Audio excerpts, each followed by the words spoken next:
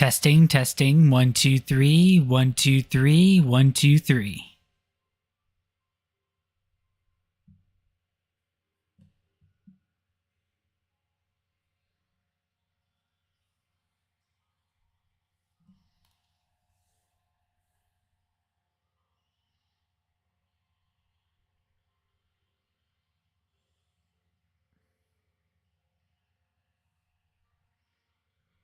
All right, looking pretty good.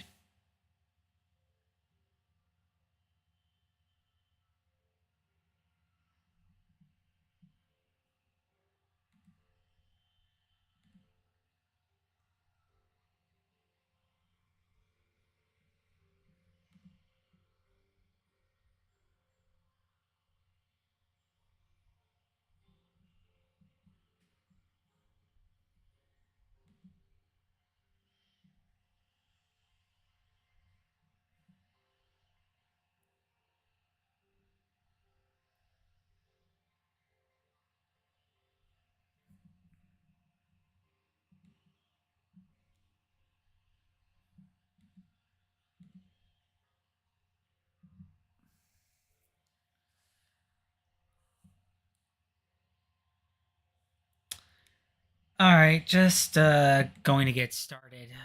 Because I it's kind of hard to tell with how the sky looks, but uh I'm going to see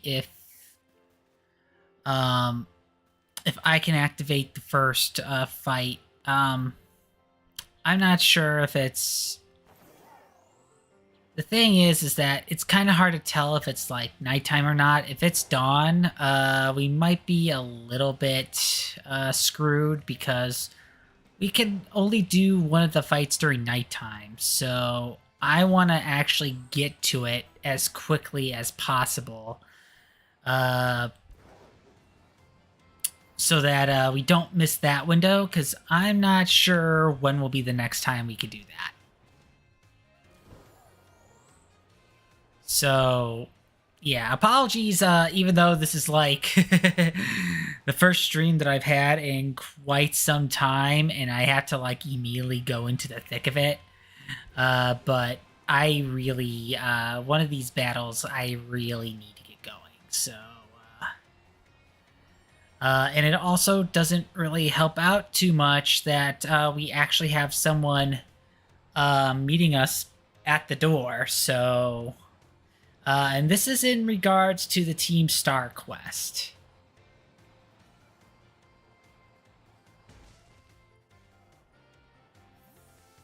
Namely, this dude right here. Hey, Clive. Yeah, it's Director Clavel.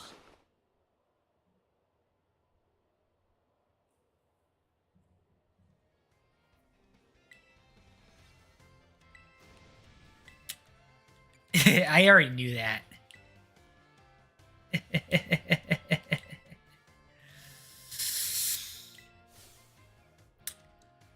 But yeah, he's now trying to pass off as Cassiopeia. So but he's doing this in order to protect a student that's currently at the academy. And that's why we're fighting him. Now, here's kind of the thing with Director Clavel. The other thing that kind of gives him away is that you can face him off at any time. Which is morning, which is, you know, daytime as well. So, whereas you actually have to fight, Cassiopeia at night. And man, the more I look at it, the more it does kind of seem like I'm kind of missing my window here. So, this is a little frustrating given the circumstances because if it's not going to be nighttime, I'm not sure if I could get it in this stream.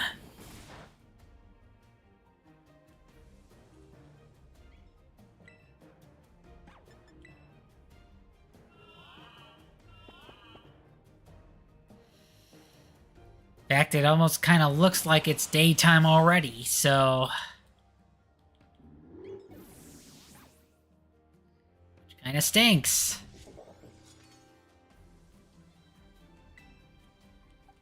Alright. Oh, yep, see.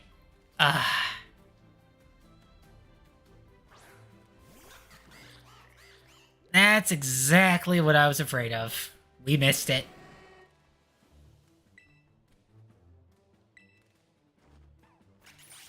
But yeah, Director Clavel's Pokemon are all level 60, so...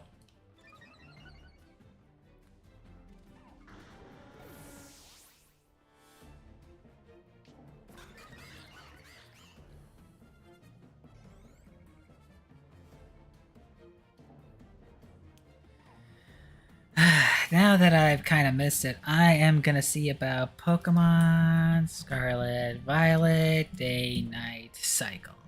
Because I am pretty sure people have kind of... Alright, how to change...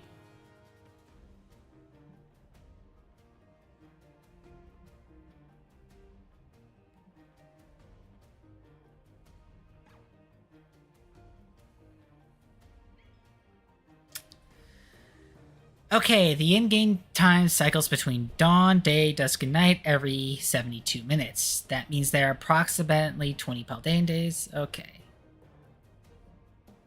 So actually, it's approximately 72 real-life minutes. So we might...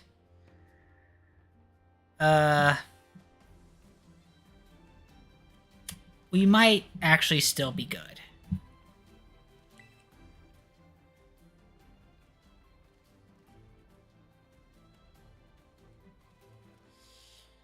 And apparently my streaming health on YouTube is poor at the moment, which,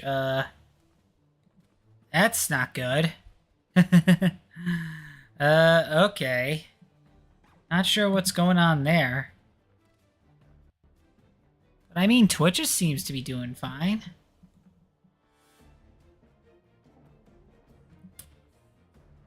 Okay. Viewers will experience buffering. Alright, well, apologies to the viewers. Hopefully the VOD will still be okay. Because, and if it's not, I can always just re-upload it. Let's see now. And now I completely lost track on who's coming out. Okay, it's Abomasnow.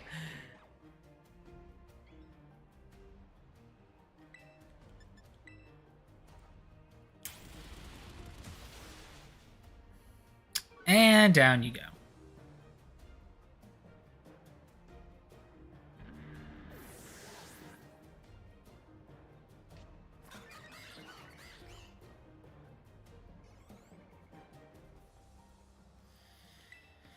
Okay, not sure what to do concerning Gyarados. Frostbite might actually be able to help. I think.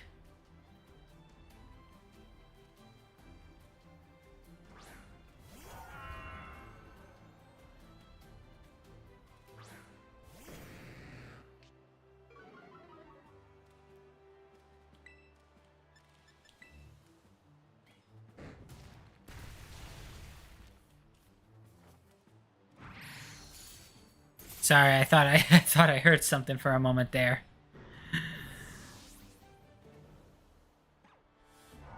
Yeah, the fact that it's snowing probably didn't help your case. Alright, Poltegeist. Sounds like a job for my Zoroark.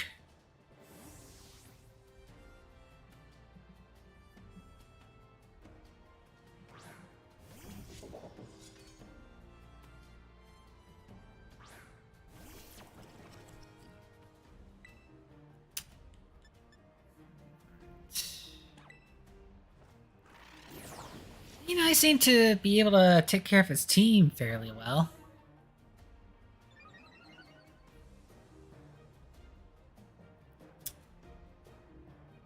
Okay, unfortunately, YouTube is kind of having some issues right now. I might have to do a post upload because Twitch is still doing just fine.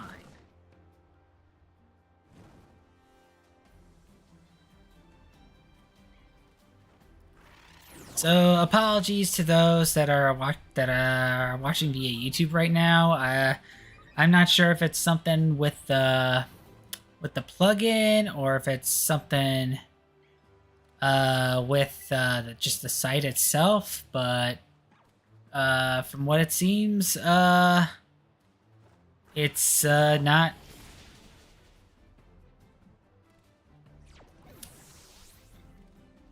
It's not handling the stream too well.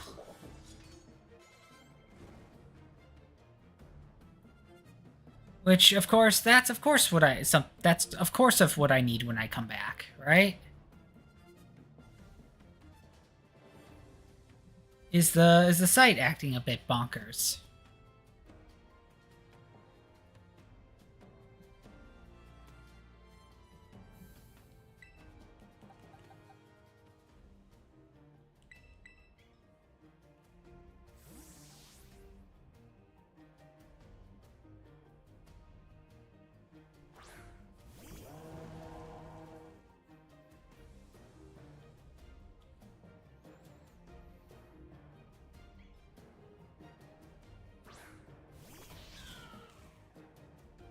I mean, YouTube is still kind of hanging in there.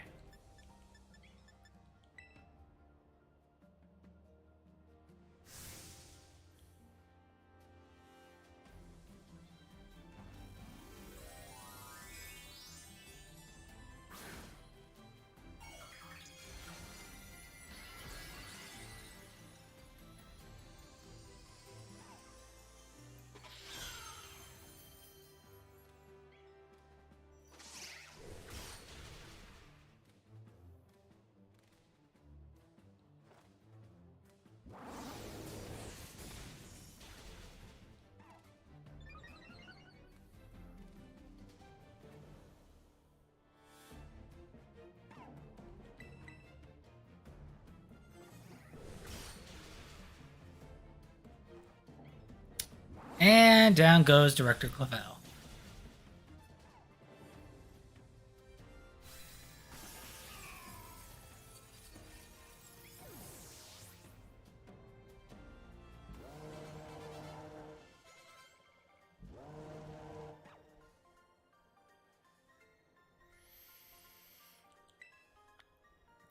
I know it sucks. The bandwidth test, had everything working just fine, and then of course it's like, But yeah, as far as I can tell, it is mostly a YouTube thing, because Twitch seems to be able to detect everything just fine. But yes, this is the part where he tells us that he is in fact not Cassiopeia, and that he was in fact Clive. But yeah, at this point in time, he also does not know who Cassiopeia is, but has a really good hunch. So yeah, he was trying to prevent us from from fighting them, but that didn't really work out too well.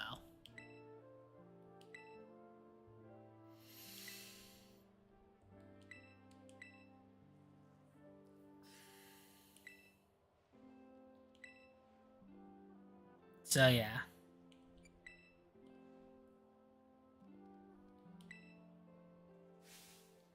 Uh-oh. He's in trouble.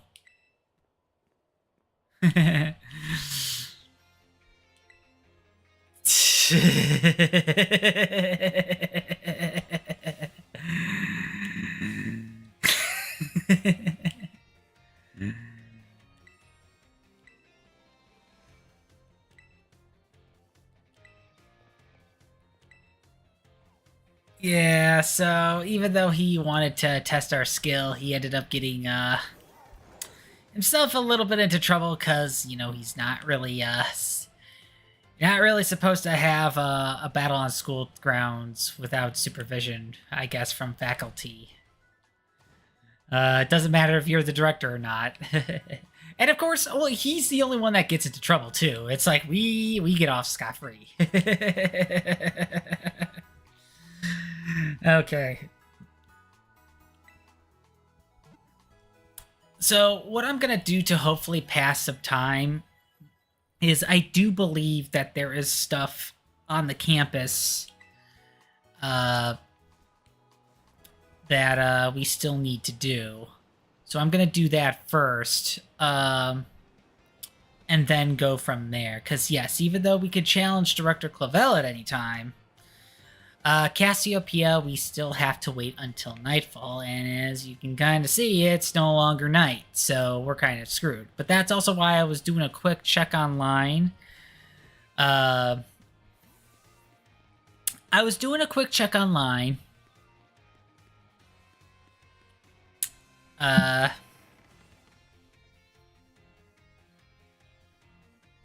see how long it takes for the day-night cycle to kind of pass.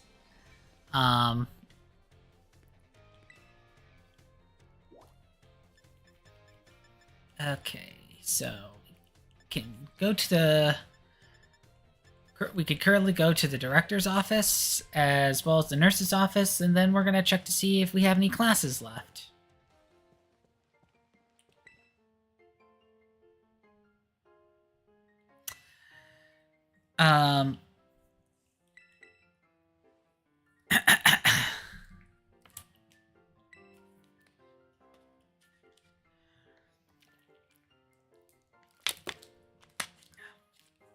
But yeah, I'm going to do stuff around the campus and see if that'll help pass the day-night cycle a little bit.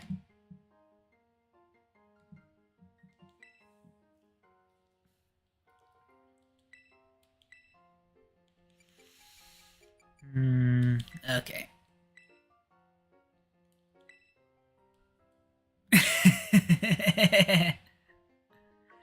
Dude, I think you said that out loud. But yeah, I mean,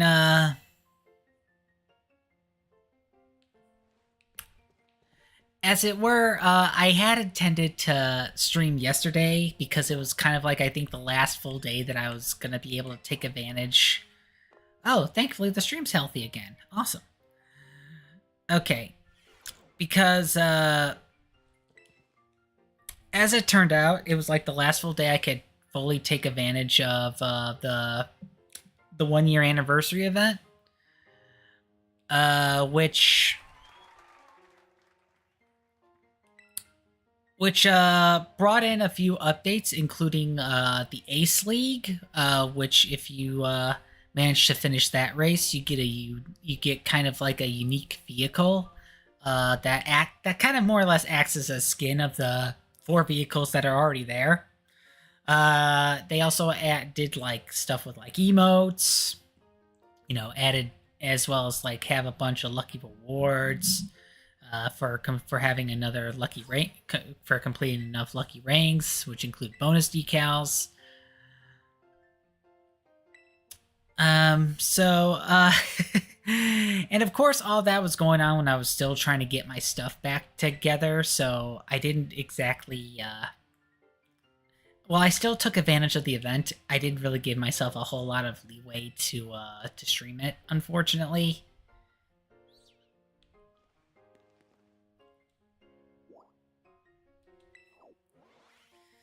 So, because of course, yesterday had to be the day where it's like my computer got stuck in like an endless round of updates. So that's what I was doing yesterday. Unfortunate, but them's the breaks. But Sonic Shadow Generations is coming out this week. Some people are already able to play it. And one would think I would be able to because I got the Digital Deluxe Edition, and they did kind of signify that if you get the Digital Deluxe Edition, you're able to play a few days early. Which is really cool and all, but for whatever reason, I checked a few times today, and it's like I still am not able to play it early, so... I do still plan on doing a first impression streams this week on it. So Uh, if I can get that going tomorrow, uh, that's what I'll be streaming tomorrow. If not, I do plan to try again on Friday. Um, when the game does officially release. And yes, I did get the digital deluxe edition because it has all the really cool stuff. Even though I really should know better at this point, but And thankfully, from what I'm hearing on reviews, at least in terms of the PS5 version, is that it's actually a good port of Sonic Generations. Which, yay, they finally got a modern Sonic game remake or remaster right for a change. Because it's like, I mean, when it comes to just ports and like re-releases, Sega kind of has a little bit of a spotty track record, especially with Sonic. Classic games are better in that regard, but again, not always perfect. But the modern games, oh man, the modern games just have, I swear, have the worst luck. And it's like the last time that they try, Sonic Colors Ultimate, it wasn't completely bad, but it still ended up kind of feeling like a lesser version of the original Sonic Colors. It's still a good game because it's Sonic Colors. But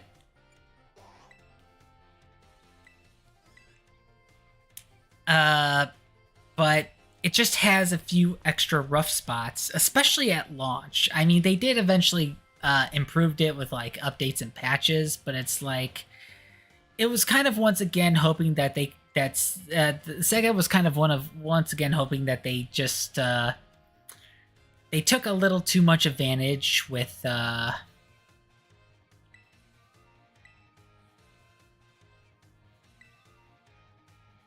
sorry.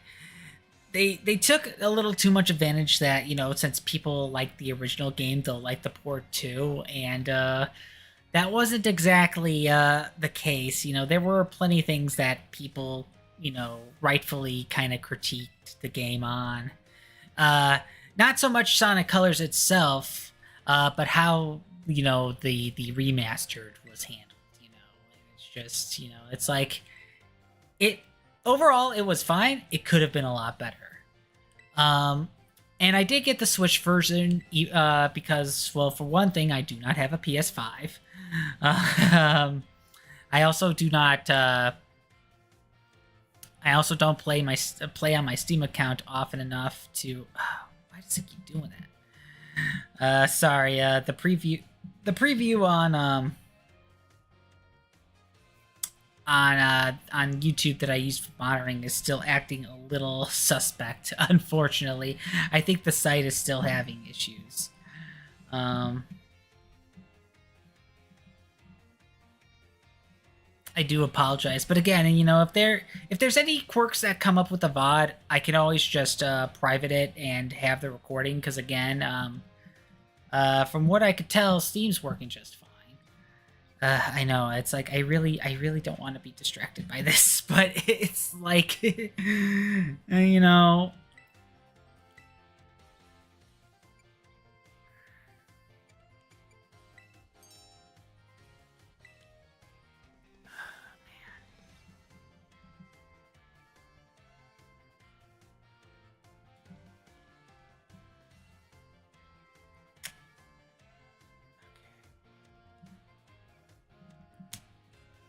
Here, let me try refreshing the page. Sorry, I know it's distracting. It's distracting me a whole bunch. I don't want it to, especially with because everything else is working just fine. But because, especially since I use YouTube to monitor it,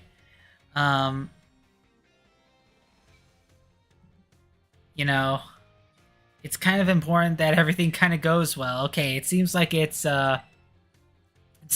working just fine now. But yeah, it's like it does seem like Sonic and Shadow Generations is looking to be pretty good, and that the extra shadow part of the game appears to be well received as well, especially since it kind of acts as like a second game in one. in addition to the original Sonic Generations, which is already a pretty good game. It's actually the game that got me back into Sonic.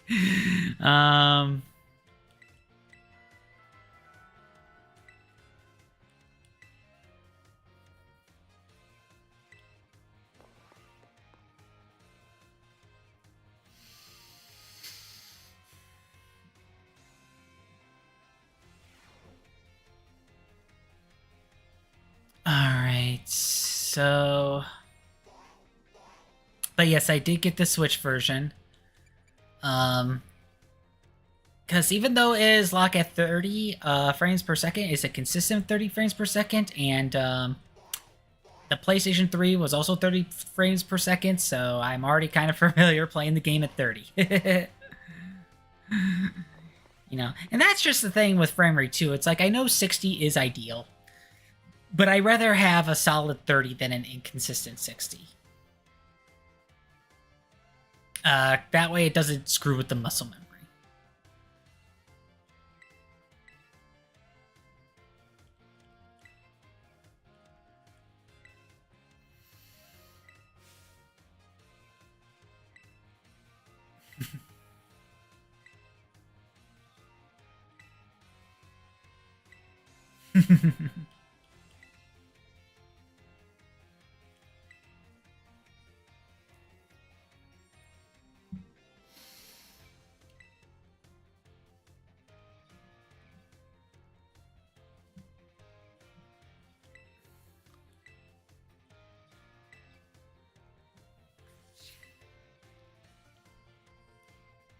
Alright, yeah, I'm gonna try not to be distracted too much.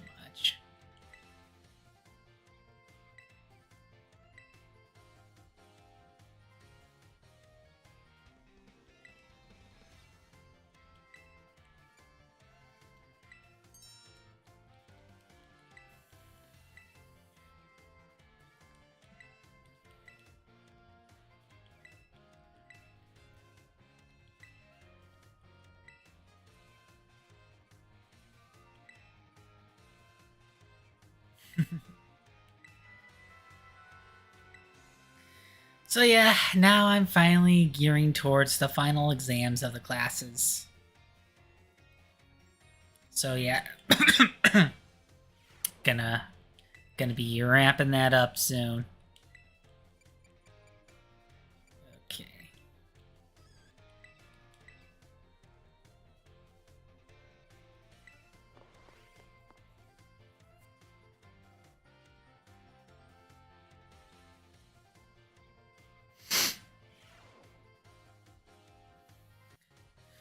My dear friends, how are you all today?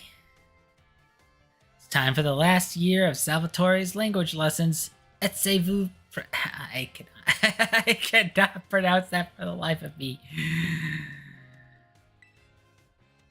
We're gonna have... It's another listening Pikachu.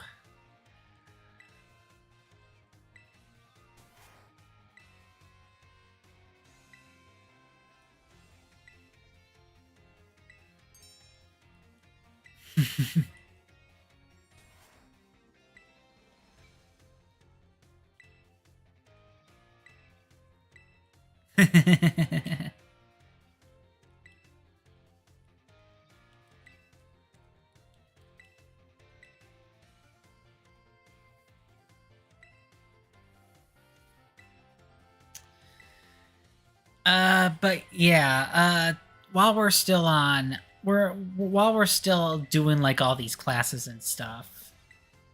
Apologies for me kind of speed running a little bit. Again, I kind of am focused. I'm kind of like half fixated on like, you know, the day-night cycle, as well as kind of whether or not the stream health is any good, especially because it's my first one back in a while. And you know, the moment when I save the game, you know, it's like I can't really go back. I mean, hopefully I won't have to re-upload to YouTube. I shouldn't have to. I think it's just, you know, the viewers are just gonna have a bit of a buffer going on. Okay.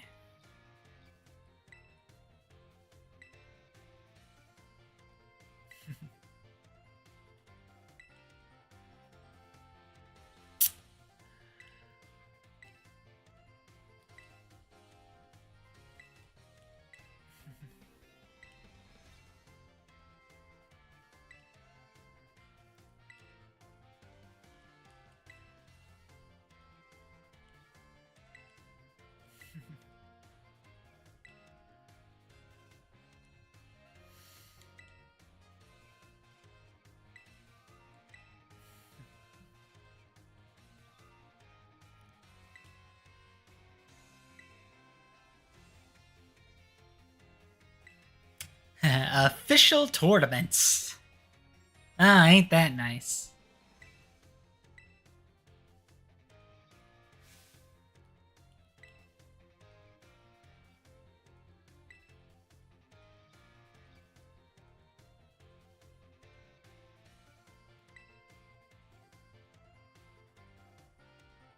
Up. Oopsies.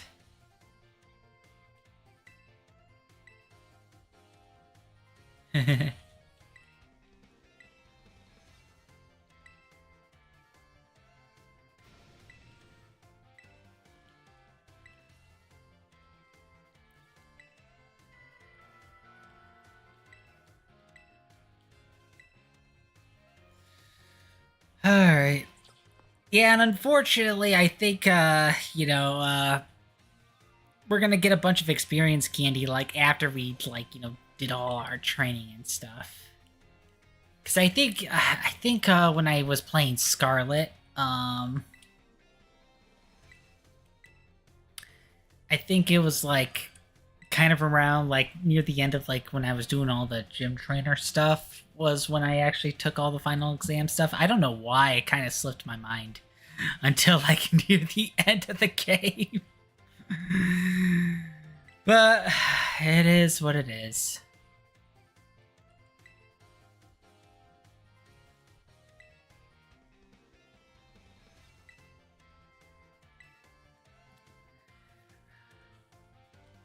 But yeah,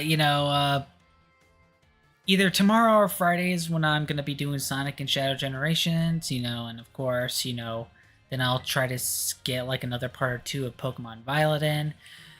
And then next week, more specifically, the end of next week will be a little interesting because game day for Extra Life is coming up, and this is just across the board. Like this is national game day. It is November 2nd, I believe. And I was thinking about now the Chicago Guild specifically is having like a in-person board game event that I am thinking about attending. I'm not sure if I'm gonna be able to do like a stream like straight from like the Twitch app or something like that there. I might just go just to go. But as far as like a game day stream,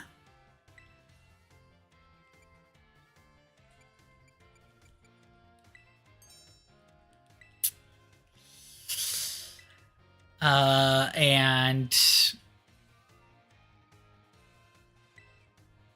let's see. If I manage to do a game, if I manage to do a game stream before November 2nd, which is like close to Halloween, I was thinking about doing Trivia Murder Party 1 and 2, especially because it's like spooky Halloween theme. If I end up doing my game day stream after the 2nd, it's probably gonna be going to my original plan of doing the You Don't Know Jack games that are on the party packs. So You Don't Know Jack 2015 and You Don't Know Jack Full Stream on party packs 1 and 5, where I think Trivia Murder Party is on pack 3 and 6. You are able to play these with one player, so if I don't get any extra participants, I could just play the games by myself. But yeah, because the You Don't Know Jack game specifically was the plan that I was planning to do earlier in the year. Because this year kind of got a little screwy, I didn't really I wasn't really able to go through with it. So I'm hoping to make up with that with extra live game day.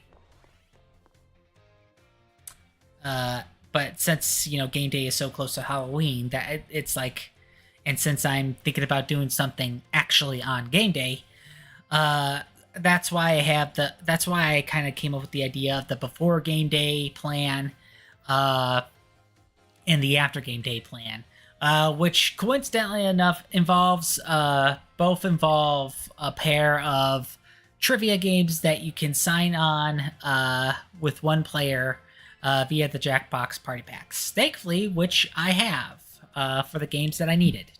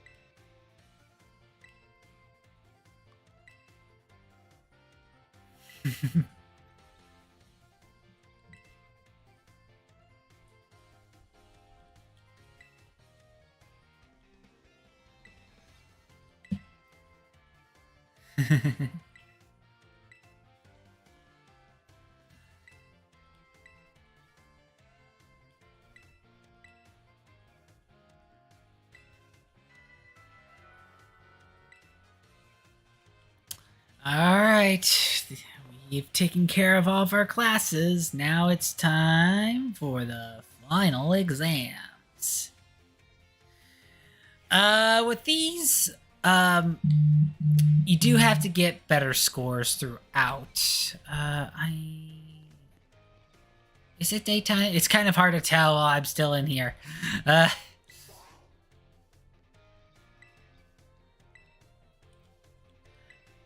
So they're a little bit more strict when it comes to the passing score. I think instead of 3 out of 5, you need at least 4 out of 5, I think. And it covers the scope of the entire class.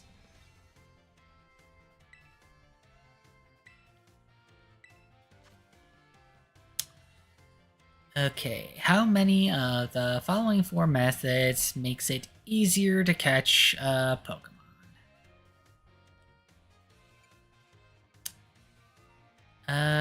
I would say 2. True or false? You can get new Pokemon only by catching them yourself or trading with other trainers. That is false, because at the very least, there's Pokemon eggs. If a Pokemon is holding an Stone, which while using item that includes evolution, such as a Firestone, cause it to evolve, no, it won't because of the Everstone. What's the possibility of running into a shiny Pokemon? I mean, it used to be different, but I think it's now 1 in 4,000. True or false? The Pokemon known as Oricorio has 3 forms. Nope, it has 4. Keep teaching, you can do it!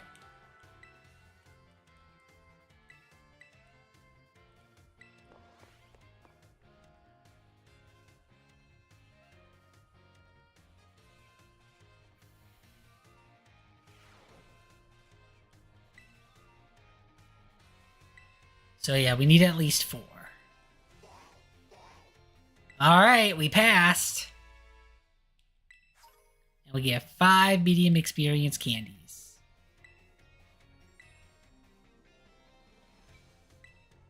Alright, time for the math final.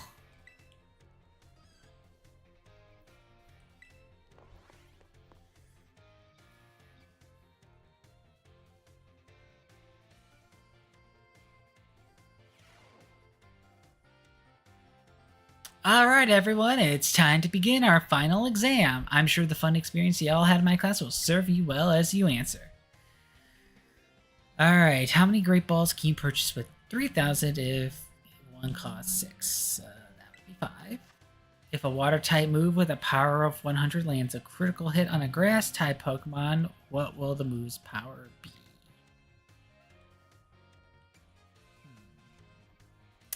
I think that would be 75. Under normal conditions, what percent chance does Stone Edge have to land a critical hit? About 12. Pokemon uses Swords Dance twice to boost attacks by 4 stages. How much will its physical moves do? I think that would be triple damage. If a Rock-type Pokemon whose Terra-type with Rock terrestrializes, what power will the Rock moves be multiplied by? 1.5.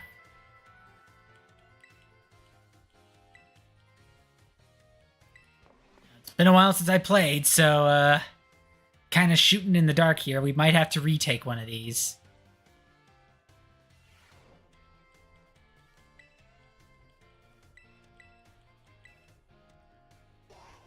Four out of 5. Okay, that's what we need.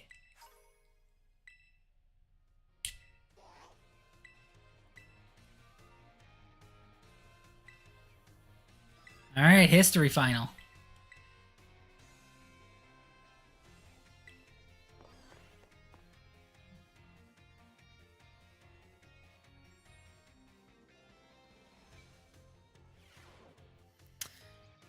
Greetings, my little students. It's time for our final examination. Summon your historical knowledge from the dark recesses of your minds and answer the questions. Okay, what is the area within the Great Crater of Paldea called? Area 0. How many years ago was this academy founded? I think 807. Which of these did not appear in the Paldean fairy tale about the floor treasures? Okay, I know. Let's see. Set of beads, set of tablets.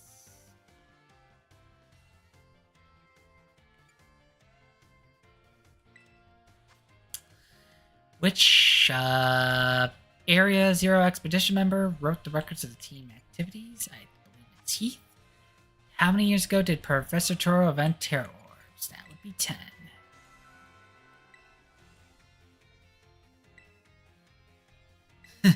Uh-oh.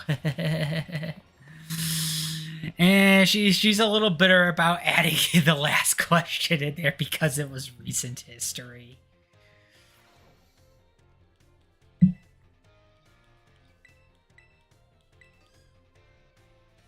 All right, we're doing a pretty consistent 4 out of 5, it seems.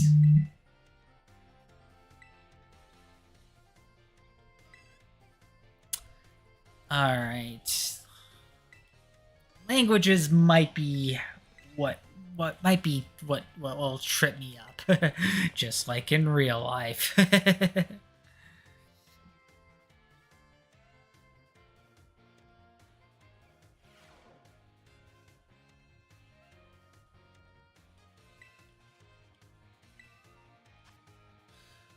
Okay, I believe B is what is delicious. I think I love you is the last one. Of course, this is where the emotion one gets in. So maybe serious. Okay, happiness. And this is the freebie.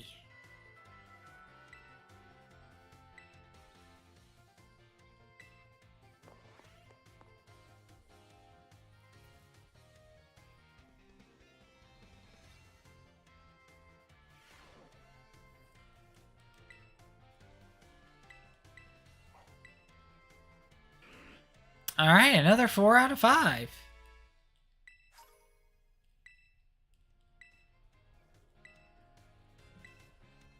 We're actually doing pretty darn well for not taking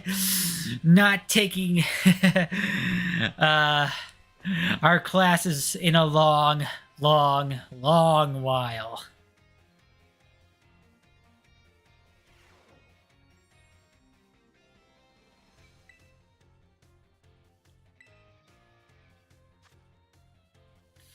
Alright.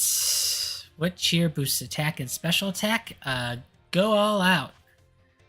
Alright. What are the battles that call the R button on their own? Auto battles. How should you attain LP?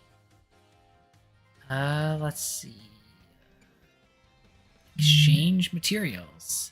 High level Pokemon are adjusted to what level when using flat rules? Level 50. When using normal rules in link battles, you can use multiple Pokemon of the same species and multiple of the same held item.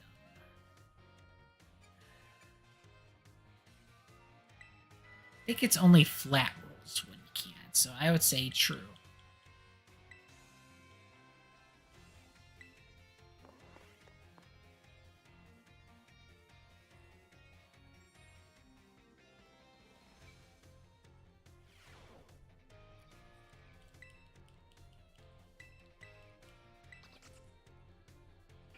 All right, we actually did that one perfect.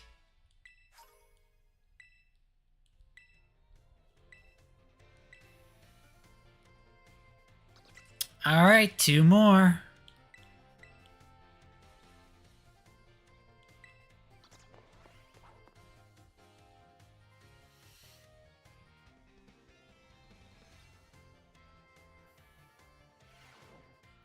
do hope you're all ready because it's time for your final exam. Focus and do your best. And begin. Alright, I believe the Treasure Eatery is the name of the restaurant. Terror type. Brassia's signature art. Surrendering Sunflora. How many waterfalls are counted among the 10 sites of Paldea? I think 2. Where can you find the million-volt skyline? Levencia? The marks a Pokemon has are present when you first meet and cannot...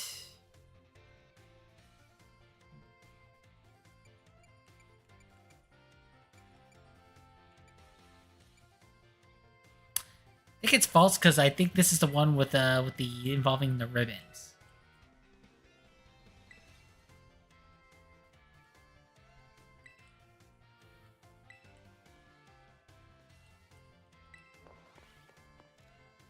All right.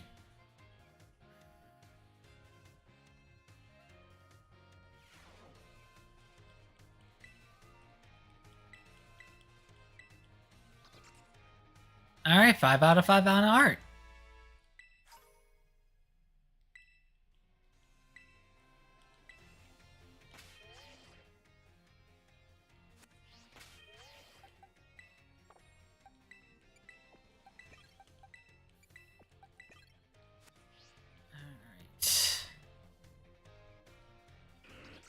All right, we just have home economics left.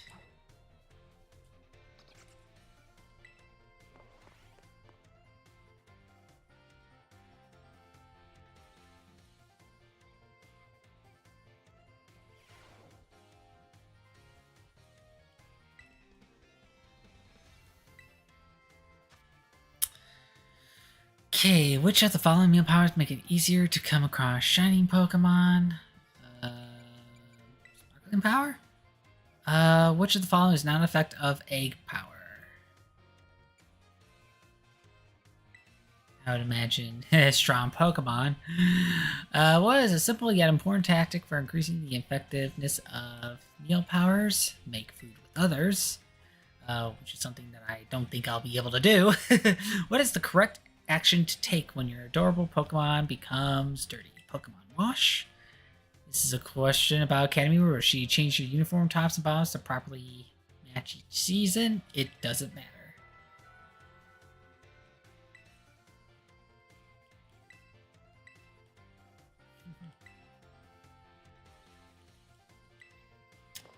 Alright. I think this might have been the one that I've had to retake. I'm not sure. It's been a while since I've done the tests in Scarlet.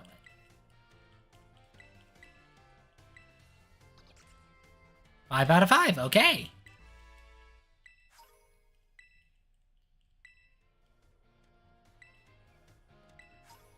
Alright. And a special reward for all of the classes and all of the exams. So...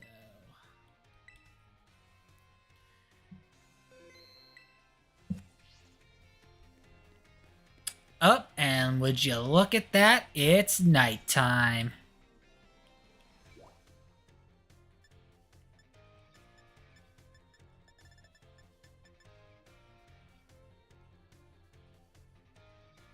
I believe it's out in the schoolyard.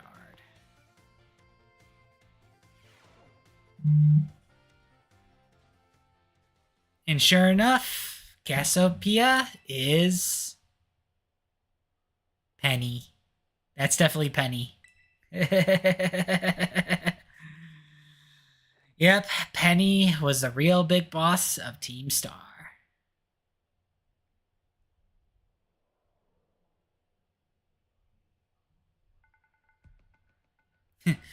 This might be quite a shock for you. The big boss, Cassiopeia, they were both me all along. When I saw you make quick work of those Team Star lackeys outside of school that time, the idea for Operation Starfall suddenly came to me. My skills let me get a hold as much LP as I want, so I decided to use that to tempt you into helping me out. After the operation started, I kept an eye on you as a member of the supply unit. and I had you battle the bosses on my behalf. All for the goal of defeating me and putting an end to Team Star once and for all. But still, there's a part of me that wants Team Star to live on. I can't just roll over and let you win without putting up a fight. This is the final showdown. Are you ready? Alright. Sorry to keep you. The letter of apology Miss Time had me. Preparations took longer than expected. That voice. Are you Clive? Penny, so it was you after. Is that you, Cassiopeia? In the flash. I have a task for you, Clive, if you'll accept it. I want you to record what happens next so I can send the video to Team Star. They need to see the outcome of this battle for themselves. Okay, will do. Yep, fighting Penny is how we end the Team Star quest. I'm the big boss of Team Star. The name's Cassiopeia. No, Penny. Now, pow down before the overwhelming might of Team Star's founder. She has an entire team of Eevees, by the way. Best team ever. best team boss ever.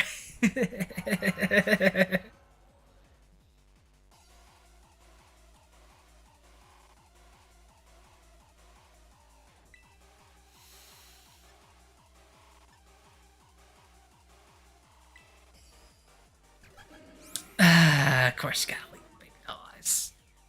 I would switch out, but that's probably not a good idea, so...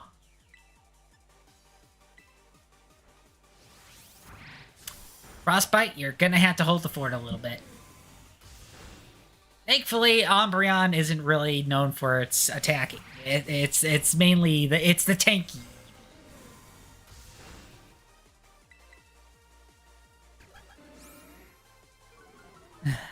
Especially because it really insists on using baby doll eyes.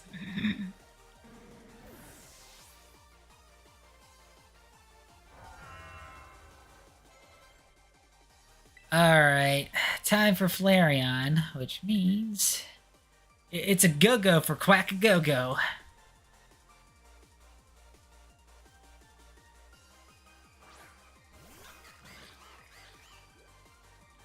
Yeah, dancing appropriately to the rave. Okay, maybe not so much appropriately because, you know, you're salsa dancing to rave music, but still, you know. I appreciate the sentiment.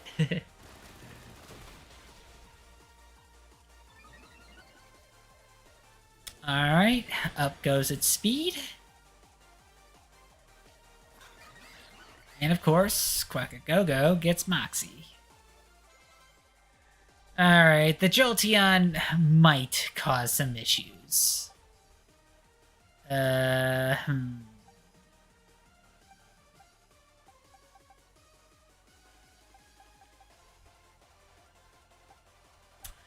don't really have an answer for that Jolteon. So, this is gonna be a bit of an issue. Gonna need Zoroark to come out a little bit. Because I do not have a ground type, or ground type moves. And I mean, I do have a dragon, but, you know, it kind of took a bit of a beating. Ow! Hey!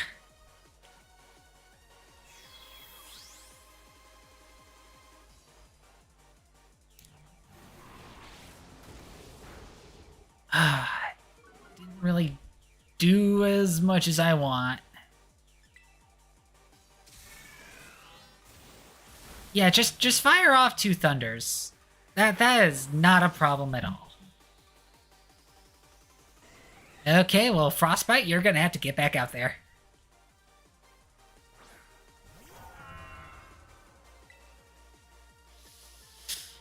Alright. Of course, you gotta use the baby doll eyes. But Jolteon also has absolutely terrible defense, so that probably didn't matter too much.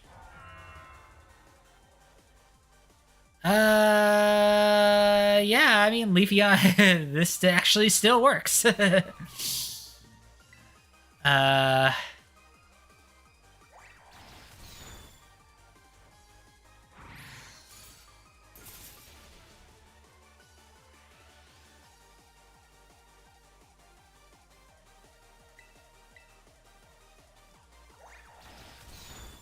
I was kind of hoping it didn't do too much, but that's okay. You've pretty much done the most that you can, so... Still got 4 Pokemon.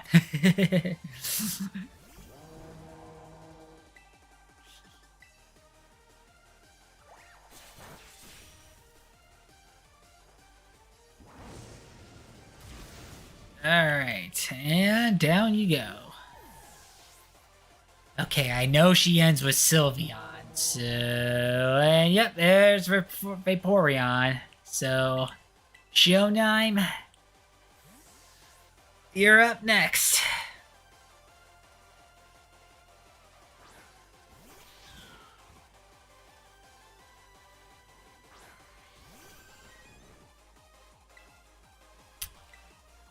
Alright. You're faster, that's good. And you took it out, which is even better.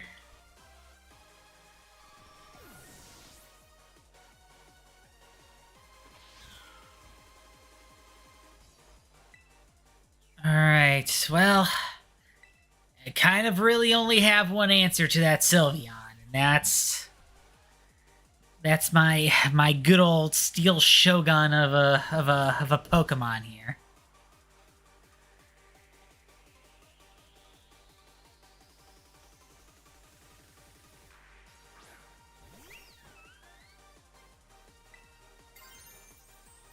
You Terra type, I think, into Dark, which is not a good idea.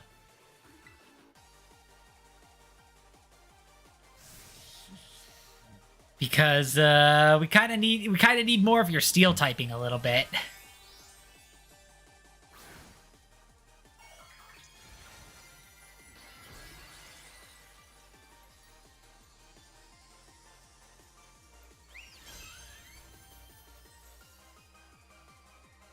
My VV power will crush you into stardust. I hope not. Ow! Good thing I don't need my special attack, but... Oh, that's right, you don't have the ability that,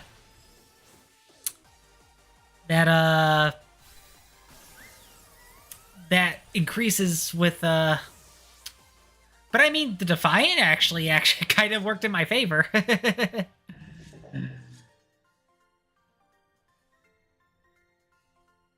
It's all over now.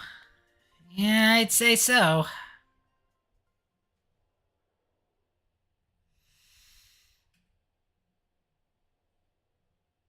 It's finally over, guys.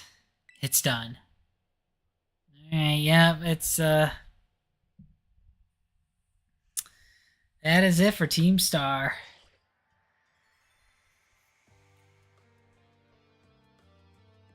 We're done here. I think we should call it quits. Hold up. Are you saying we should break up the team? You gotta be joking. We got carried away with Operation Star. Now everything's gotten out of hand. Yeah, well, that's what happens when you round up a bunch of bullies in the courtyard and show them, make a show of learning them some manners. But we didn't even fight them in the end. We didn't do anything wrong. Indeed. Merely did we declare our intention to battle tooth and nail should the villains persist in their tyrannous oppression. 'Twas a bloodless victory, we assure you. Yeah, they didn't even send out their Pokemon. They just blubbered and apologized a whole lot. Our outfits must have spooked them good. But the bullies made a huge stink about what went down, and then they all ended up leaving the academy. Our plan backfired epically. There's no way we're getting off scot-free. I guess you're right, that this little stunt might have put us up the creek. I'll fix this mess on my end. Just leave it to me. What are you saying? I'm the one who started Team Star. I dragged you all into this. So I'll take responsibility for everything. Oh, noble and kind Big Boss, you cannot. Now that the bullies are gone, you guys should start going to school again.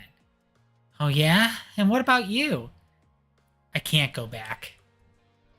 Why? There's no reason for you to stay shut in your room anymore, right? All I can say to you guys is, thanks. Even though we never met in person, you're all so kind to me. Stop right there, BB. Why are you talking like we'll never speak again? I need to take care of some things. Prithee, speak to us. What is thy intent? Hey, Big Boss, answer us.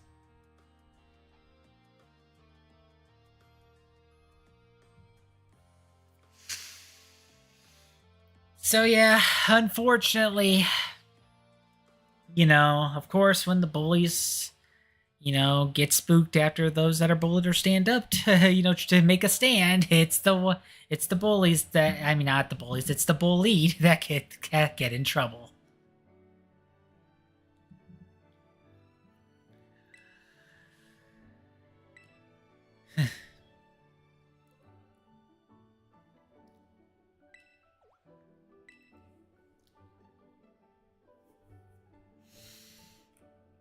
But yeah. So Penny actually did try to get them to stop normally, but they didn't really they didn't really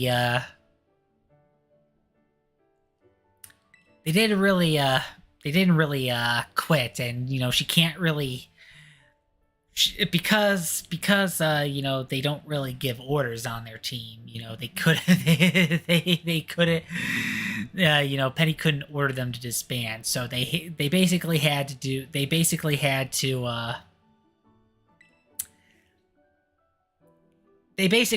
abide by the code that they set, which is why Operation Starfall became a thing.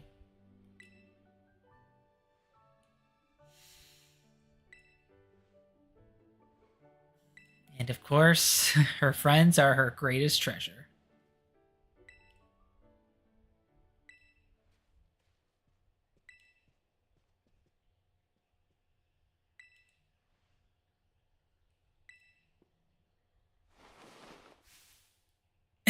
And for whatever reason, Penny never really put the two to two together that Clive was actually Director Clavel.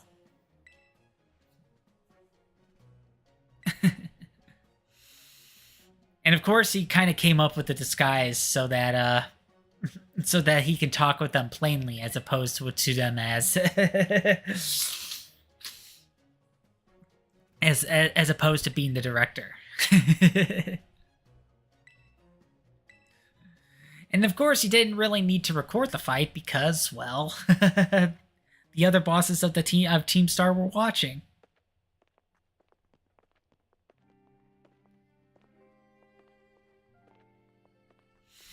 They actually all get to meet face to face. More like long time no me, right? I mean, we only found out your real name just now.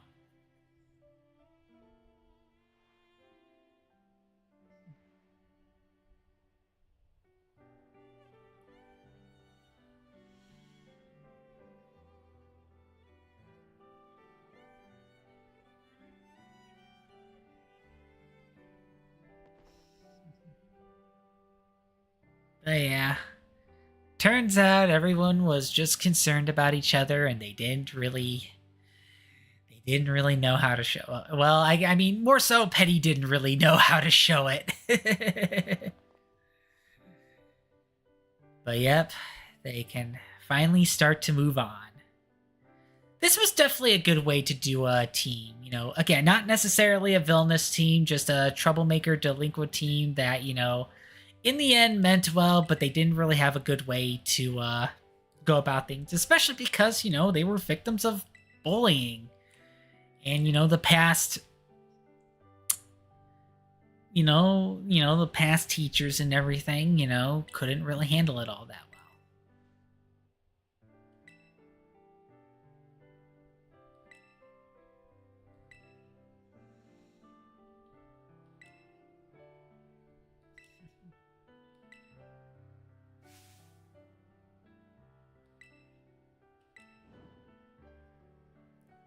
So he's basically, because he found out about Team Star,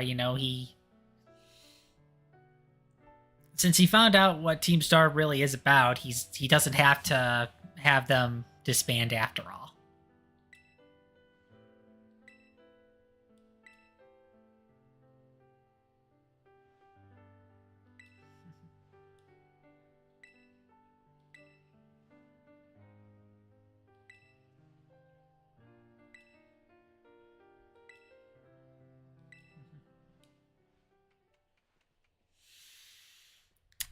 They're still technically in trouble, though, because, yeah,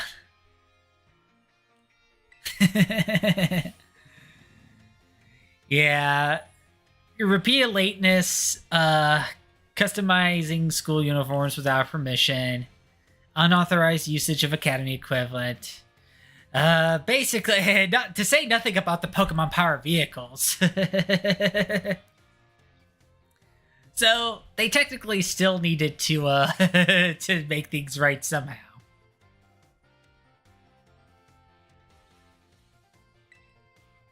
Basically, community service.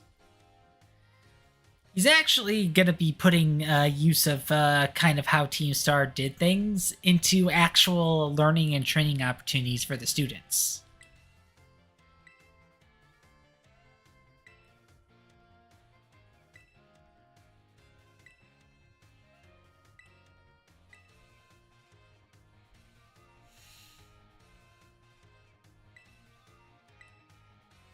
They're basically they're basically student workers at that point.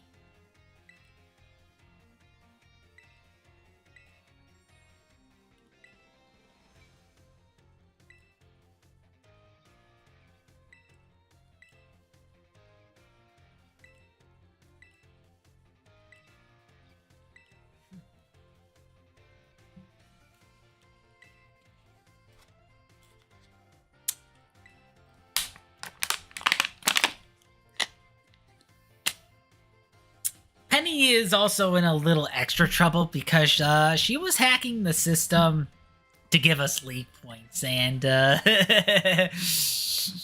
considering that league points are directly handled by the Pokemon League, yeah, she's kind of,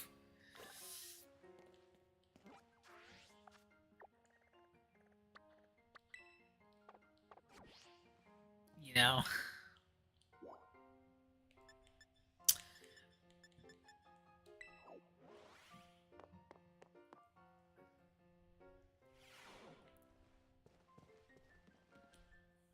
But yeah, I think it's this meeting here that I think will wrap up the Team Star quests.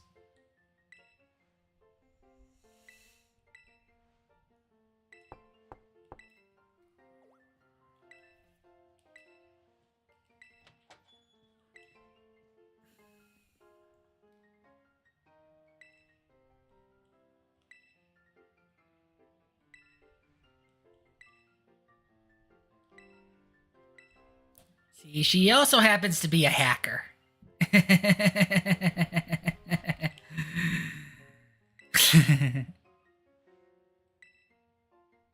It was, yeah.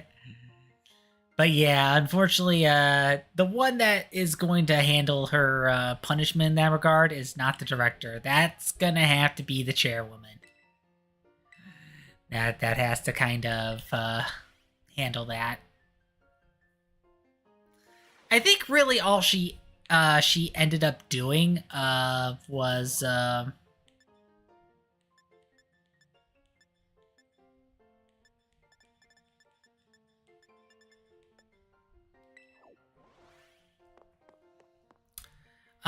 kind of made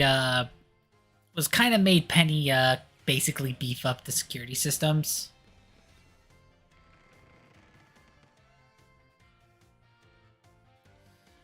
Okay, I don't think, because yeah, right now okay, yeah, we gotta go out of the school building to trigger this. Okay, Samiri? There's something I want to talk to you about. Can you meet me in front of the school stairs? You know, where we first met? I'll be waiting.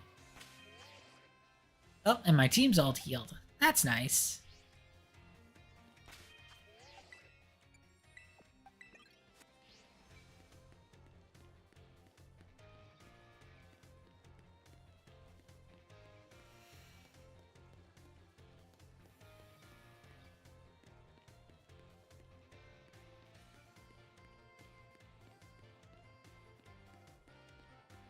There she is.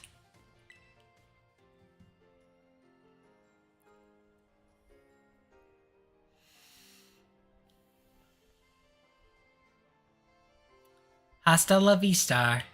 The six of us thought of that catchphrase back when we created the team. It's so cringy, it's perfect, you know? Anyway, about the LP thing, I thought I was going down big time for hacking the league point system, but they're letting me off easy. The Pokemon League said they'll waive my debt if I do some volunteer engineering for them. They even asked me to come work for them after I graduate, if you can believe that. Director Clavel and that Gita lady kept complimenting me, like a weird amount. Apparently, I have outstanding talent or something. Sorry for calling you out here to me like this. I'm still not so great with people face to face. I never seem to find the right words, but thank you so much. You saved Team Star, and my friends along with it. I know words won't ever be enough to properly thank you for all you've done, so here. Oh, we got Draco Meteor. I'm sure you'll put this to good use. And one more thing. I want to repay the debt that I owe you. If you ever think of a way I could do that, just let me know. I'm great with machines and hacking and stuff. So next time, I'll be the one helping you, Sumire. Yes, and she will do just that at the end of the game. Be seeing you then. Hasta la vista!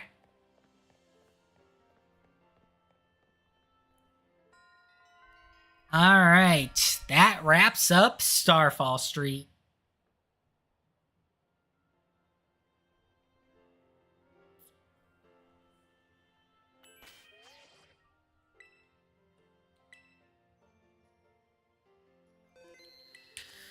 But we are not done with the Academy stuff just yet.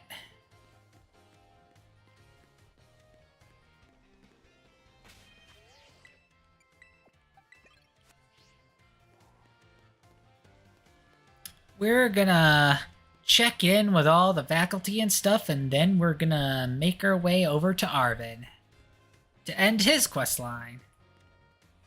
Then it's gonna be the Pokemon League, and, you know, given the pace we're going in, we might be able to tackle the actual end of the game.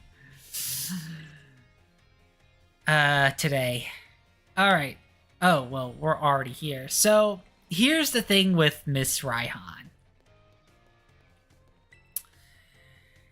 The way to kind of wrap up all of her stuff, we need to find the Cursed Treasures, which is the 4 Pokemon of Ruin. Thing is, though, in order to encounter the 4 Treasures of Ruin, they're sealed up in select locations.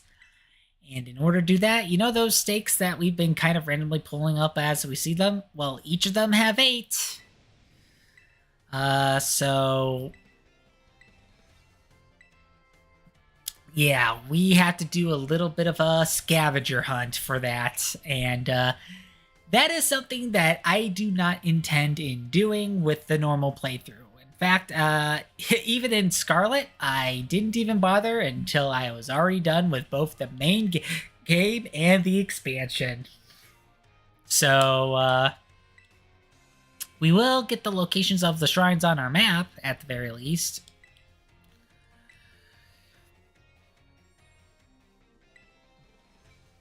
So, yeah. We're gonna be doing these a lot later.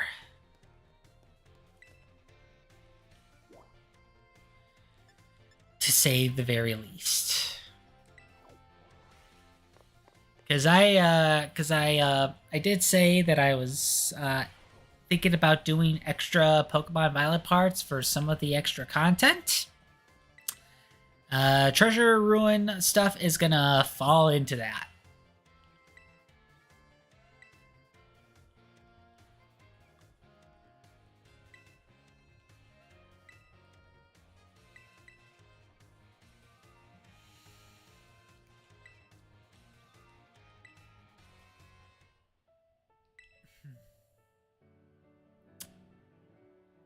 swear she has a crush on Nurse Miriam.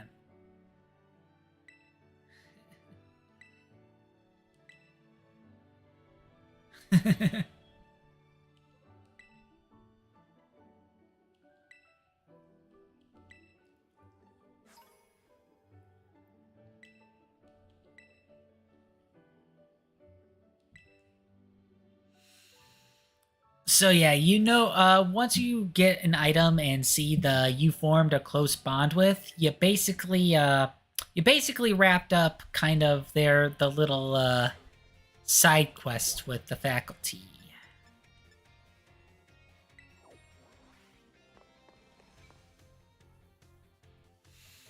But yeah, in the case of both of Miss Ryfort as well as the home economics teacher, you gotta actually find something in order to complete their little quests. We kind of already know about Miss Ryfort, but we'll get to Mr. Sagaro in a bit.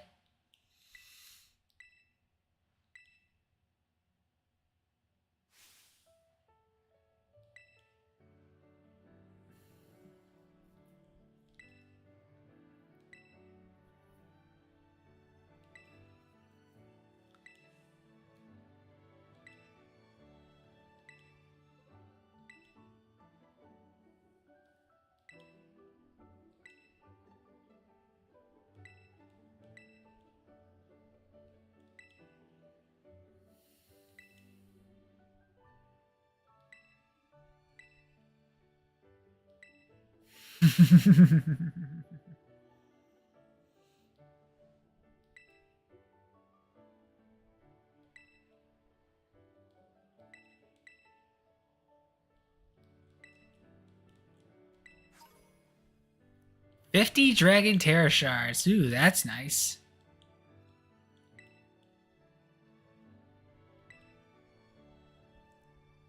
He's also an Elite Four member, so we're going to be fighting him soon. All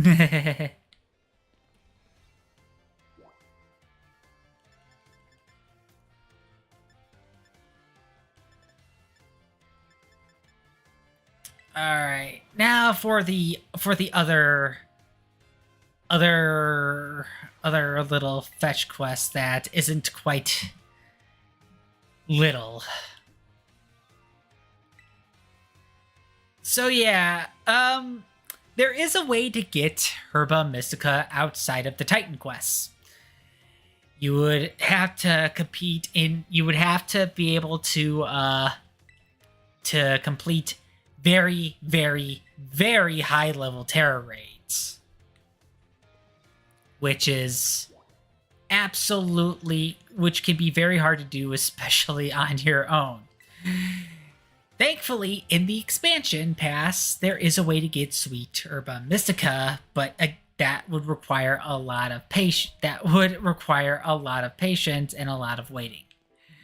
And this is probably also going to be one, if I ever decide to do extra parts outside of the expansion, that's going to be included in one of them as well.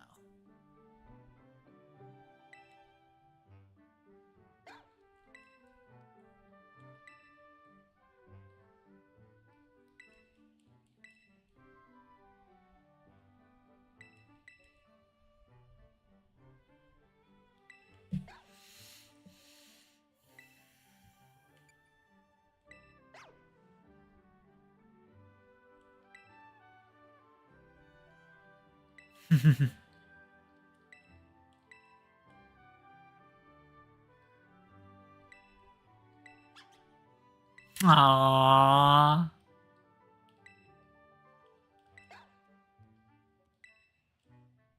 So now now he has a friend. So we actually received a Galarian Meowth from him, I believe. So it is level 5 though, so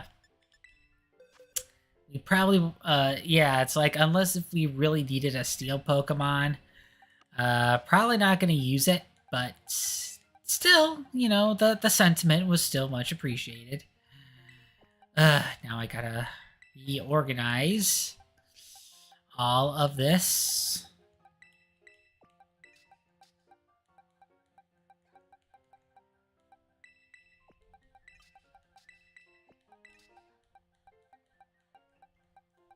Okay.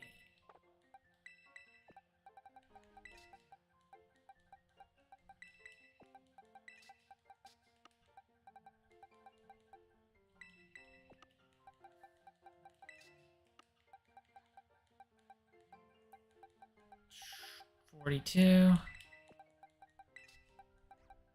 40.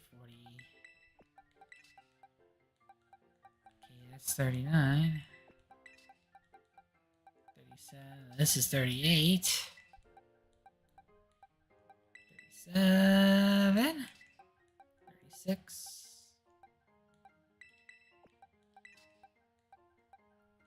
Yeah, again, the problem is level 30. It's level 5, so I have to, like, reorganize so many Pokemon.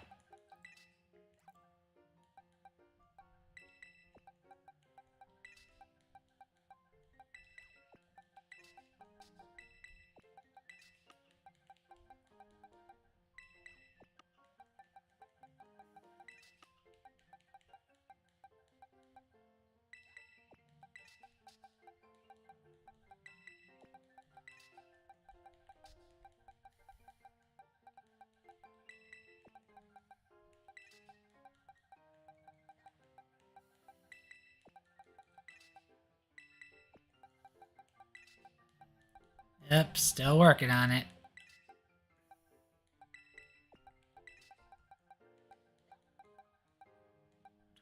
24, 23, 22, 23. Almost done.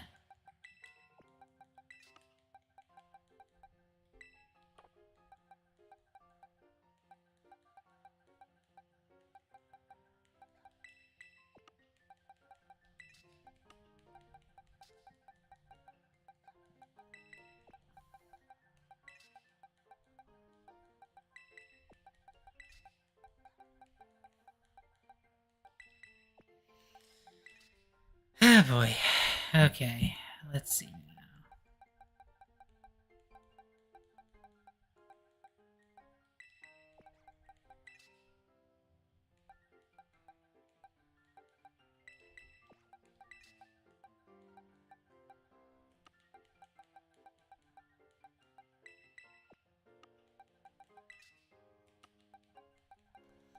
Okay, oh, yep, all the way at the top.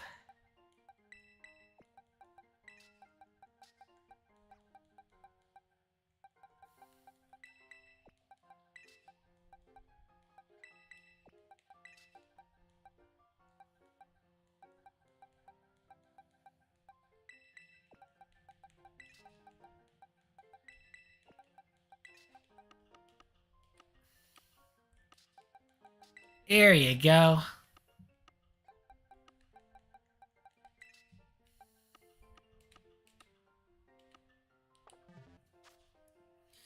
That's probably where you're gonna stay, unfortunately.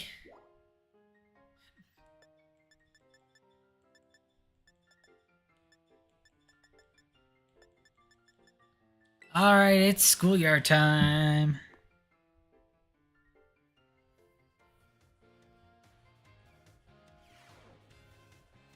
And just like that, it is daylight. Okay, time to find our math teacher.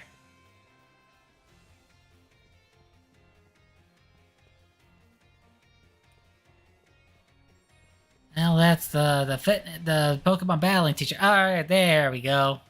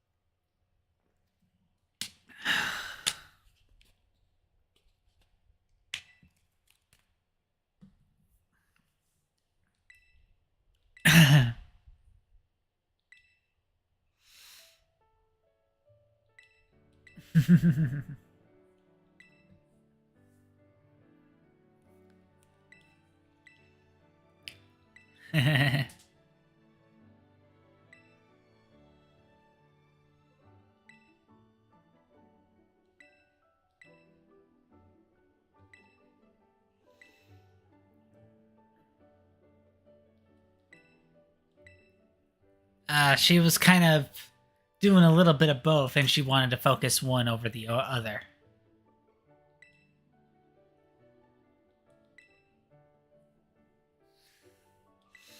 But yeah, it's not like she had any sour memories of being a gym leader. It's just she'd rather be a teacher. Plus, I mean, she has her sister.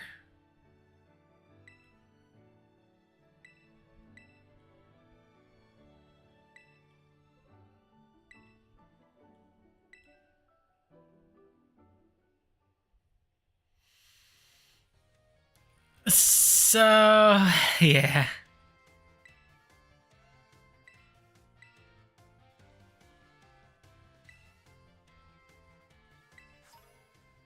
Alright, 50 rock terror shards. Because, yeah, she, at one point was a rock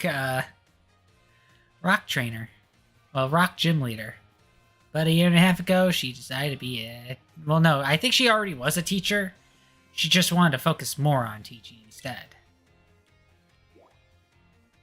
Okay, so... Obviously can't do these two, so we just got the director's office left, and then we can continue onward.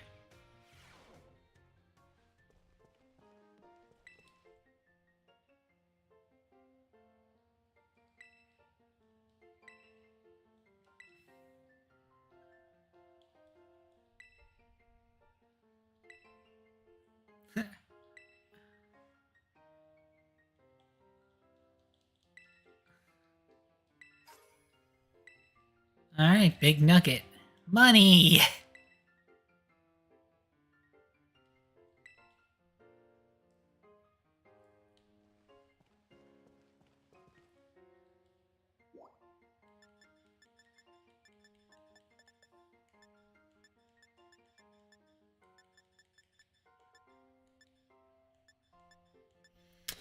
Okay, so I think that pretty much covers everyone except the obvious two. Uh,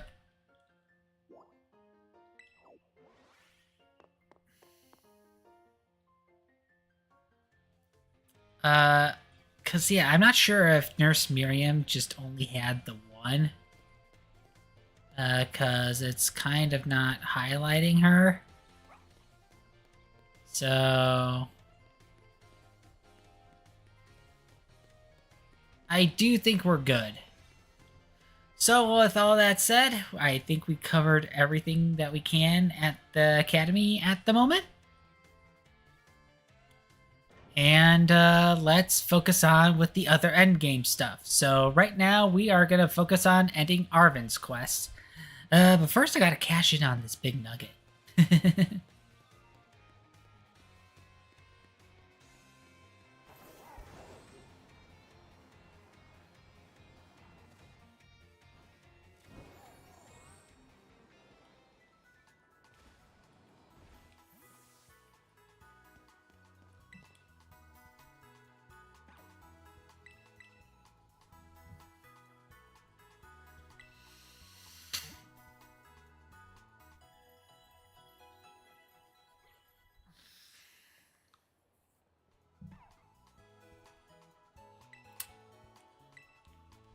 Alright. Yes, I would like to sell items, please. Oh, I still got plenty of these. Okay.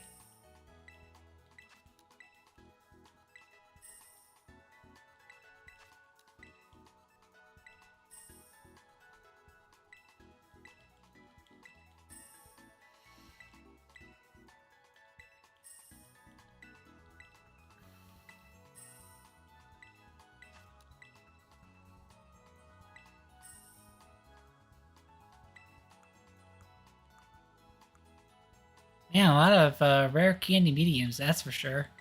Ooh, I even have a regular nugget to cash in. Good, more money.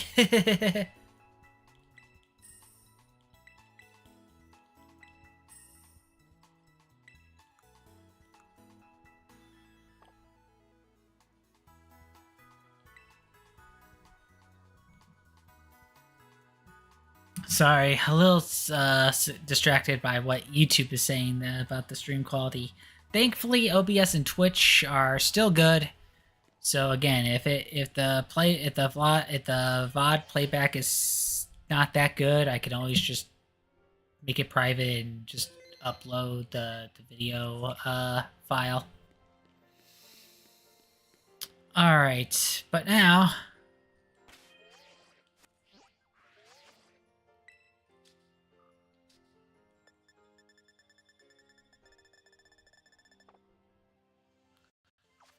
All right, map time. All right. We are gonna go to Poco Path.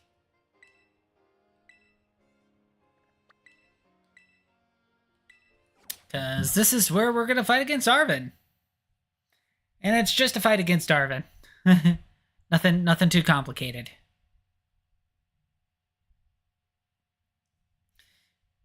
Except he will have a full team. You know those Pokemon that he was sending in to help us out with the terror raids, not the Titan fights.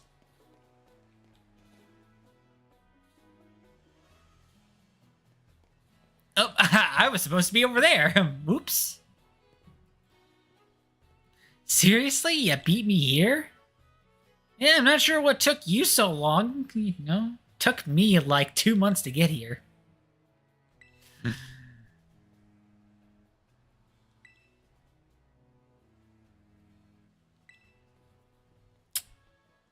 But yeah, this is so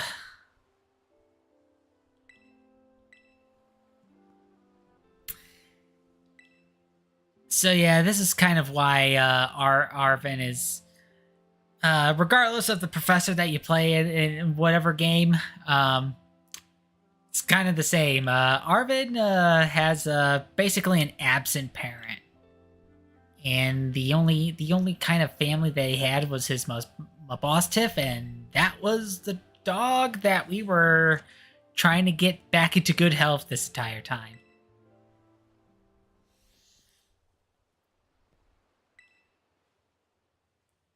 So yeah, we are here at the request of the professor, and this game is Turo in Scarlet at Sada. But they're basically, well, I mean, let's kind of see for itself, really.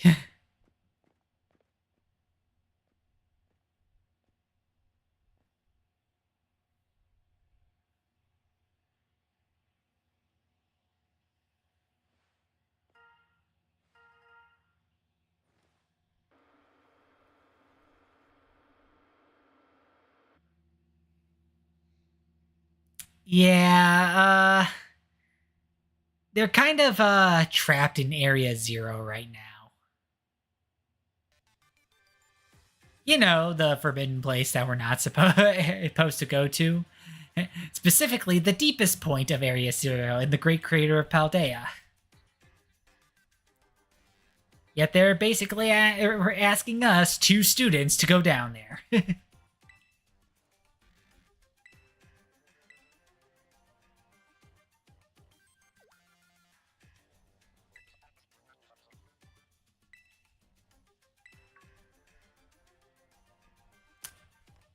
So yeah, the book that Arven's been carrying around this entire time. Yeah, they're gonna actually need. They're actually gonna need that.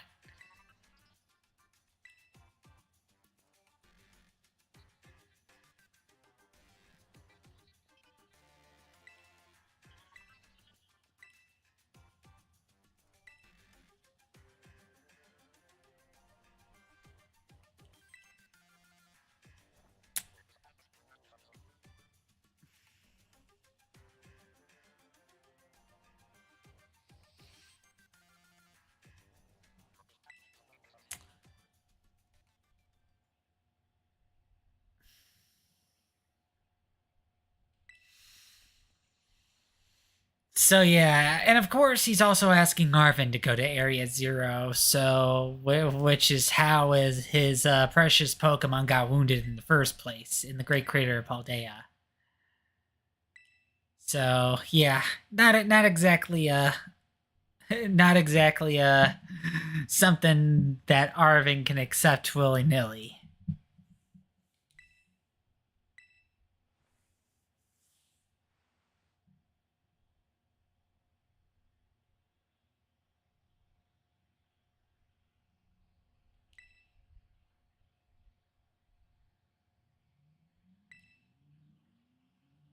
But because a friend, so because his good old friend that is us is going down there, he's willing to go down with us. Plus, he wants to give his absent parent a piece of his mind. But yeah, this is this is where the Pokemon battle with Arvin comes to play. It's basically a glorified warm up for what it's worth.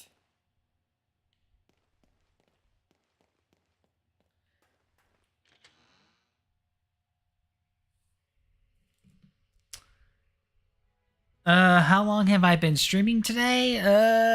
Right now I've been streaming for about an hour 40. Uh, I am trying to, kind of wrap up the main game of Pokemon Violet today, if I can. And yep, no sooner did we heal the heal the darn dog? It's gonna be his ace Pokemon in the fight.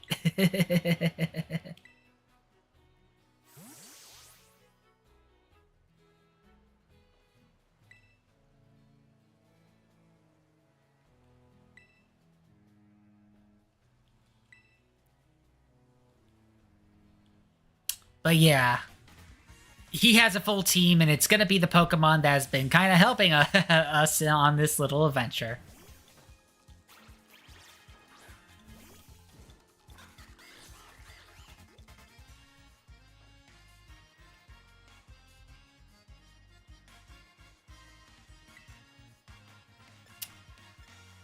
This may not actually be a good Pokemon to be using.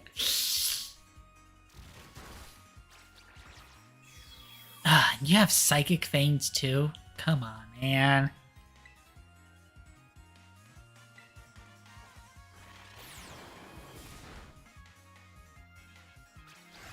And you have Earthquake.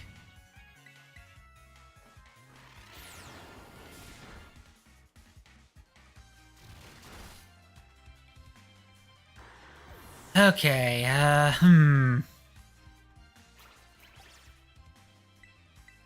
Alright, Quackagogo, you're gonna need to get in there quick and figure something out, because we're not starting off too hot.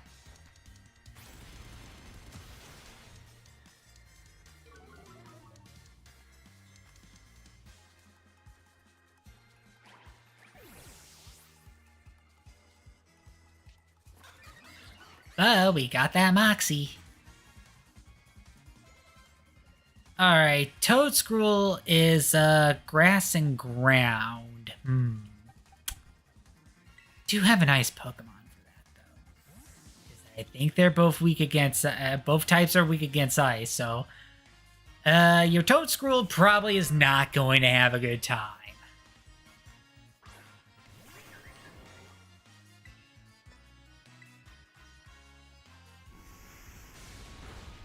Ow!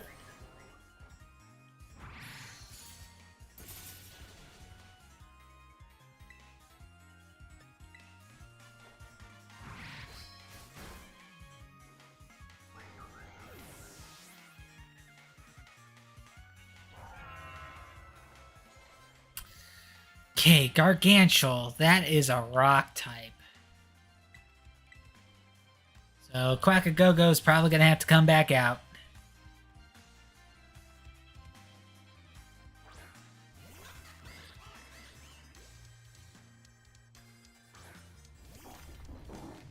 Probably a little beefy on the defense too, but not much we can do about that.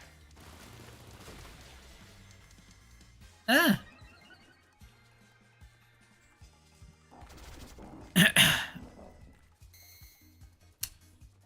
Of course, now it's got the Stealth Rock going.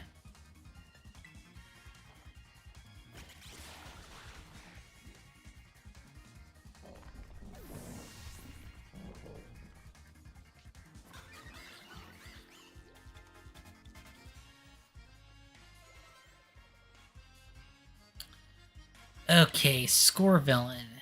You're grass and fire.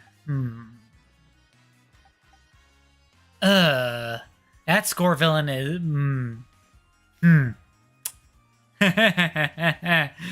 Okay. We might have a problem.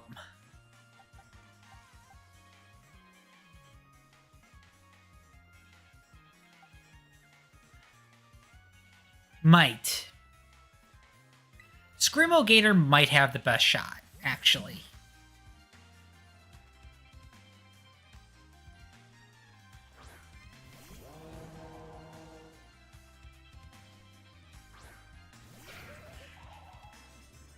Of course, that would be a factor. Let's see. Torch song should not be. Okay, yeah, this is where it might be a little tricky because yeah, it does have crunch. But as far as I recall, Screamo Gator surprisingly is a bit beefy, actually.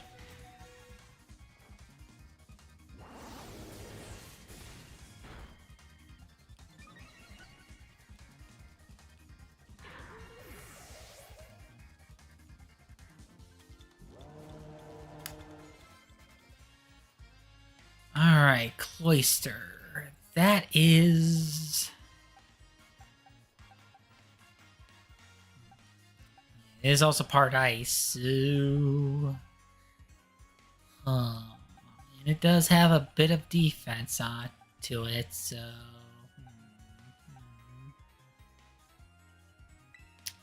Well, Crackagogo, you're probably going to be up again. Crackagogo's been seeing a lot of action lately.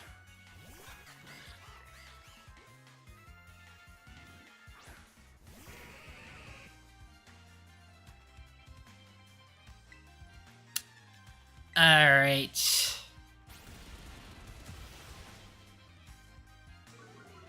Wow, that didn't take a whole lot.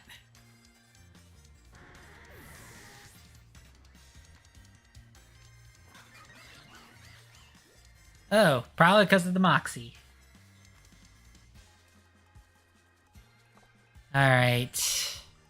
One left. Yeah, the Intimidate probably evened out its gains a little bit.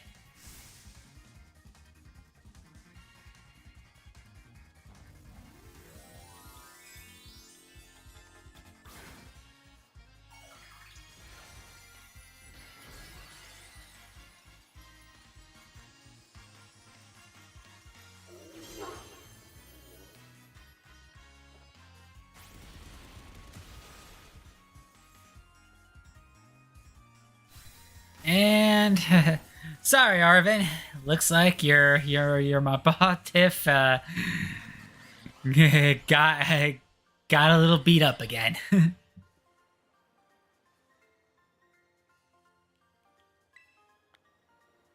You kind of had me in a few tight spots there.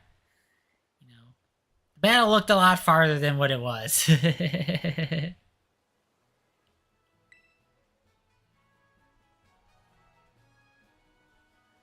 Oh, thanks for stopping by.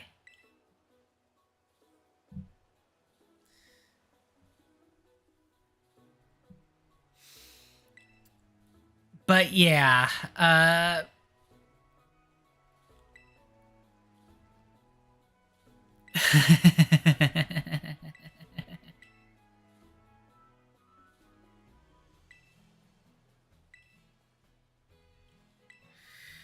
so we're basically forming a small raid party for Area 0.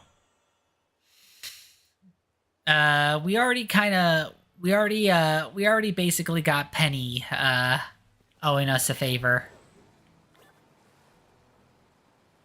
So now there's the matter of potentially getting Nemona on our side, but there's only one way to do that.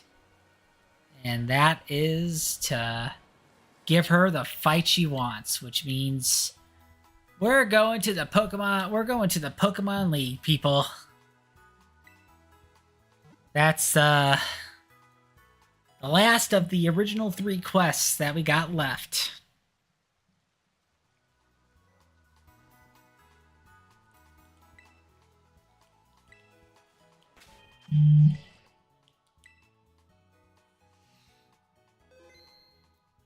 Yeah, we might actually be able to get everything done at this part. Well, before we start post-game and everything.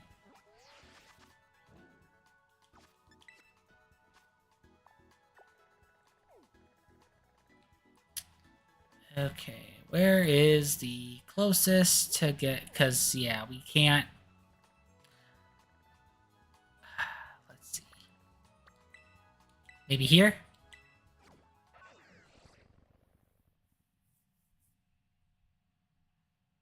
Yeah, I mean, we still have plenty of time to spare, and, you know, I'm definitely far from tired. But Area Zero will be the last thing we do today if we get that far.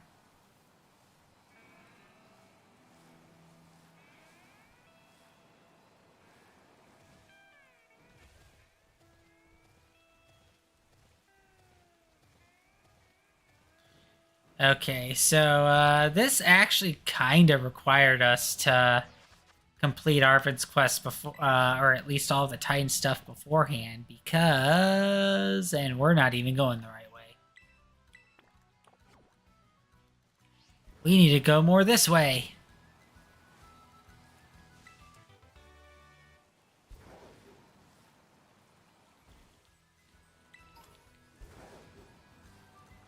Because we have to scale the mountainous walls. And because we already took care of all the team star bases, we could just fly over this. But see, this is what makes having all of the movement abilities so nice, is just you could just go nuts, basically. Just climb up walls and glide, and you know, you swim in whatever the water you are in. It's great.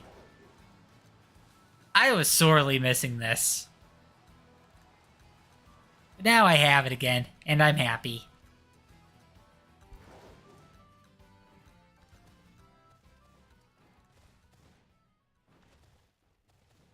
Okay, well, we're seeing Great Crater of Paldea, but we can't go in just yet. And that's not even how we're gonna be able to get in anyway, so... We're just kind of flying over it, and... Well, would you look at that? The Pokemon League just happens to be right next to it. But yeah, this is kind of a little more self-explanatory. This is your basic Elite Four, you know... Elite Four deal.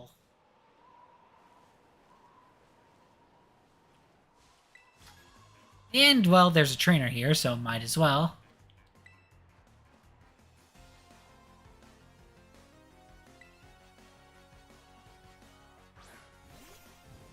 My Zorwork kind of needs a little bit of a boost, and even though I really should switch out. Thankfully, we're more than prepared to take on this trainer.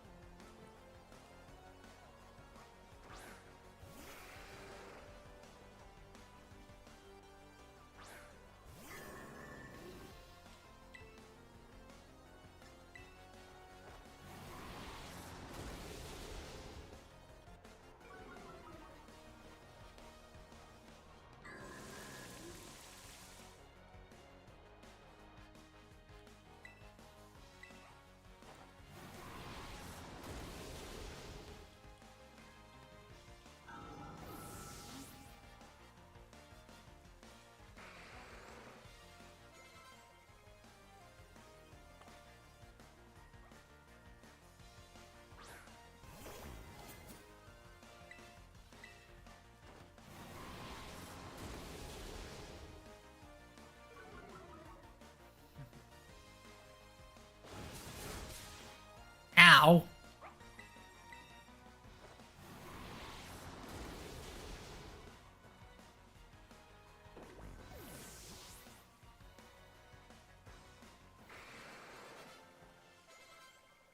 Alright, my other two Pokemon got up to level 60.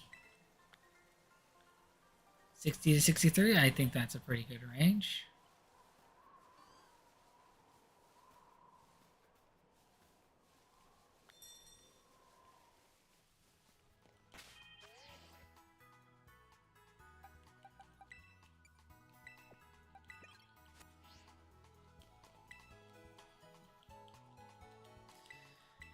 All right, the team lineup hopefully will be what we needed. But so yeah, the Elite Four. We're going to be facing ground, steel, flying, dragon, which is a bit of an interesting type combination. And then of course the champion's going to have a varied team. Or rather, both champions, because we're going to be fighting off against more than one.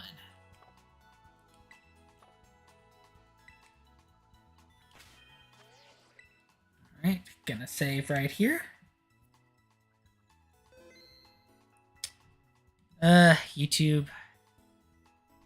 What am I gonna do with you?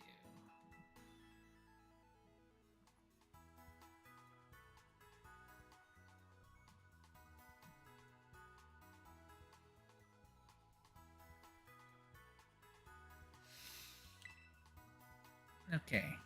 And I just like to reiterate, it's only YouTube that right now is having a little bit of an issue. If the VOD playback is not the greatest, you know, the recording and the Twitch stream still seem to be okay. I will just private the stream and just re-upload the video. I do apologize for anyone that is watching on YouTube in the moment, where it's like you're going to experience some buffering. This is my first stream back, so I'm not sure what's causing that and all that jazz. So, oh look, it's the chairwoman.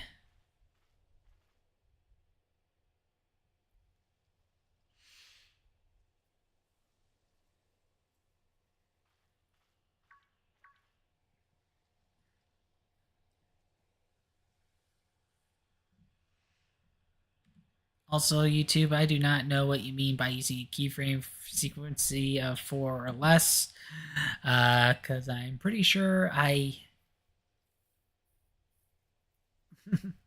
pretty sure I did not set it to that. Okay. Anyway, so this is it. You decided to face the Pokemon League. The final test you must pass to become a champion is held here in this building. I wish you the best of luck from the bottom of my heart, Samire. I look forward to meeting you again soon.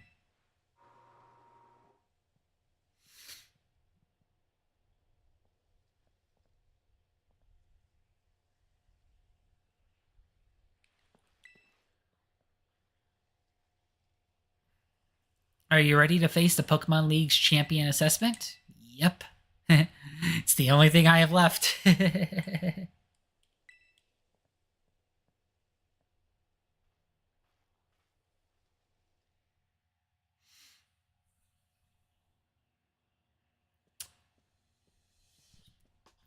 Goodness, a freaking office interview. That's the last time I had one of these.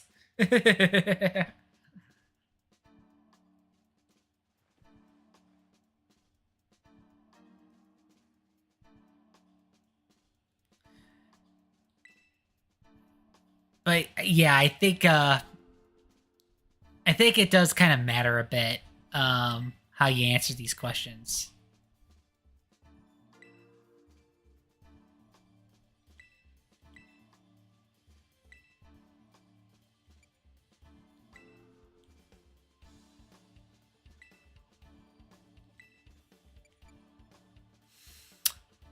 Now here's the thing. Naranja Academy, I think, is the other version. So, yeah, you wanna...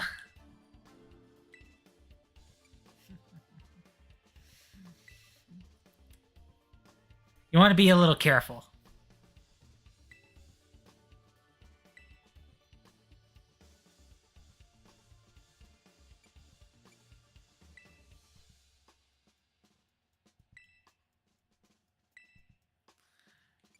Okay. I'm trying to remember which one did kind of give us the most difficulty. I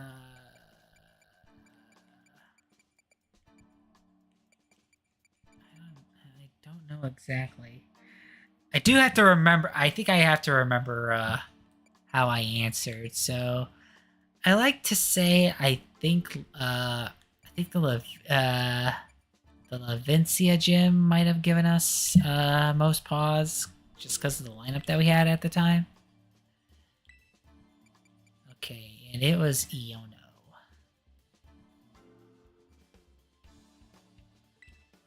Yeah, I think it's definitely more to kind of, especially depending on what you pick, you gotta remember the name and the type that they used.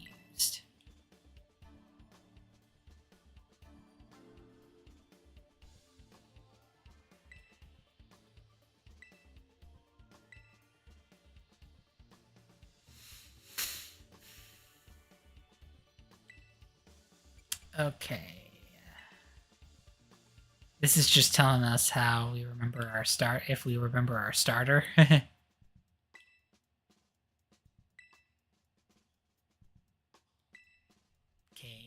they want to make sure that we remember our own answers.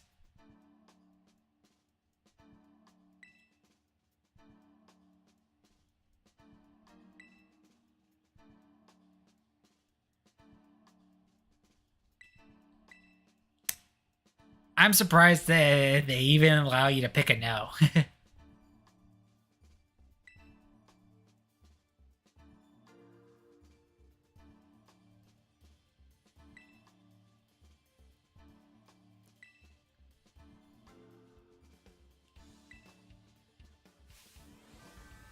So yeah, the first part of the this is the first part of the assessment. Is just this interview. But yeah, the second part of it is the Elite Four that everybody knows and loves.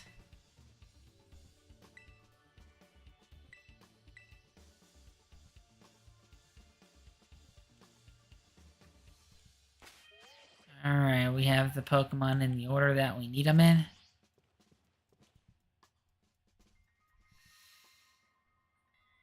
Alright.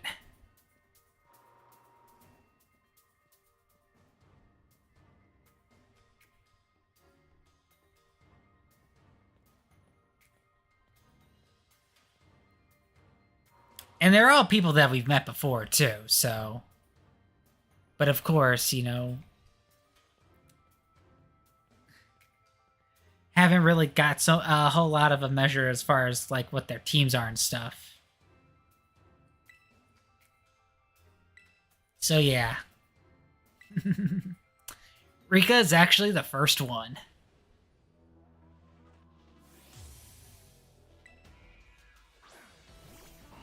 I actually really like the dynamic of this Elite Four. If nothing for their kind of like their kind of team, their own little team dynamic sort of deal. So Rika focuses on ground types.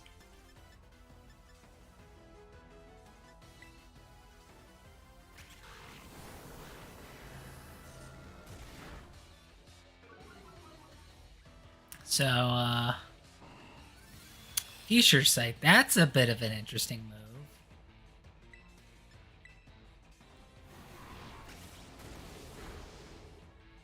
So yeah, their levels may start a little low, but they do eventually go up. So, and again, you know, sometimes levels don't really mean a darn thing.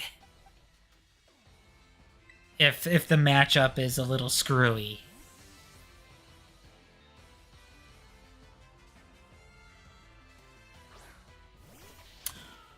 Oh yeah, when I first got to this, as sure as what happened to a lot of people, the music kind of got stuck on kind of the first few seconds. I will say though, it actually kind of made it a lot more tense. I kind of wish they kind of kept it, if being perfectly honest. It didn't really work as well for the championship fight though, unfortunately. All right, camera up. Yeah, that ain't good.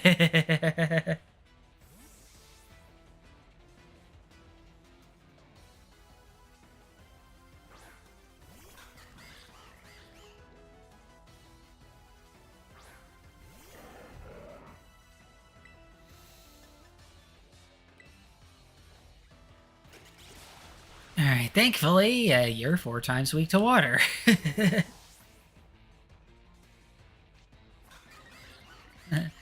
And Quackagogo's got Moxie. Alright, Dawn Fan. Well, I don't want to exercise too much of Quackagogo, so...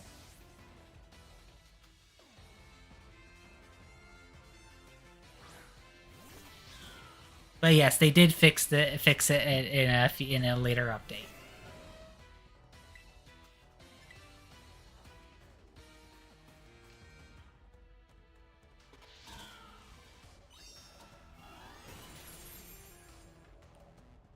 He actually kind of hung in there a little bit. Thankfully, the shovel kind of... Oh!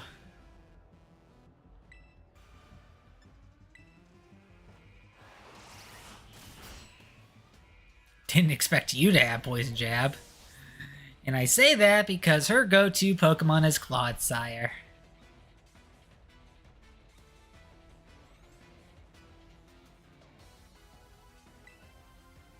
So, Quackagogo... Right, I think we're actually going to be relying on Quackagogo for quite a bit. Because, you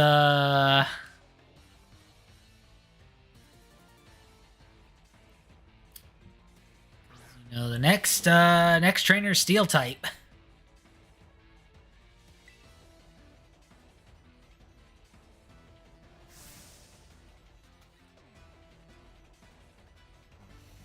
But yeah, seeing as that we've already faced Director Clavel, Penny, and Arvin, a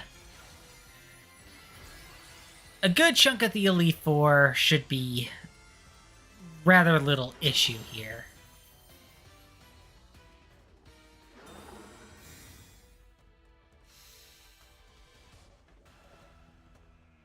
And just to kind of get a little ahead here, the champion that will end up facing as part of this test, unfortunately... Oh, you have Water Absorb. Oh, no. I forgot Clodsire could have that. And your poor Poison, too, which means, Grass? Grass ain't gonna help out too much. Okay, well... This got tricky real fast.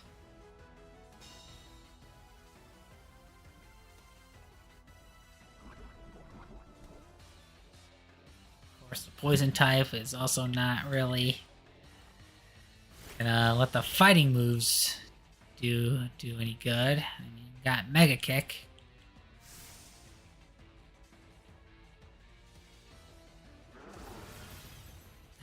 Terra type Earthquake.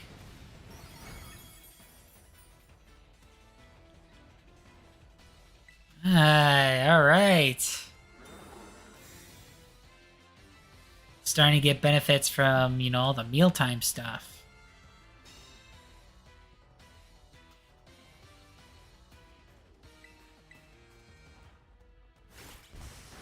Alright, thankfully it's a good thing I kept Mega Kick. Alright, that was, quite surprising. Alright, Wave Crash. Alright, this is basically Water Double Edge.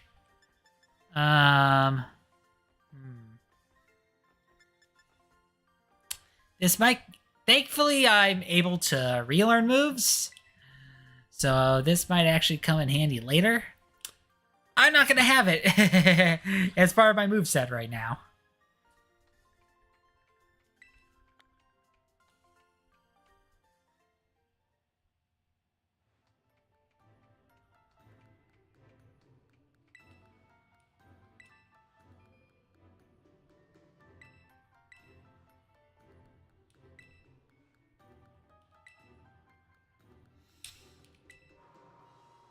So, yep, Poppy is next.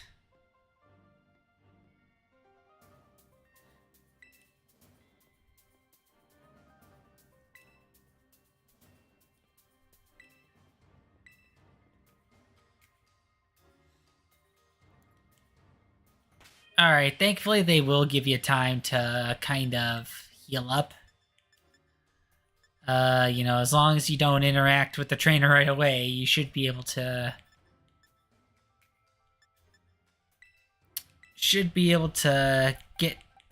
get things back in order real quick.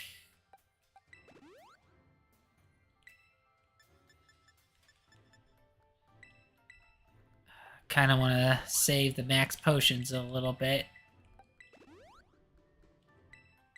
So I'm just going to use some of these other items as much as I can. Probably should have bought more now that I really think about it, but that's okay. Ethers. We definitely need to use it because we kind of used Mega Kick quite a bit.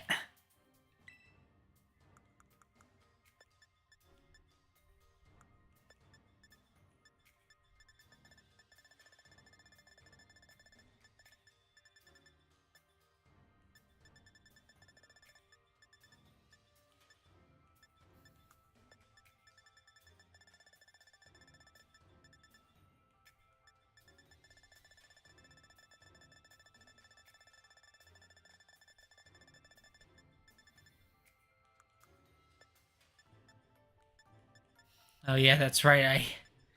I just got a bunch of these new ingredients last part.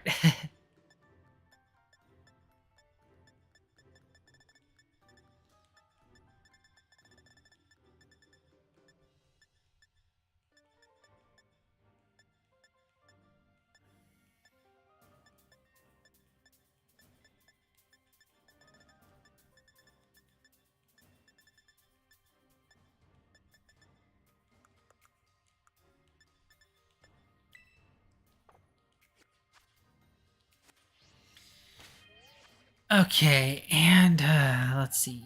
You probably don't really have any moves that'll do well against steel types, so let's see. Screamigator, you're gonna be up first. Even though ghost types are no longer even though steel no longer resists ghost types as of I think Gen 6.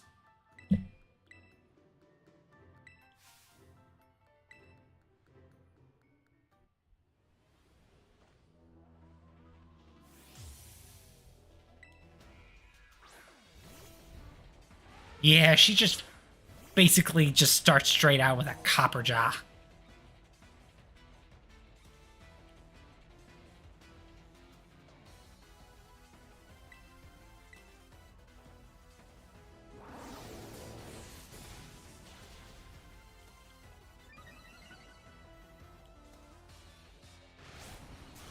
And you have a ground move. Yeah, a lot of steel types do. Hello there. Doing pretty good. Alright, Bronzong. Well, I don't want to overextend Screamigator, so let's have Zoroark.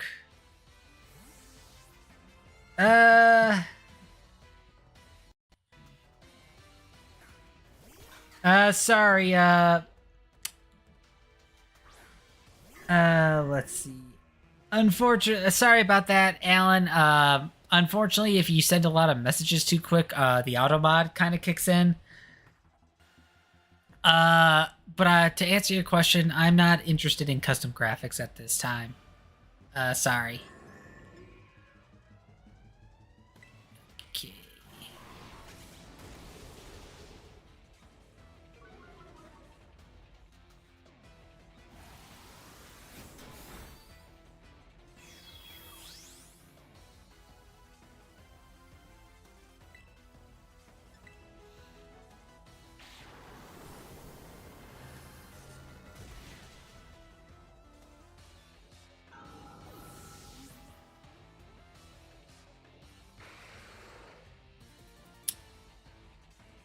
Alright, what to do about that Corviknight?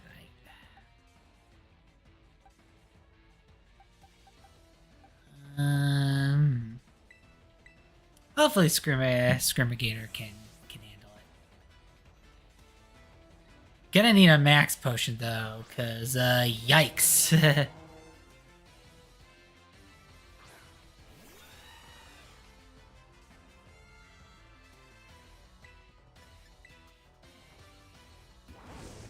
That's assuming this flamethrower doesn't take it. Okay, you kind of hung in there, and although that brave bird is gonna pretty much ensure that you're down for the count.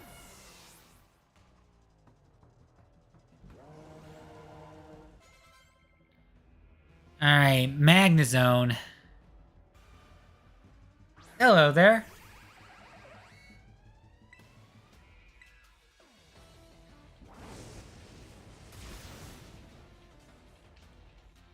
Okay, sturdy.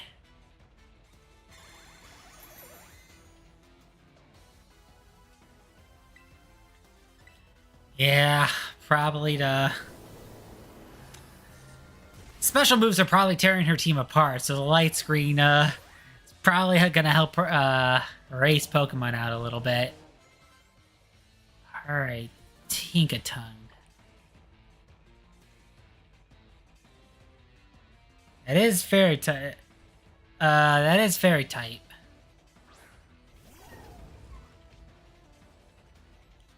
I'm gonna take this opportunity to heal, actually.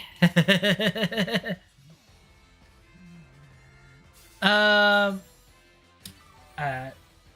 sure, yeah, game. I'm not sure if I'm pronouncing that right. I'm actually just doing a playthrough right now. I don't really have trades open, especially because I'm trying to get to the end of the game right now. So, unfortunately, not at this time.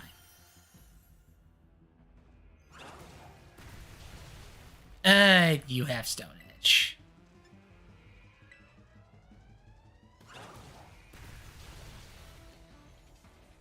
You're also faster.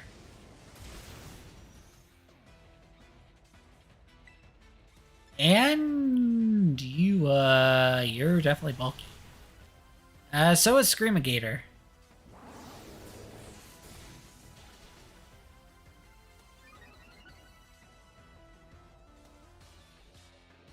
Oh, the light screen probably had a huge part in it. That actually took a lot of stone edges to take it down. Screamigator, hey, yeah, that is some massive props. Okay, but as far as what to kind of do,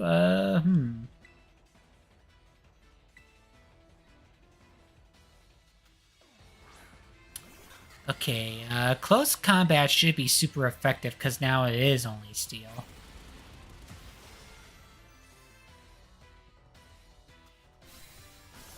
Yeah, sorry, Scrimmigator, Quackagogo kind of stole your thunder a little bit. But it's up to level 65 now.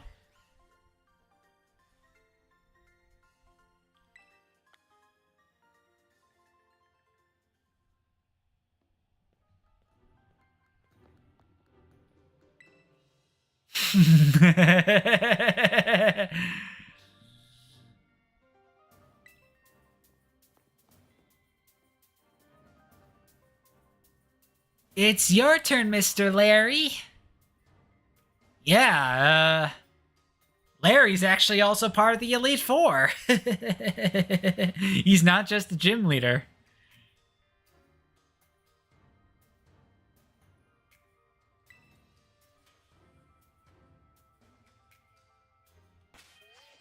So the thing with Larry is that his Elite Four team actually focuses on the flying type. You know, the other most common type in Pokemon. Yeah, let's see if we could... Do we have any citrus berries by any chance?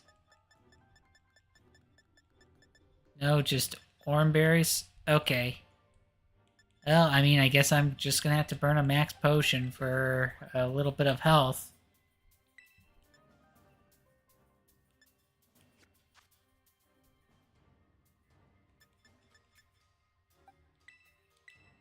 Let's check moves out a little bit.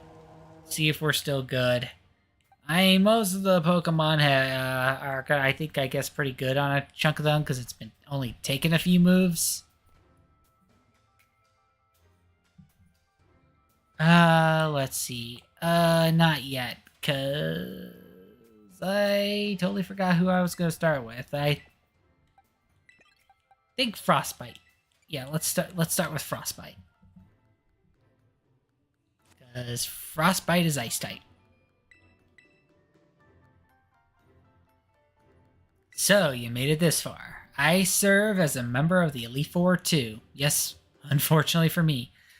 At my gym, I use normal type Pokemon, since I feel like they have a lot of common with me. But well, the boss told me to use a different type here. So if you have any complaints, please take them up with La Primera.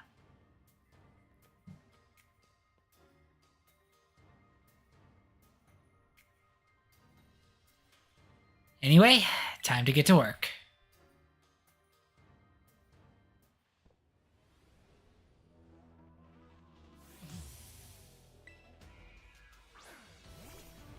Larry is a mood.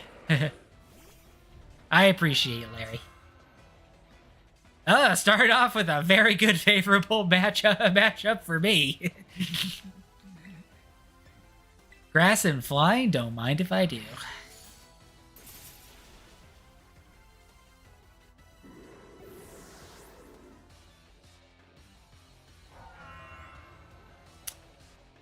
Alright, next up is Staraptor, which I think was his ace with his gym team.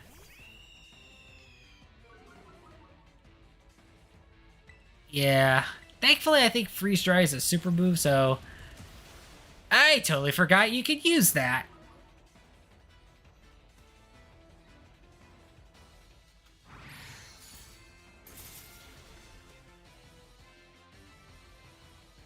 Thankfully that Oh, and thanks for the subscription, Shirk Game. I still have no idea if I'm pronouncing that right, but I do appreciate that.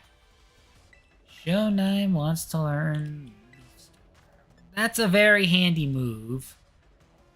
The special attack in Meowscarda is not exactly good. So, Alright. Here comes Altaria. I hope you're faster. You are faster. Perfect!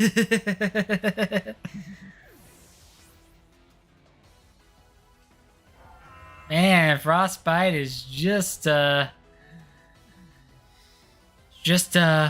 out all the stops here. Okay, what kind of choreo do you have? You have the electric one. Okay, not the worst. You're also faster. And you also did the move that it confuses my Pokemon. That's nice.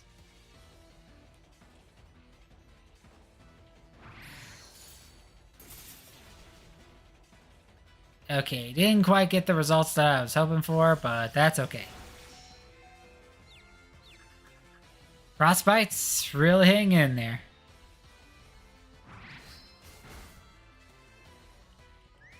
Alright.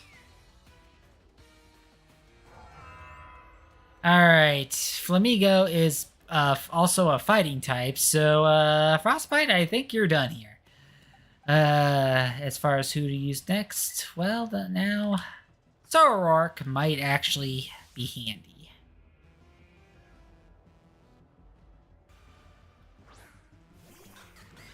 And I do not want to do a terrestrialization because it'll become a dark type. So,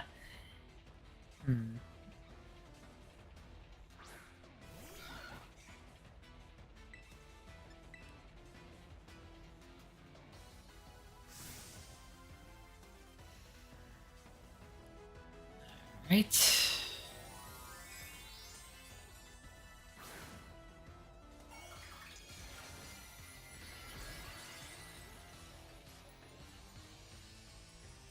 Alright, it is mainly going to be focusing on the flying type, so...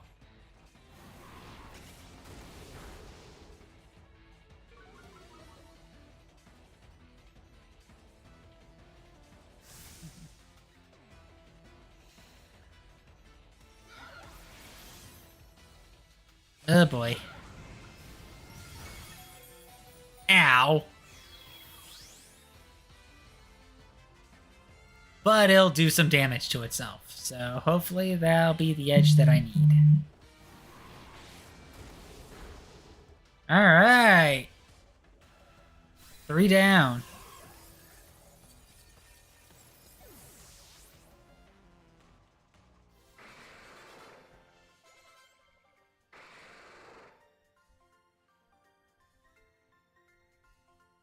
Well, that took the wind from under our wings. Yeah, I bet. Alright. One more of the Elite Four left, and yep, it's Hassel.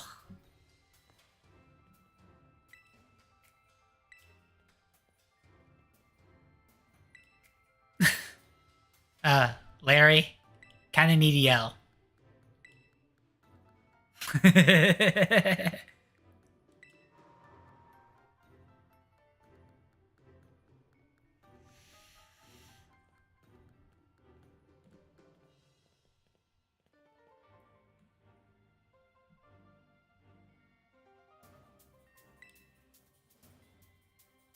I see you made Rika do the shouting again. Thank you. Thank you very much. Okay, against my better judgment, I am probably going to have to start with Frostbite again, because I don't really have a good way of combating dragon types other than with this Pokemon. But I mean, we're doing fairly well so far, so I think Castle's gonna probably be the one that's gonna give us the most issue.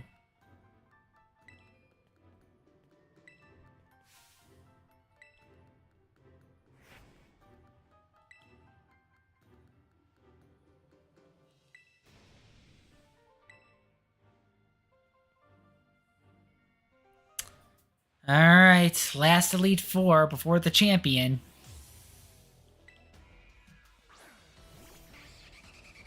Alright. Noivern is up. Funny enough, Braxcalibur is Hassel's ace. Alright. Yeah, Noivern I think is faster, so... Decided I opted for Super Feint. Interesting.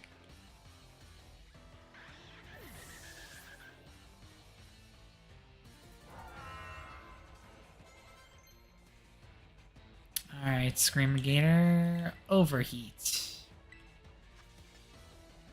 Not at this time. Alright, Flapple is Grass and Dragon, so... He really hates ice.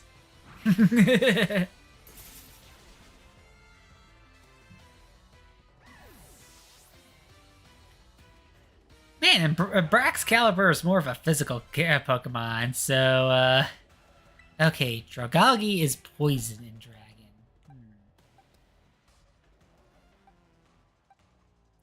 This fights will be a little bit trickier. That being said, though, Grandmaster should probably be a good option given the fact that it can't use any poison moves against it. The only thing that I'm worried about, dragon types can generally learn fire type moves, so that's probably where things will get a little tricky, but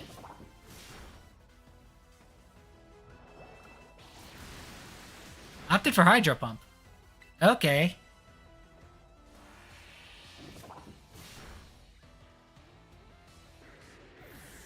You know what? I won't complain against it. Alright, Haxorus. You're gonna be a little bit nasty, so...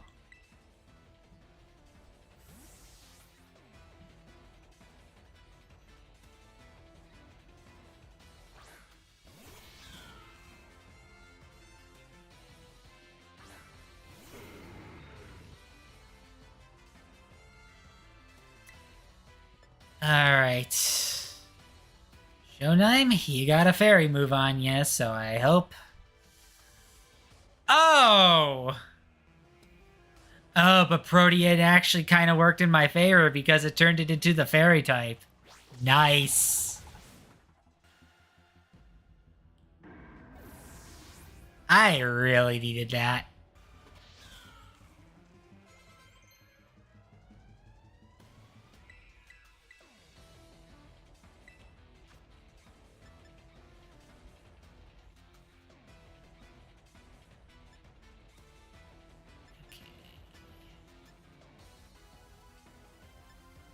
You know what? I am going to replace Freeze Dry with this, even though it was kind of handy.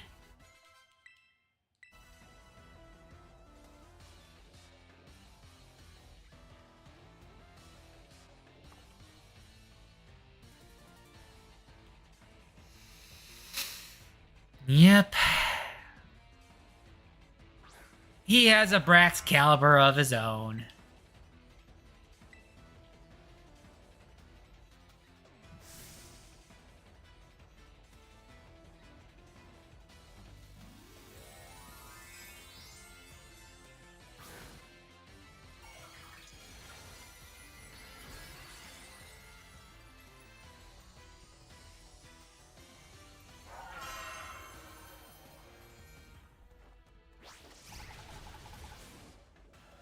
Alright, I mean, guess it did as much as I figured it would.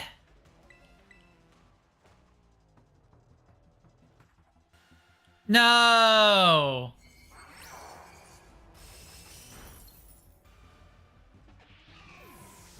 Okay, not exactly what I wanted here. Frostbite?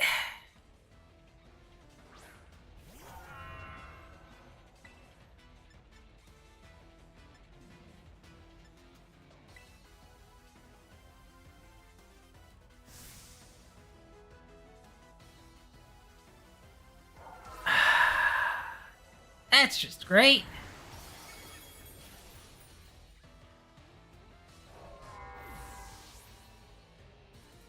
Okay, now, let's see.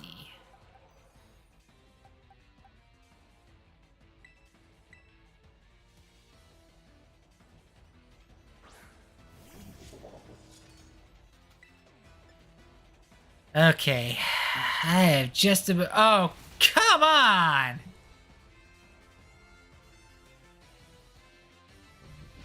Suck! Man,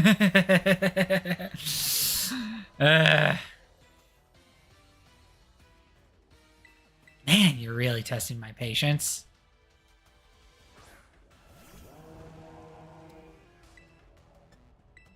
Freaking went and KO'd half of my team. But not all of them.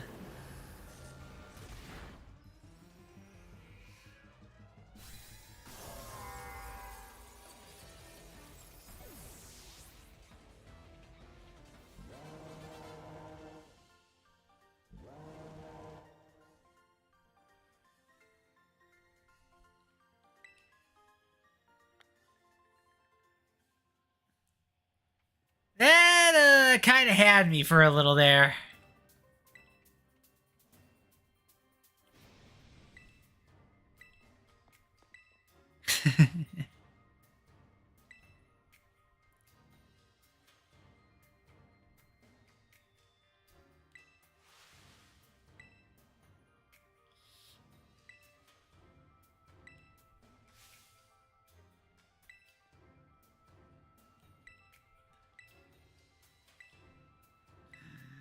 All right.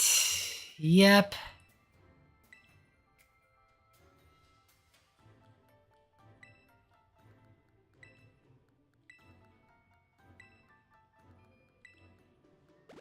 Ah, we even get a courtesy patch up.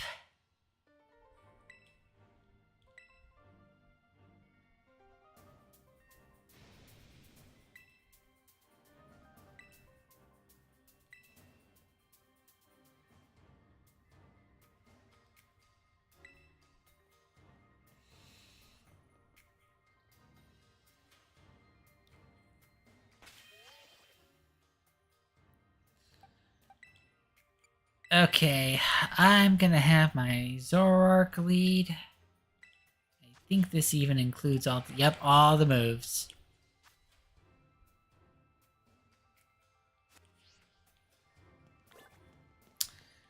Alright, we got one fight left.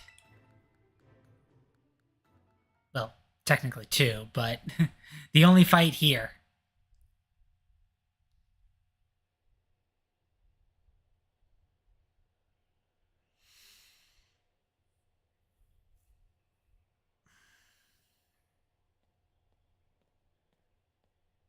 Yep, it's against the chairwoman herself.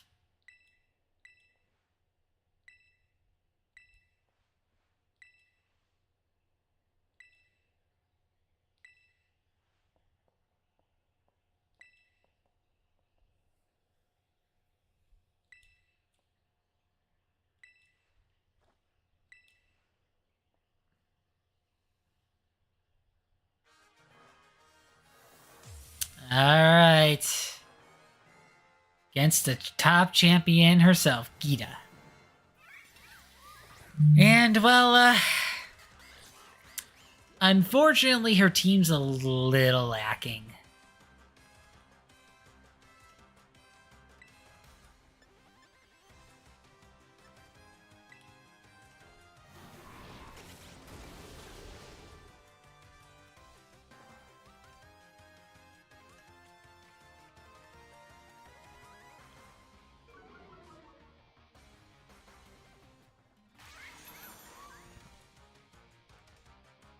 Okay, well, physical moves are gonna be a little bit tricky for a while.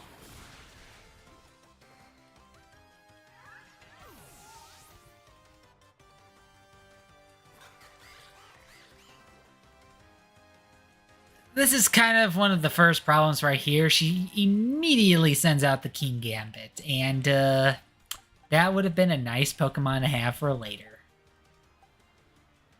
Okay, so... Because the thing is, even though this does not apply to my King Gambit, unfortunately, one of King Gambit's abilities is that it gets powerful with the more Pokemon that are knocked out. She sends it out after one Pokemon gets knocked out, so the boost it has isn't that good. It did not help the fact that it's also slower than my starter, and it's weak. It has a quad weakness to fighting moves. All right, go Goat. Well, the rain is kind of getting in the way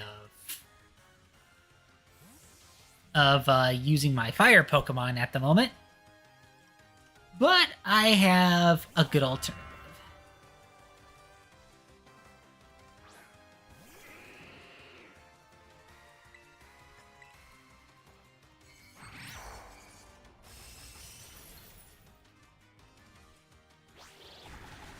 And of course, you know, Blairoff.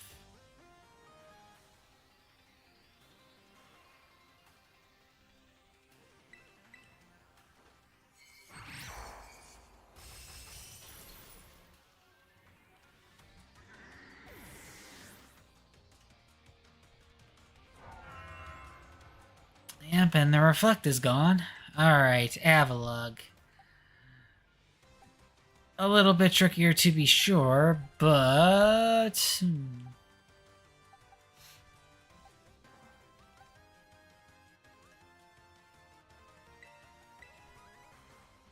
You know what? I'll send out my King Gambit.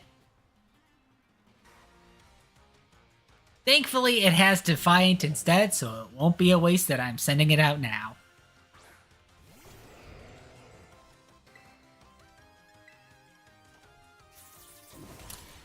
Okay, Avalugg is more of a defensive Pokemon, so it can take the hit. What was that?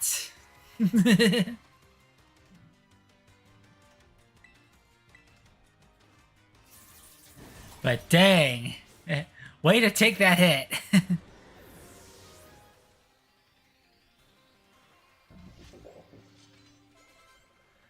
Alright, Veluza. That is Water and Psychic. But yeah, I mean, a lot of her Pokemon kind of struggle to measure up a bit.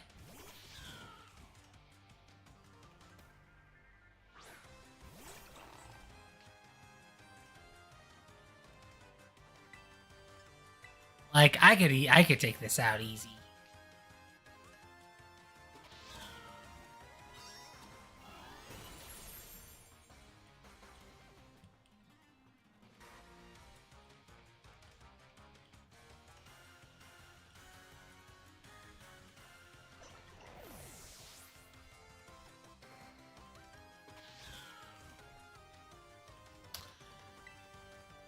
Okay, well, she only has one left.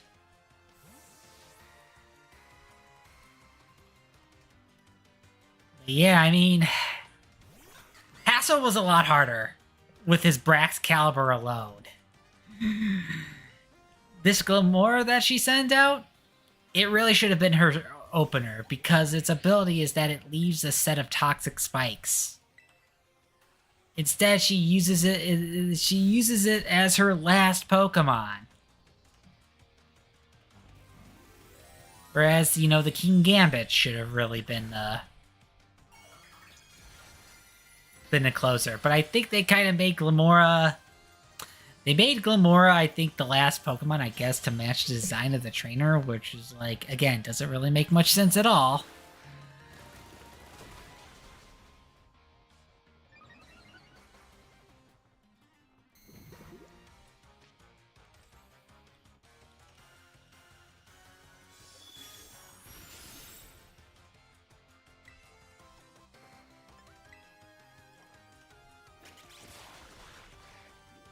Yeah. That's it.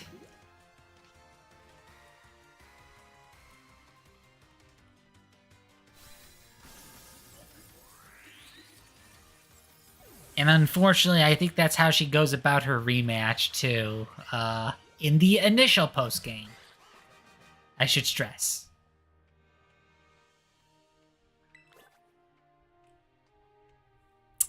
But there is one more fight we have left.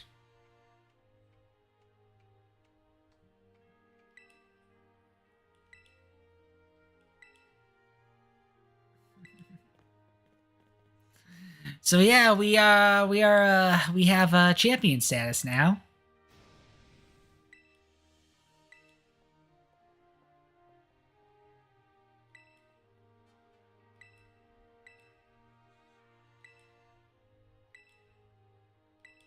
Yep, a familiar face indeed. Some might say we'll be actually having the actual champion fight now. Well, I mean, eventually, you know, we gotta set the scene first.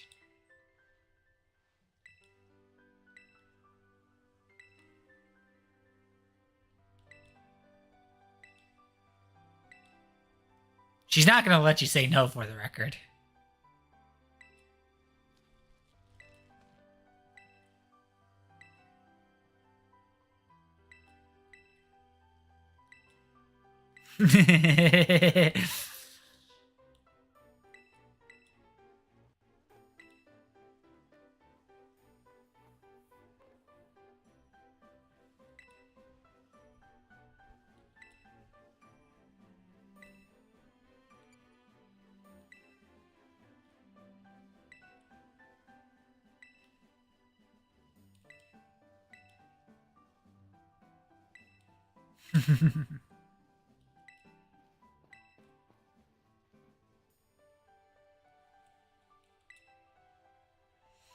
So, yep, we're gonna have one last fight against Nemona.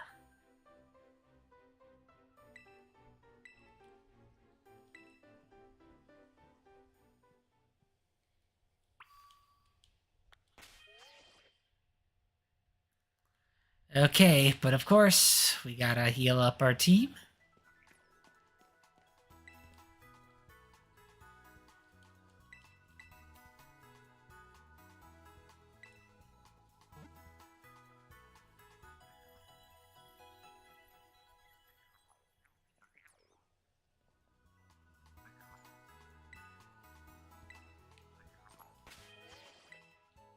Alright, gonna save.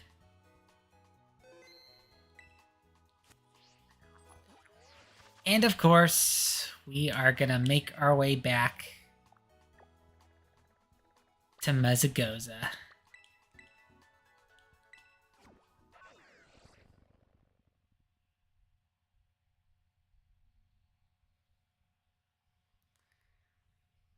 Where we are going to have basically the last fight of our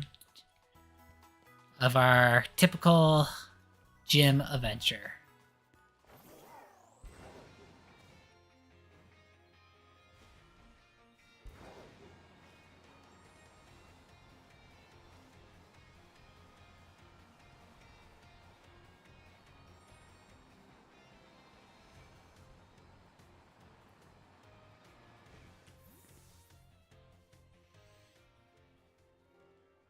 Alrighty. The real end all be all fight.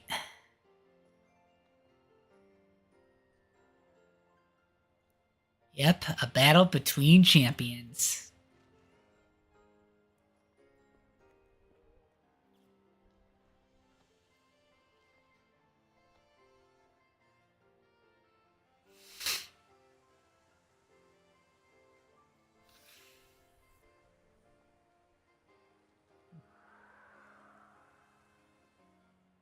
Alright, the real deal.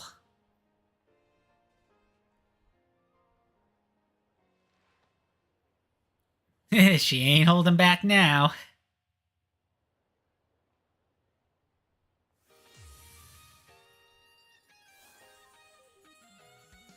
You are challenged by champion Nemona.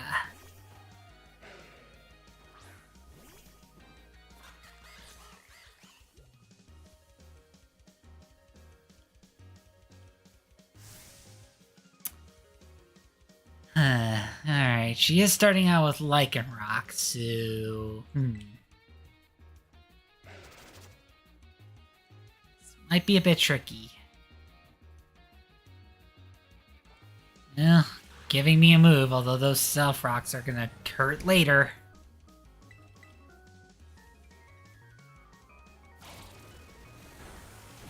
Ow.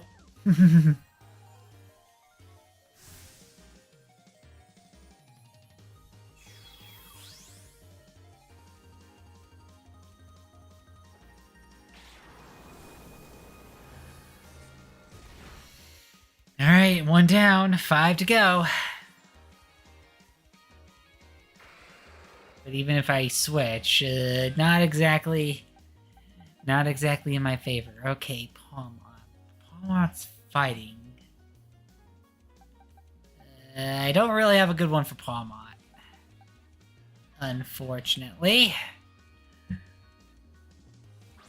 So, Sarwark is gonna have to... It's gonna have to stick it out a little bit.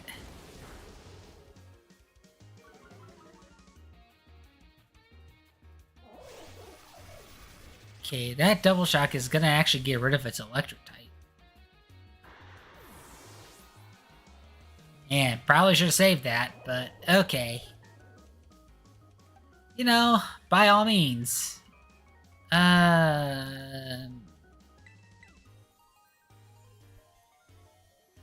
Okay, please don't be faster.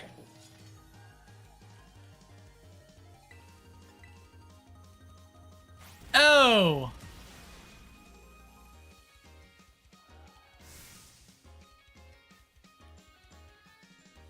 Yeah, remember when I say that she's the real champion? I thought I could get a good retaliate off, but it was not meant to be.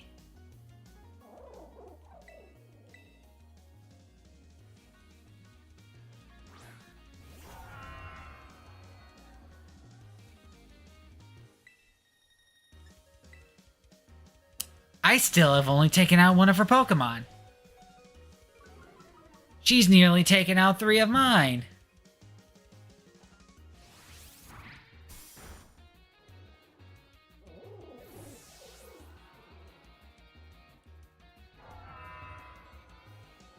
Alright. Dunsparce.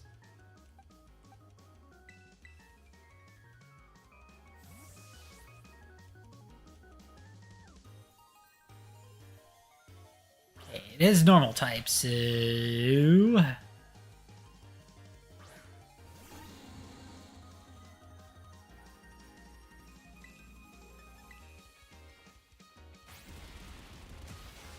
Alright, close combat.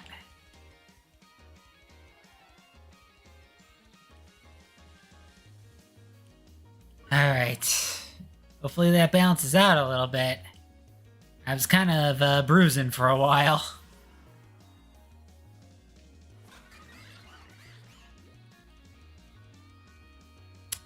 Orthworm.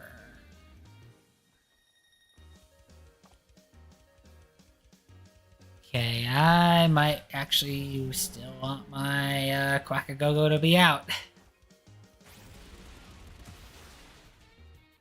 Alright.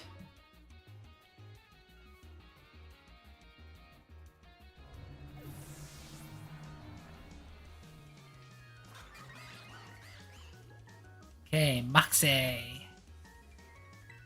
You have Gudra.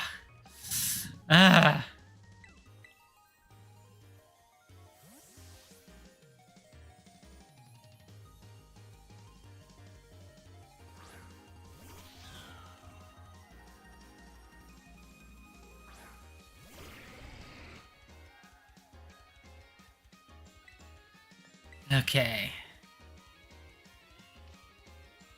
Okay.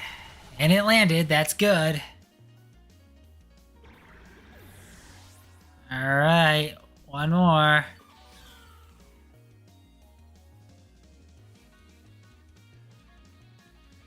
Alright, Skeledirge, which means... last one.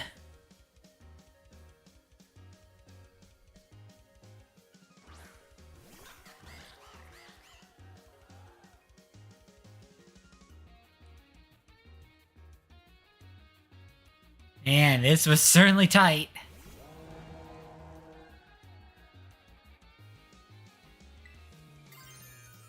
You know what? I am gonna Terrasilize for good measure.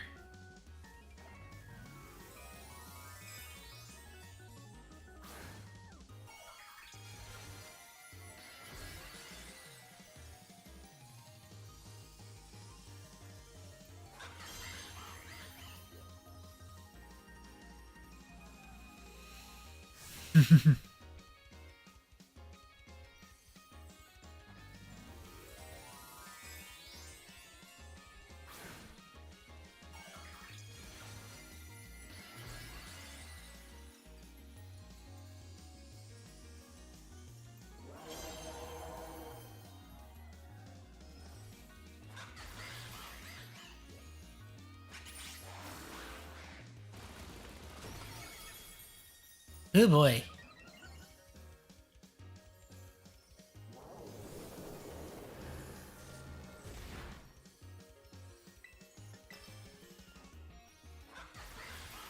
Alright, but I think we did it.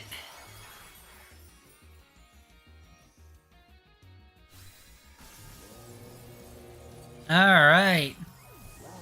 That's the end of the Victory Road quest.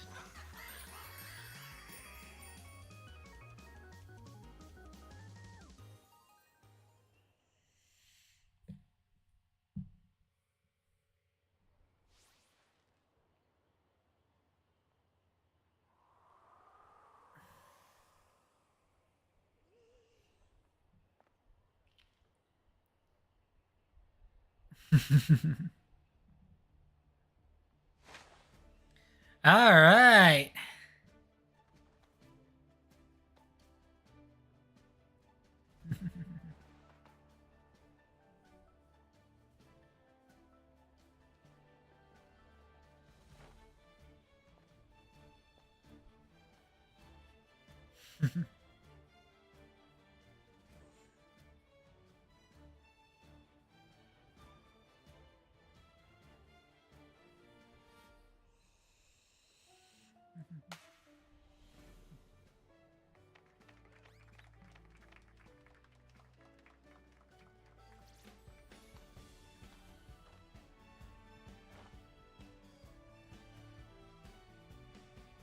Of course. She really loves battling. Like, really, really, really loves battling. Someone tell this poor lady she needs more than one hobby.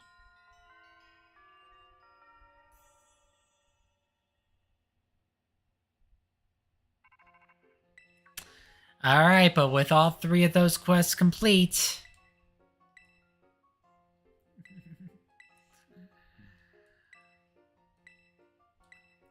Yep. Now we're at for the actual final quest of the game, so we are going to Area 0.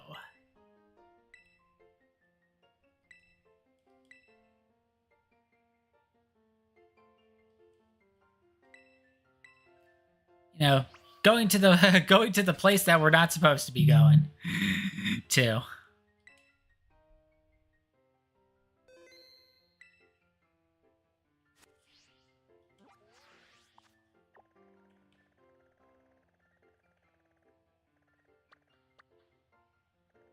Okay, no, that's the entrance hall. This is where we actually need to go. So...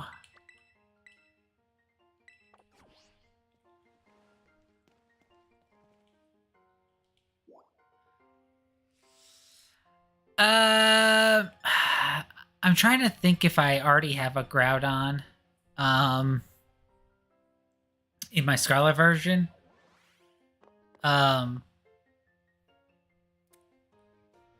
But I'm not in the need of one right now. Thank you.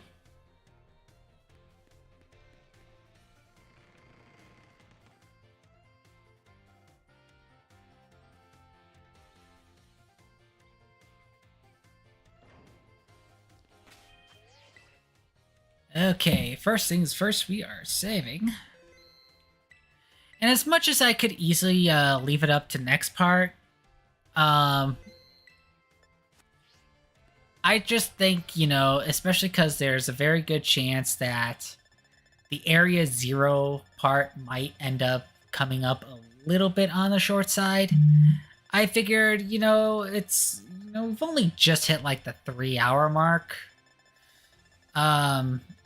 I could probably fit that in, because otherwise it's probably going to be like an only hour part if I just do Area 0, because, you know, once Area 0 is taken care of and the credits roll, that would have been the end of the part right there. So I figured, you know what, instead of having a shorter than usual part, especially because, you know, those that have been following my channel, both Twitch and YouTube, have been waiting for quite a while as it is, so you know what, extra longer the part, it will be. Okay, but first things first, we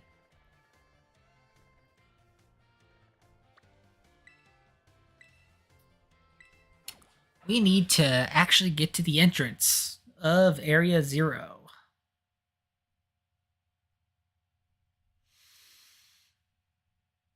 That way, for the next part, we could just focus on the post-game stuff. Well, the immediate post-game stuff.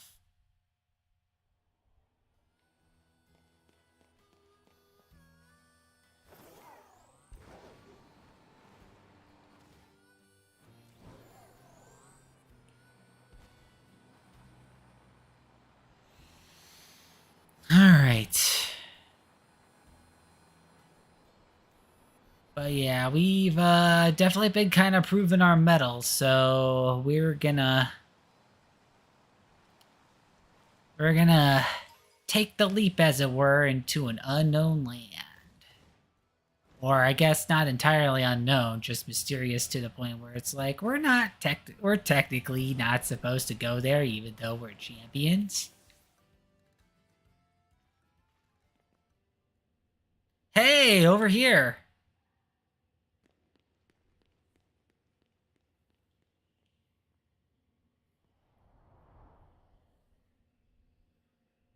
This is the Zero Gate.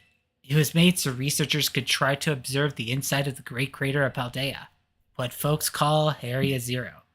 It's our ticket down into the crater. Oh, and speaking of the crater, you know that Pokemon of yours? The one I gave you? Area Zero is apparently where Miraidon was born, or something like this. Well, Scarlet it would be Coridon, but no, since we're playing Violet, it's Miraidon.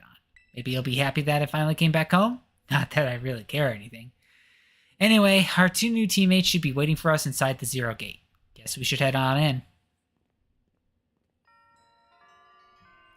Yep, the way home. That's the name of the last main quest of the game.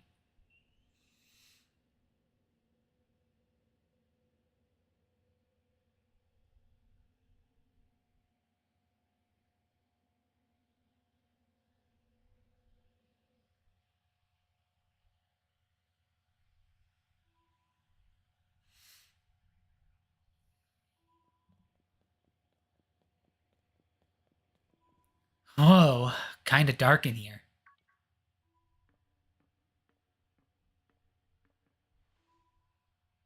Hola, Samiri!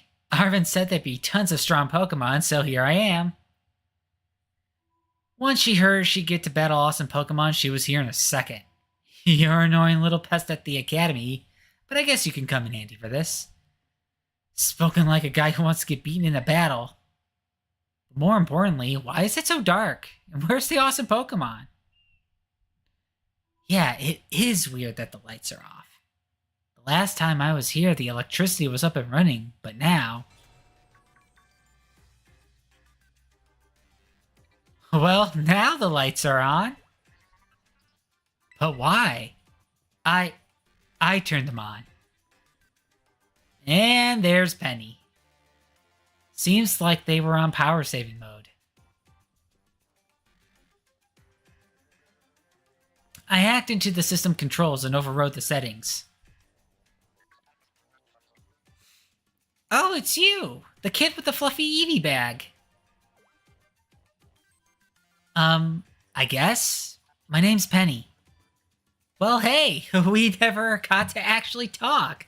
I'm Nemona. I'm in Class 1A. You must be some kind of tech whiz. Do you like Pokemon battling too? You talk, like, way too much. The director introduced us. When you need someone good with tech, she's a no-brainer. Anyway, Penny here also agreed in a second when she heard it was to help Samiri.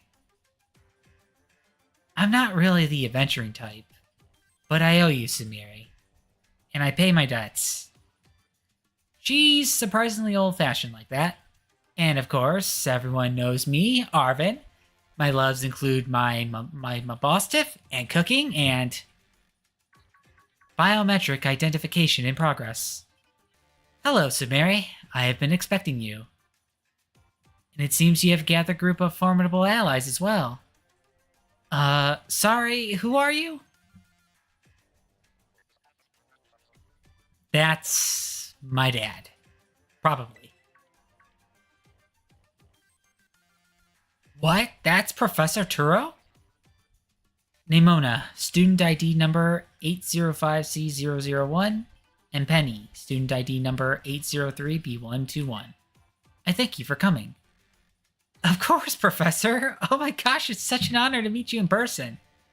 I mean, maybe not in person exactly. Arvin, did you, tell your dad about us? When would I have done that? To begin with, I'd like to ask you all to make your way down into the Great Crater of Paldea. You can reach the lower chamber using the elevator you see to your right. Dad? Please proceed below. Yeah, and this is where things start getting a little screwy. Seeing the fact that he didn't come here to meet us.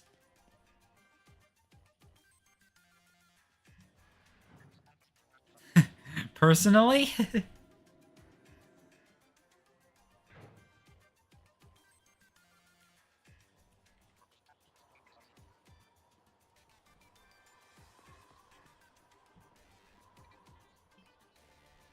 Biometric identification in progress. Identities confirmed. Also, he's speaking very, artificially, if you catch my drift.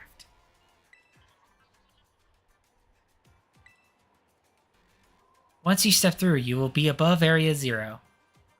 Sumire, you have brought Miraidon with you? I thank you for bringing it with you on your many adventures. If you utilizes Miraidon's gliding capabilities, you should be able to descend into the depths to reach Area 0. What? Isn't there an elevator or something? And wait, did you say Miraidon can fly? When you reach the bottom, I will get in touch once again. I hope your trip is uneventful. Railroading people into stuff, just like always. I can't wait to see what Pokemon live down in Area 0. Let's go! That girl, is she, like, incapable of fear or what? Also, we should probably stop her before she just jumps off on her own out of excitement. Just a thought.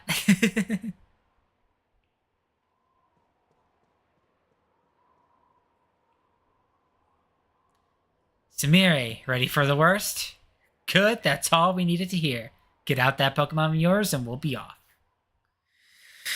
Yeah, we may be ready for the worst, but I don't think our Pokemon is. It doesn't exactly have the best memories of this place. Scared of heights? That's what I say. Well, no wonder. But no need to be scared if we go together. How does that logic work? Get on!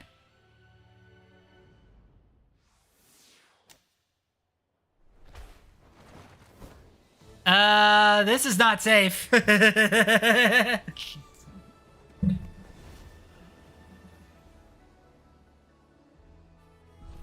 Plus, it's a good thing it managed to fit all four of us on its back. By the way, that would have been a real problem if it couldn't.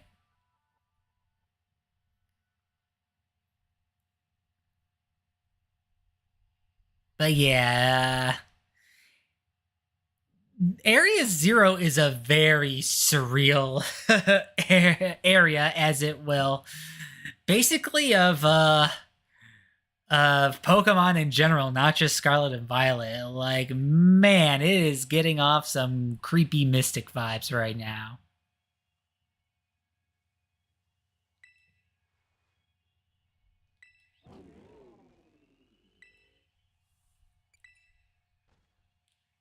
Like, even Miraidon isn't really vibing with the place initially. It just went back into its Pokeball.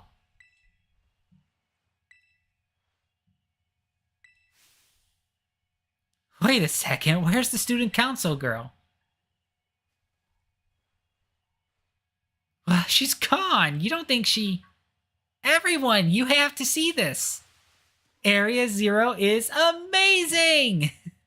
Of course, you would think so. I guess your ability would be own tempo, huh? Biometric identification in progress. 4 humans identified. Condition satisfactory. Vital signs all within normal range. It appears you were able to make the descent without being harmed. Yeah, sure. Smooth sailing. Who could possibly complain about a landing like that? That is good. had concerns you might fail given the crudeness of the only available access method. Hmm? I think your dad's sarcasm detector needs fixing. Aw, you were worried about us? That's so sweet. You should now make your way to me at the Zero Lab in the deepest part of Area Zero. However, the entrance to the lab is barred by 4 locks installed on the interior. Installed on the exterior, which I cannot unlock. So, yeah, we're gonna have to unlock those locks for him. On your way to me, you must visit 4 research stations that were constructed inside the crater. At each station, you'll be able to disable one of the locks. Do so as you make your way down. I hope you succeed. Yes, let's disable the 4 locks and get into that lab. Sounds kind of video gamey when you say it out loud, huh? I know! It's like we're playing a video game.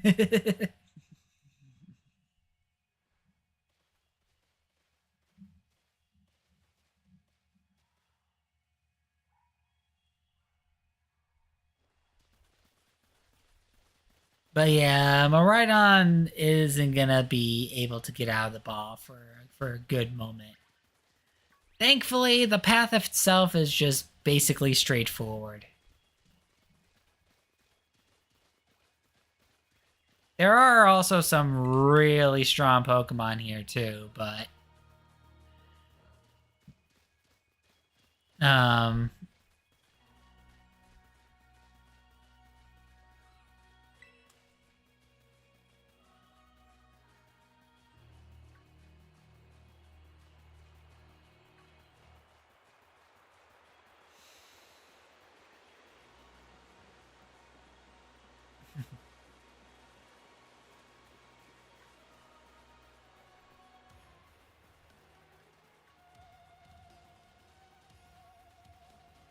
but yeah, even the music is pretty creepy.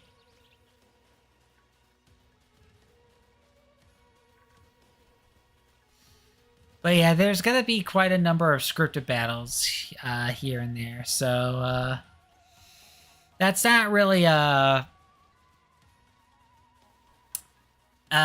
not gonna focus too much on the wild Pokemon right now.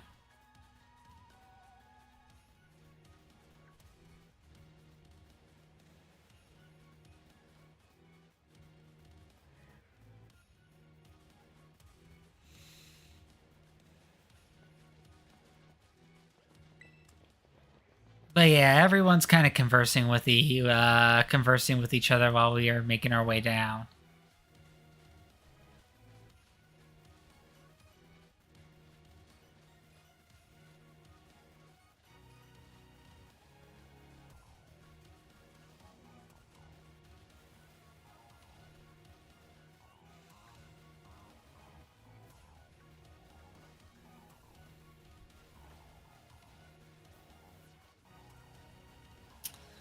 Also, unfortunately,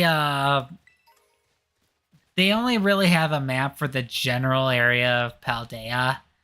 So they didn't exactly account Area Zero in the mix. So even though I did say that it's a little bit of a straight shot, it's still wide and expansive enough that you could kind of lose your way if you're not paying attention. Okay, I think this might be the first research station. Cause yeah, I think especially because you'll get a cutscene every time you approach one, I believe.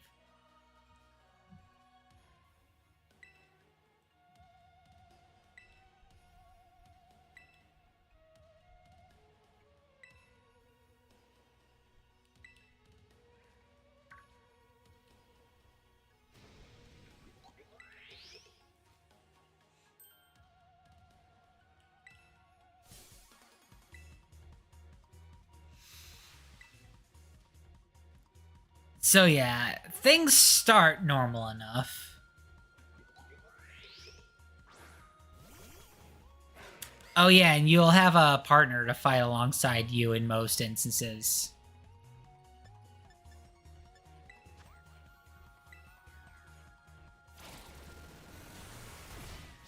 Oh, and in this case, we didn't even have to do anything. That works out nicely.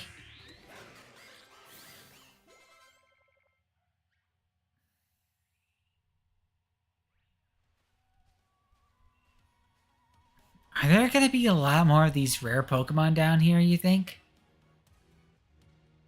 You think that was something? Please, you got no idea how terrifying Area Zero really is. Wow, patronizing much? Easy, you two. Let's just head inside the research station.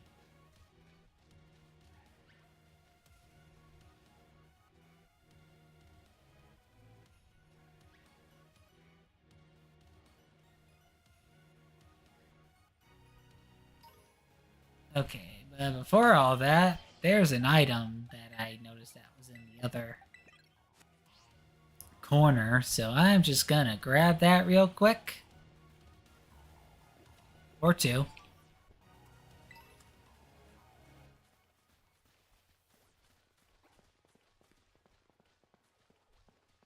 Oh, there's quite a few Pokemon here.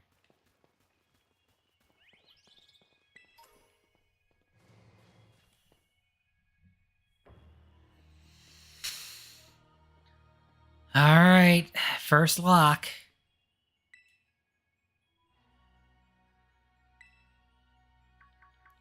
It appears you have reached your first research station without incident. This facility was constructed 87 years ago as a way station for those surveying Area Zero. So that's why there's a bed. Looks like we can use this place to rest up if we need to. Samira, if you would be so kind as to disable the first lock on the lab using this central panel. So yeah, they do give you resting points if you really need it. You heard the professor. Better press it. Lock disabled. 3 of the 4 locks are still active. Well done. Please continue your efforts at the remaining research stations. Yeah, from there, Arvin kind of starts to understand that something's a little bit fishy. Oh yeah, and we can use that little warp panel in the corner to warp between research stations if we need to. I almost never saw my dad my whole life. Oh, is it time for the backstory reveal? Penny, shh. He was always busy with work. Hardly ever came home. I cooked for myself, cleaned for myself, and well, yeah, his Pokemon's pretty much the only one that he could talk to. So yeah, I really don't know him at all, even if he's not my dad.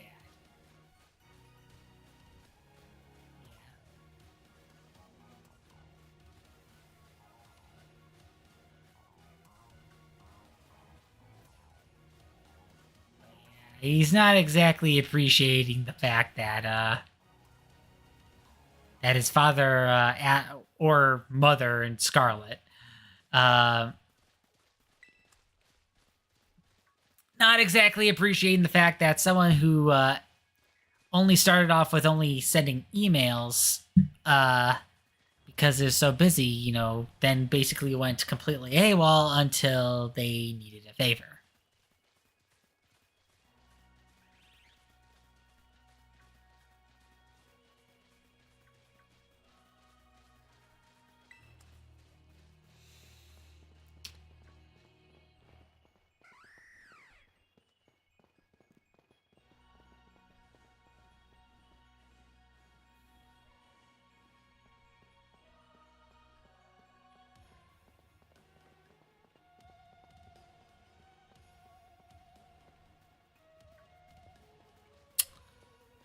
Alright, this is the next research station.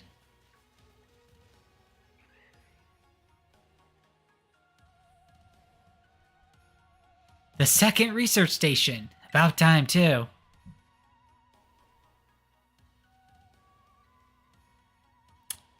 I think it's here where we start getting a little peek in a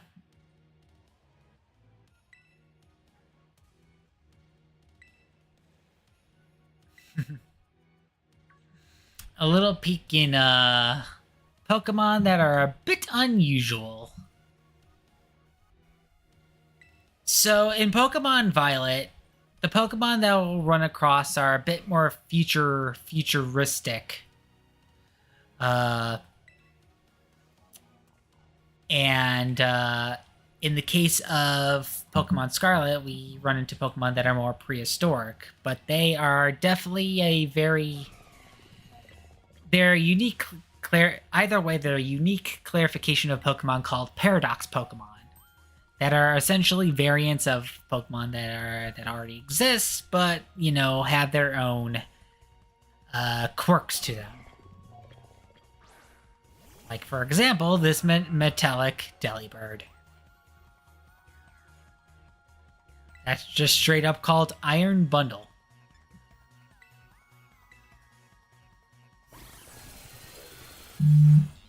Ow. And yes, it's a form of Delibird that can actually do some damage.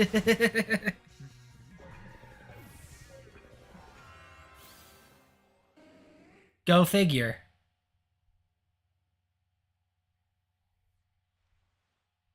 Seriously, what was that? Darn thing scared me half to death. It was definitely kind of mechanical looking for a Delibird, wasn't it? No kidding. Come on, let's get inside already. One more jump scare like that and I'm done for.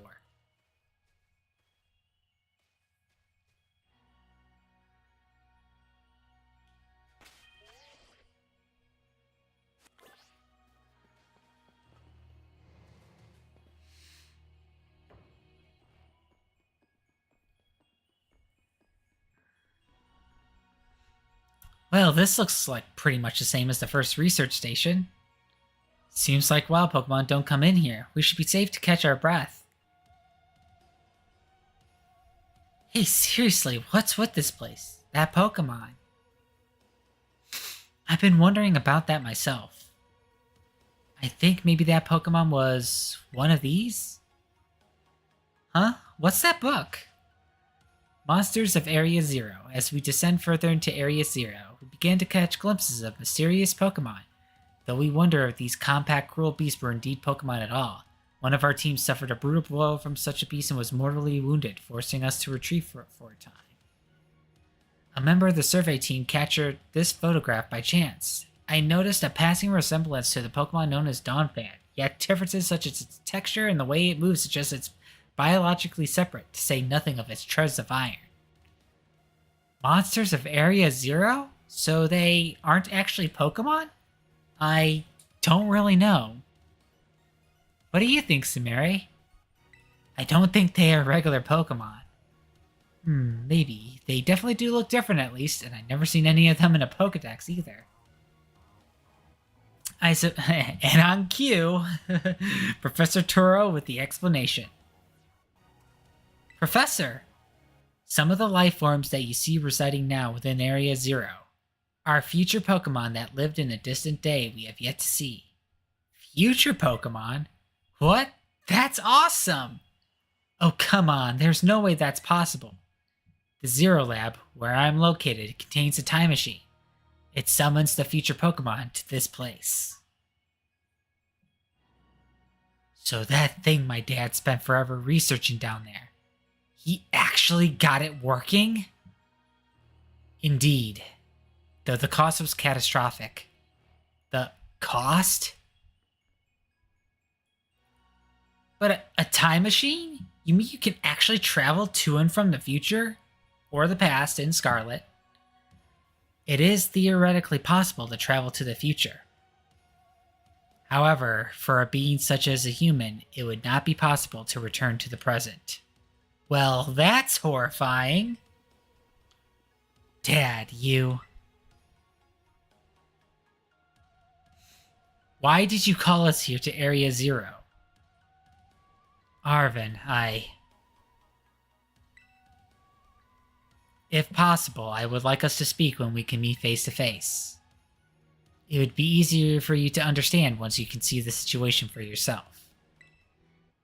That ain't foreboding. In the slightest.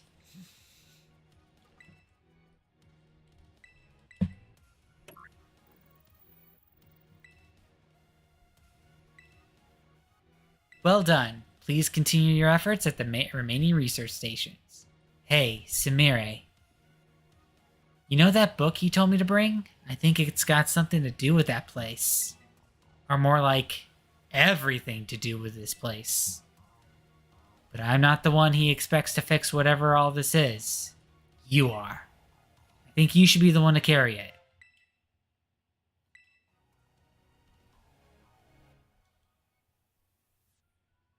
Take care of it for me.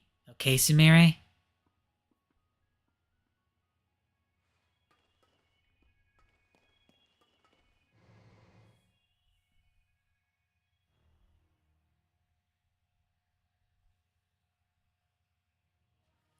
Alright, that's 2 locks down.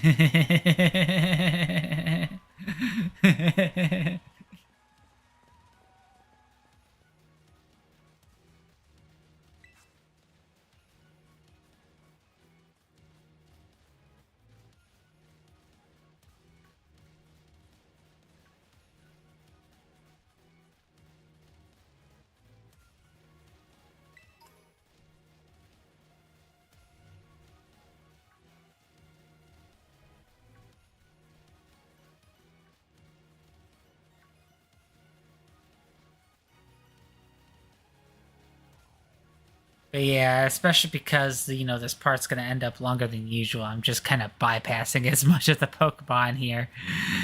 I mean, there isn't really much of a need to train up our team, especially like my 3 starters. They're getting pretty close to being overleveled a little bit.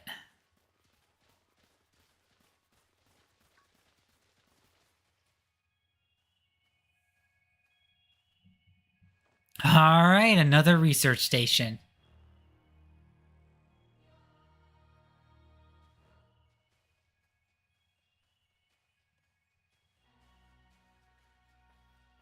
Nice, we get to chill for a minute. Something's gonna jump out at us again, 100% guaranteed. Oh Penny, such a worrywart. Huh? Yep, there's another one.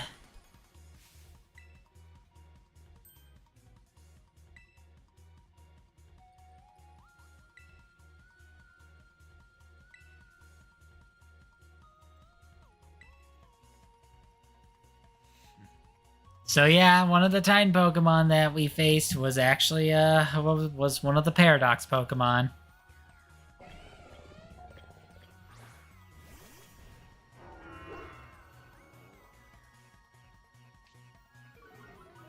Oh, good, even it got a good old Intimidate for us.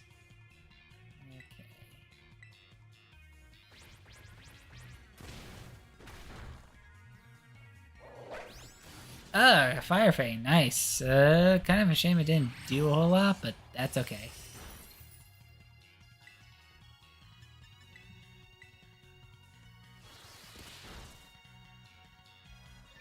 Okay, I guess I could do Rapid Spin. Alright. And down it goes.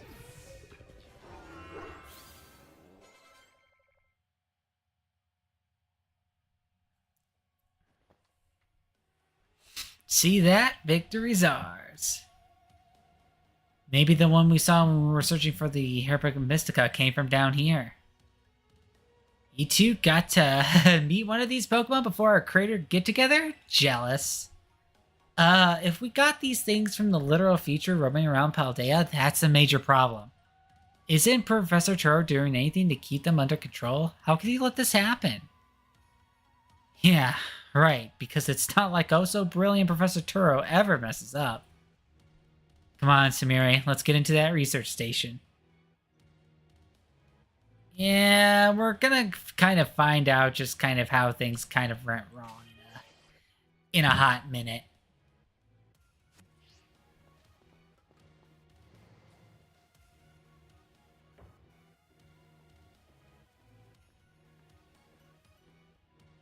And made it to station number 3. How are we doing after all that walking and battling and whatnot? Anyone need a rest? Feeling rough, Penny? No, it's not that. I've just been thinking ever since the professor mentioned that time machine. The Pokemon here in Area Zero came to our time from the future, right? So what about Miraidon? Isn't it pretty likely that it's also one of those future Pokemon?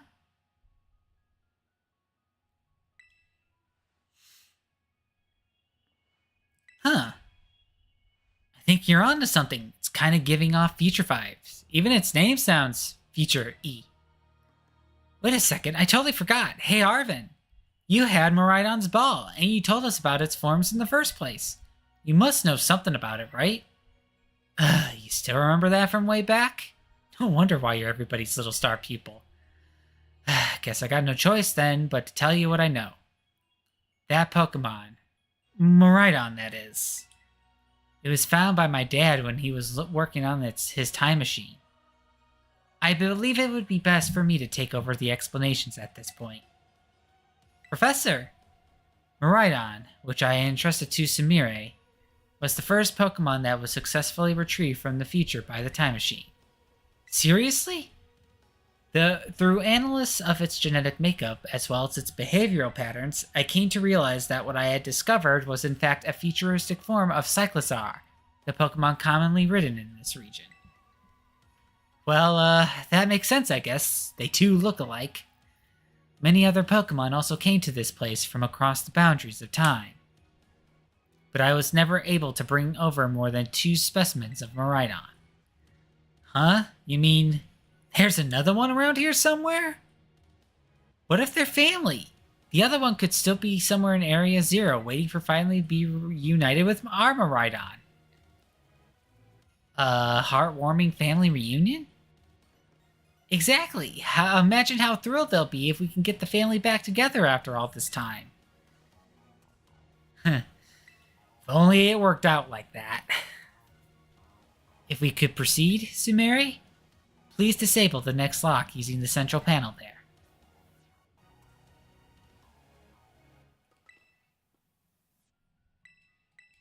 Alright, that's number 3. Well done. Only one remains now. Please continue on to the final research station.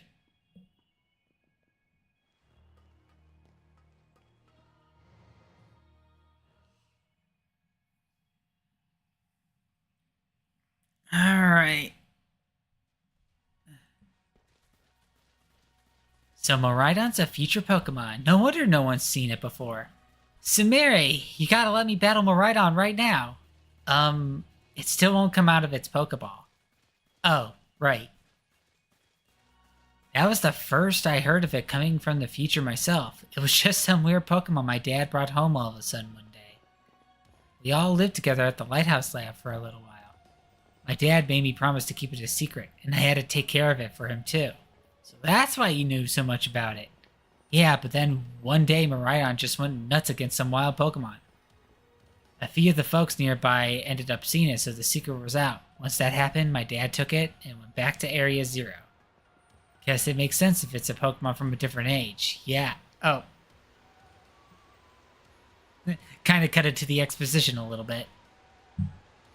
Also, yes, we are starting to see some of those Paradox Pokemon out and about in the wild. You can catch them, but we're not going to focus on that for the moment.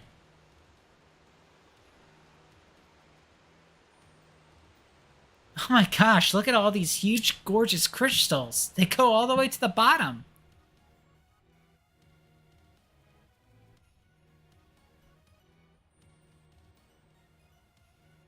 One slip and we can kiss our short lives goodbye. Oh, good call. Watch your step. The professor's down there somewhere, waiting for us. And that's fine. Totally fine. Alright, team. Watch yourselves and let's get to the bottom of this thing. This place looks unreal. Maybe there really is treasure down here like the story says. Yeah, this place is like something from a whole other world. Makes you feel like maybe you already died and went somewhere. Is it just me, or do the crystal hears give off the same glow as when Pokemon terrestrialize? There's gotta be some sort of connection. Only one way to find out. Come on, everybody, let's keep moving. Gotta go all the way down.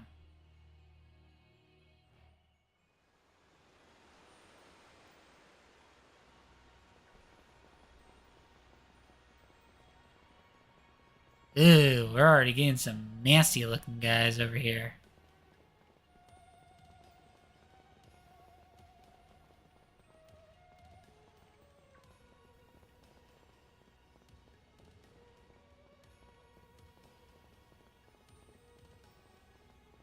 So Miraidon came to our age through the time machine. Then it lived here a while with the professor along with another one of its kind? That seems to be the story. So, we brought it back home, kind of. Or to its second home, at least. I guess this place should be familiar to it, sure. Aw, that's great. A chance to unwind and bask in the first... Yeah. The thing is that we gotta kind of figure out why the hell is it getting kind of scared ever since we were here.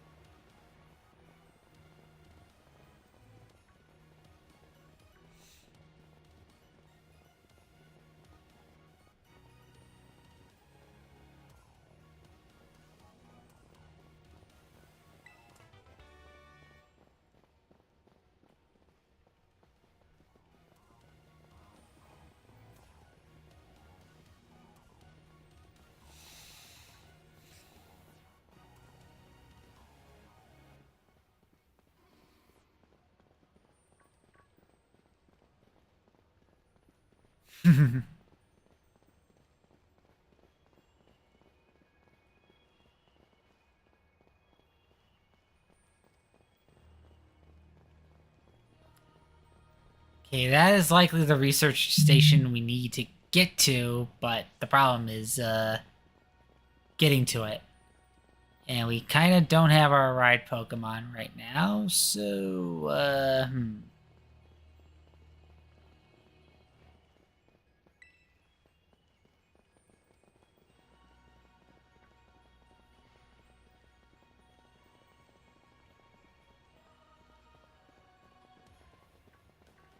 kind of sucks, because, yeah, you would think you'd be able to go here, but nope.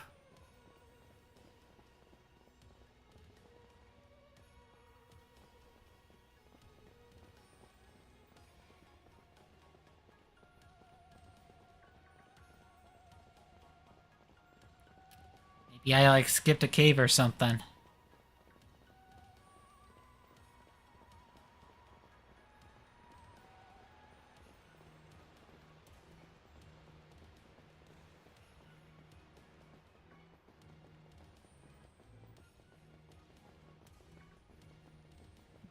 There we go. Now we might be in the right direction.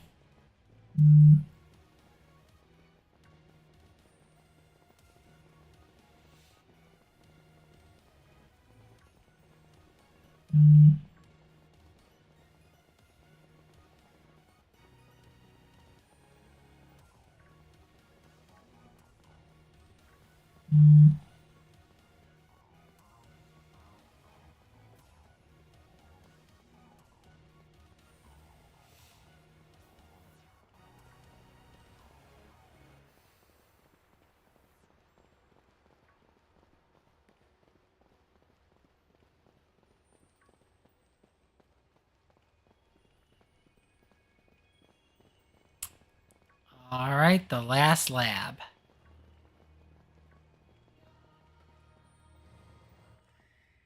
And, well, this is where things kind of really start getting out of whack.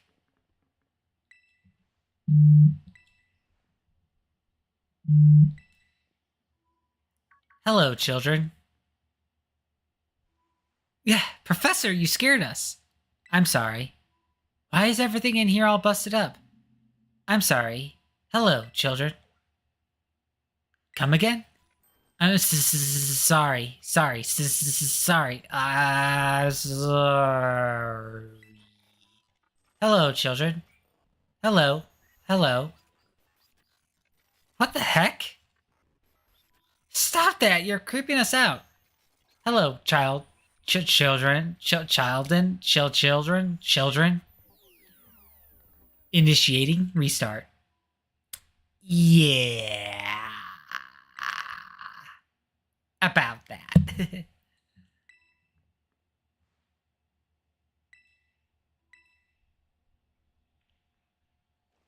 That's kind of a dead giveaway that we may not exactly be talking to the professor. All locks disabled. Hello. Can you hear me now? Please forgive my previous transmission. There seems to be some signal interference. Yeah, signal interference. The locks have all been disabled at last. Please make your way now to the Zero Lab, which lies at the very bottom of Area Zero.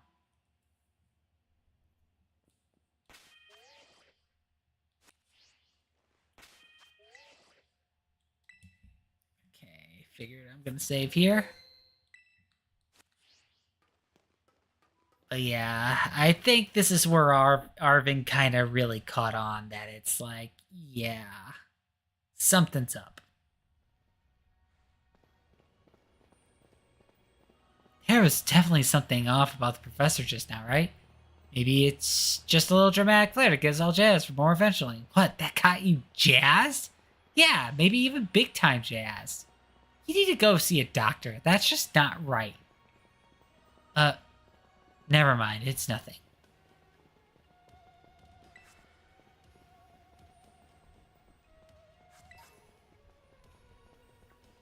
But yeah, we're gonna get into quite a few Pokemon battles once we reach the bottom.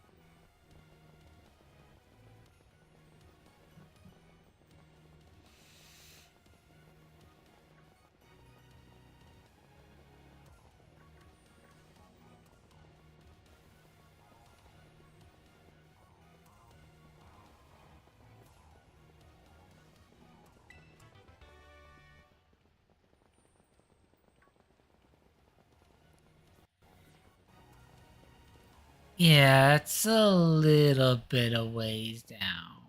Okay. There we go.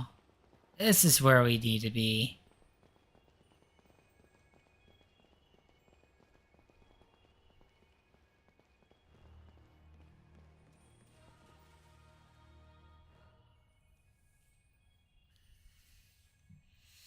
Yep, that big crystalline structure in there is the lab at the deepest part of Area Zero. Have we finally reached the deepest part? We made it! Ready to see if those legends of treasure down here are for real? Yeah, right. That's just fluff they write to fill the textbooks. Well, there goes our phone. Hello, children. You've done well to make it here. The structure you see before you is the Zero Lab. That's where you are, right, Professor? But wait, why does the whole place look like it's being swallowed up by crystals? The crystal here in Area Zero possess a peculiar energy. This energy can alter the function of living things and optimize the performance of machinery. It's the same energy that allows Pokemon to terrestrialize. So the entire building's been terrestrialized? Is that what you're saying? Don't be silly, Arvin. The professor implied something important about Terra Orbs just now. They're made from the crystal heres in Area Zero, aren't they? Indeed, though not many know it. Since you have disabled all 4 locks, the gate to the Zero Lab should now open for you. But once you open the gate, you will quickly be confronted with the dangerous Pokemon inside. They'll likely make a break for freedom. With the 4 of you working together, you should be able to best them. Prepare yourselves well, then open the gate. You got me and Sumeri here. Doesn't matter what we're up against, we'll be fine. Well then, that puts all my worries to rest.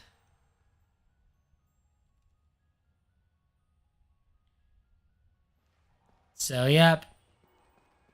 We're gonna be letting some Pokemon loose after we press the button.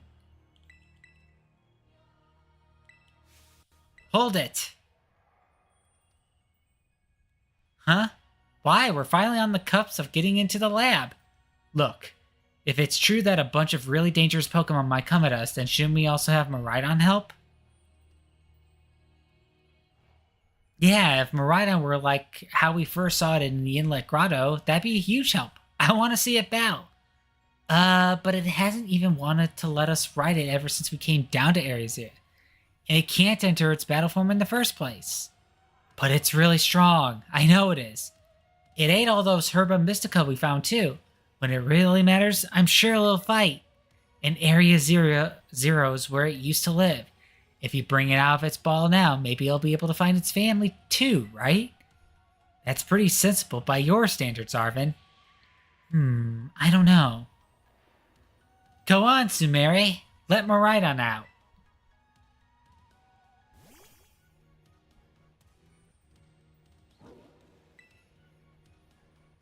Alright, come on, Sumeri. Now that we've got Miraidon ready, it's time to open that gate.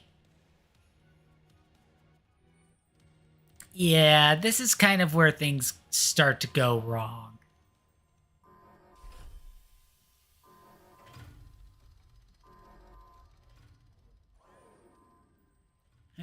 For starters, well...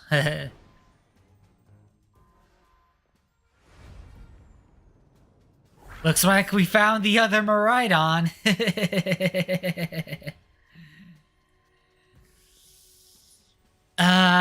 Yeah, about that family reunion.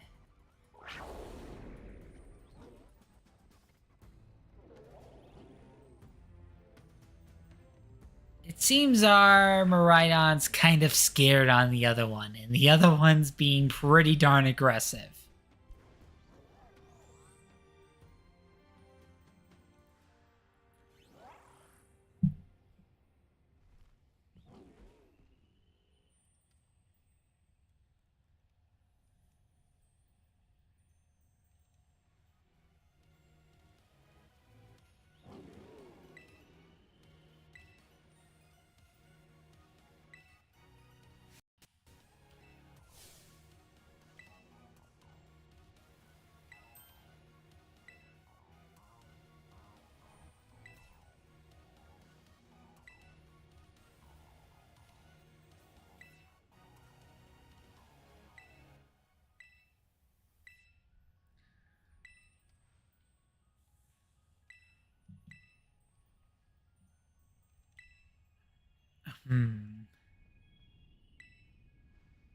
There they are.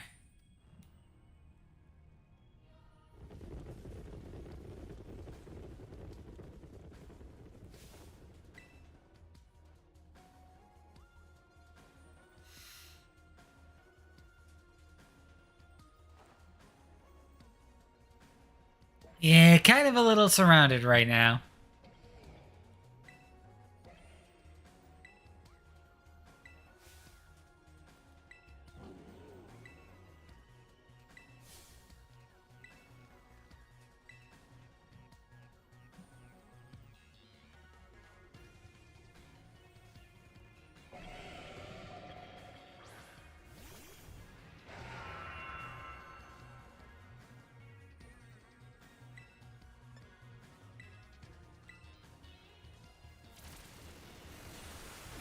All right, nice. Oh, snap.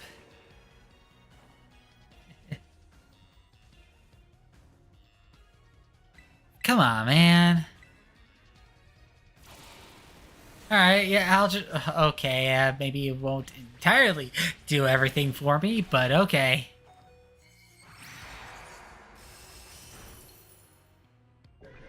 There we go.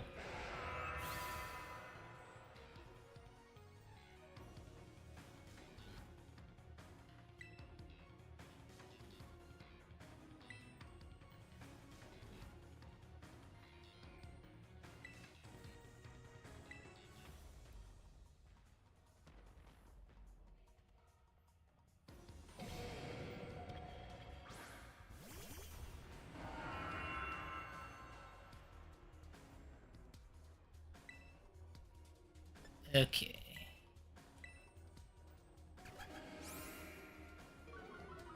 Okay, the baby doll eyes might actually be pretty helpful.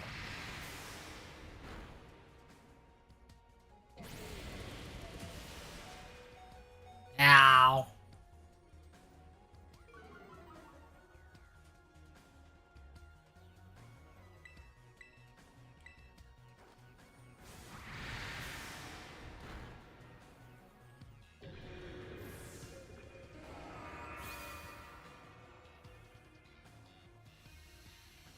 All right.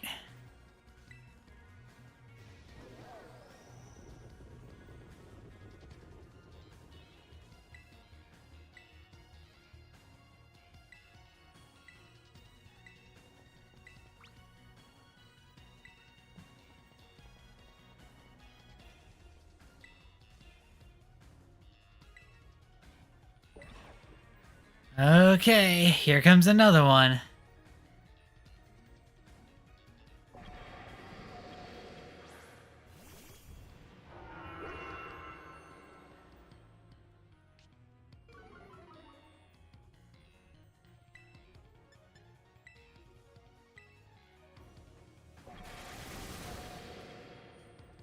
Alright, you cheeky little thing.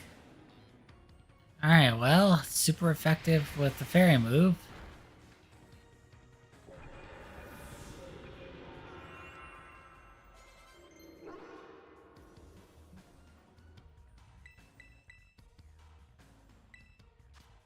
I think we're fine without Sword Dance for the time being.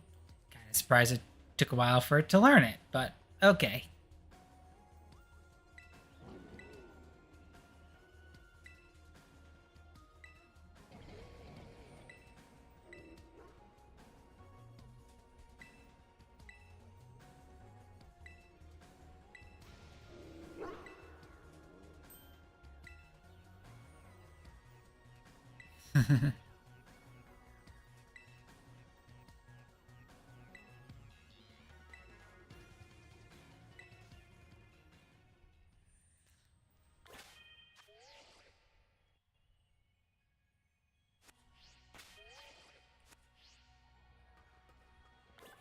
Alright, we're kind of heading near the end now.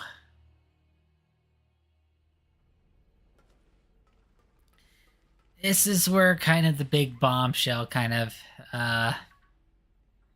happens. You know? At first glance, it kind of seems like we found Professor Turo.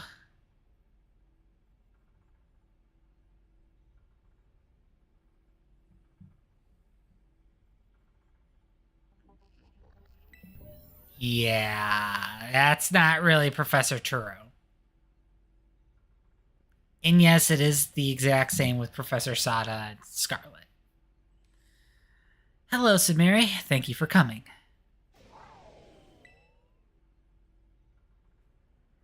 Is that the other Maridon? No. Back to your ball.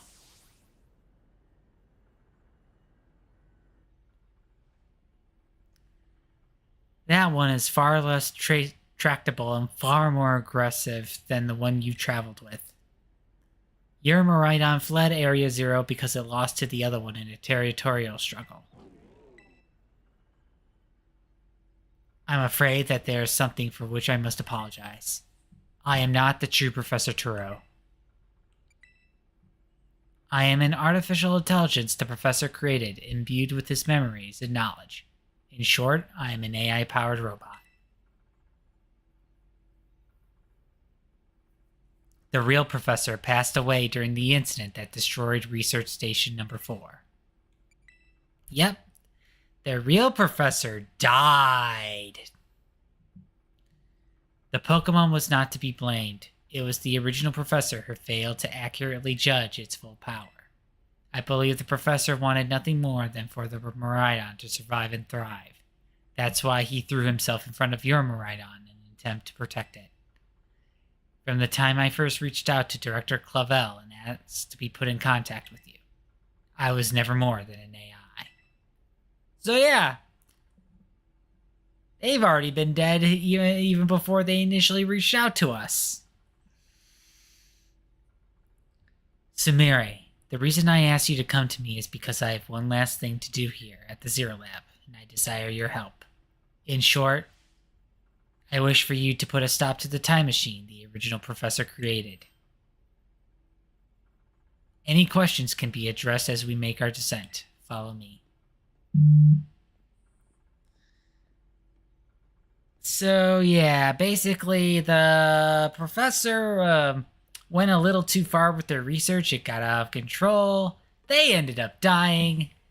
And now we kind of have to fix everything.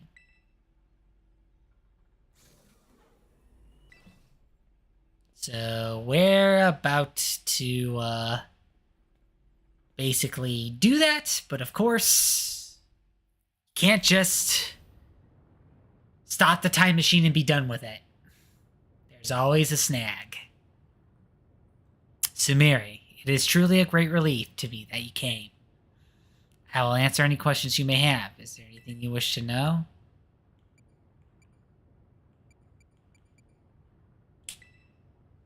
The time machine is a device that the original Professor and I worked on together.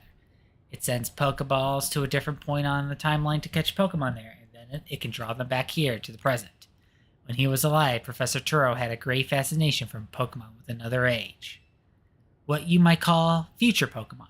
Even as we speak, the time machine continues to automatically draw future Pokemon to this time. Is there anything else you wish to ask?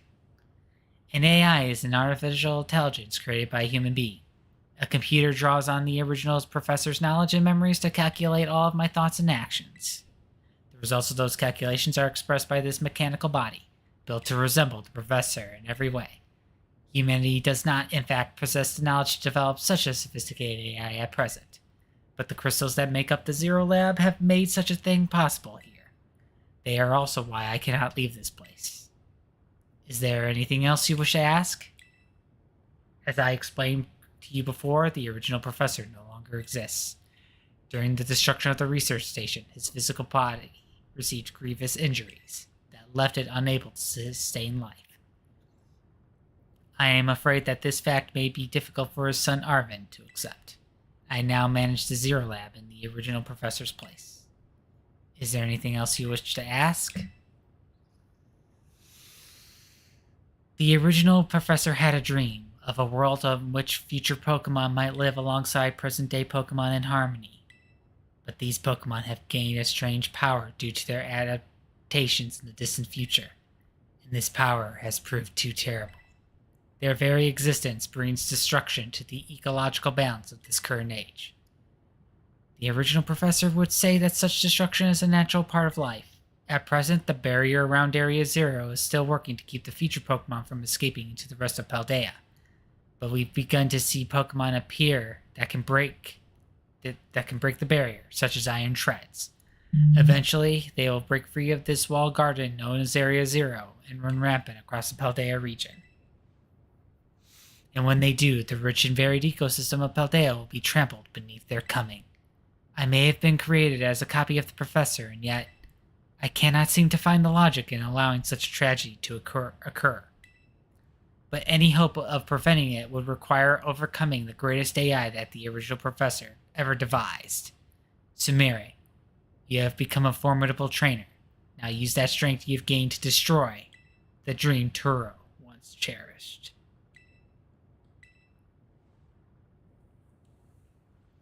I appreciate your willingness to help. We have reached the lowest level.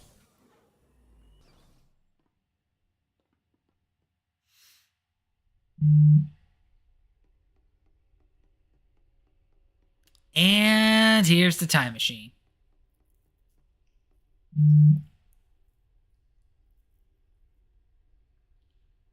Very sparkly.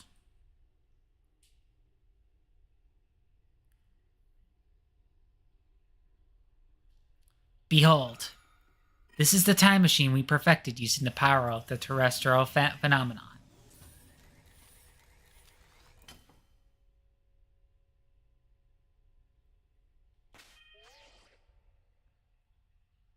All right.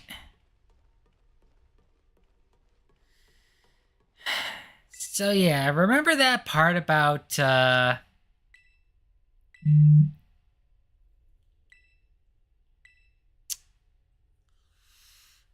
remember that part about nothing comes easy, including just simply stopping the time machine?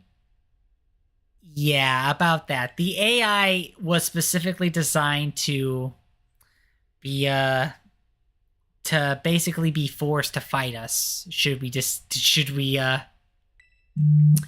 try to stop the machine?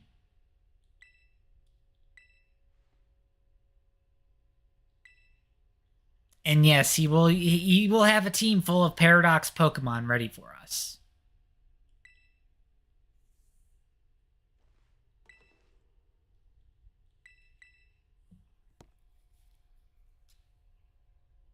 So yeah, even though the AI themselves don't want to fight us, they are specifically programmed to try to stop us should we try to turn the machine off.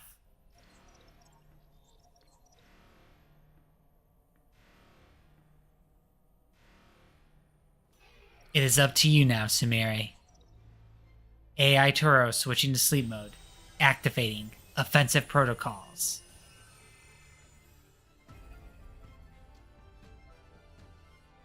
Please, defeat me.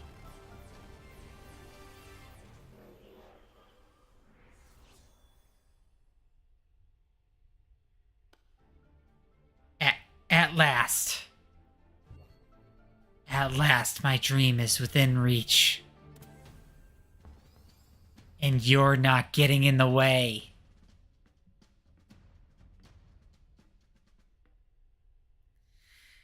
Yeah, needless to say, the original professor was incredibly obsessed with this. So yeah, AI Turo has initiated battle. Basically, it's being forced to fight.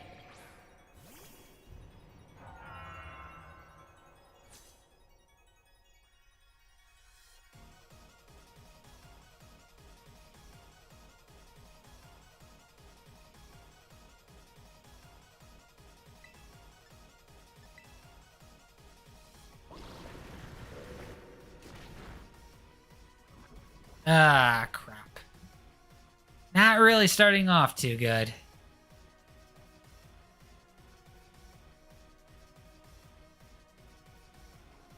Yeah, they're like speaking in like broken text and everything.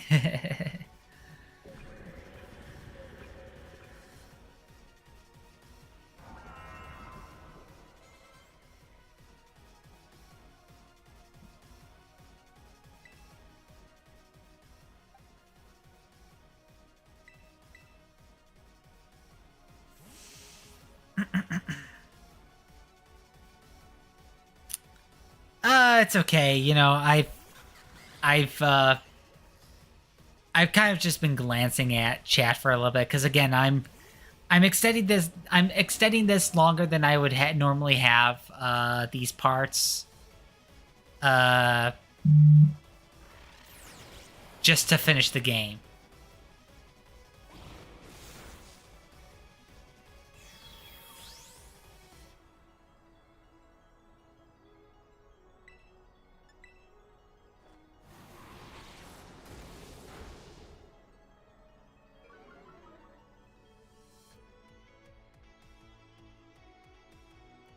Oh, nice.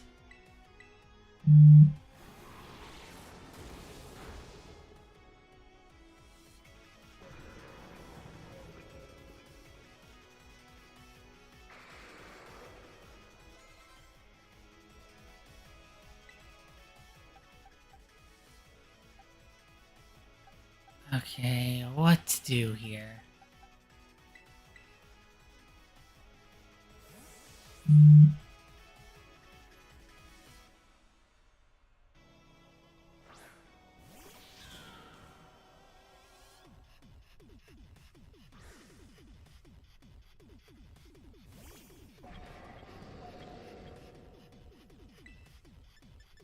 Okay, we know it's weak against fairy.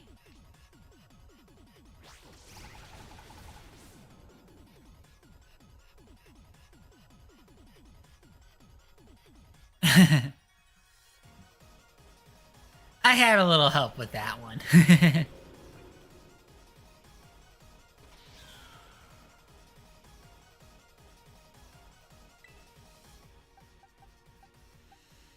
Hmm.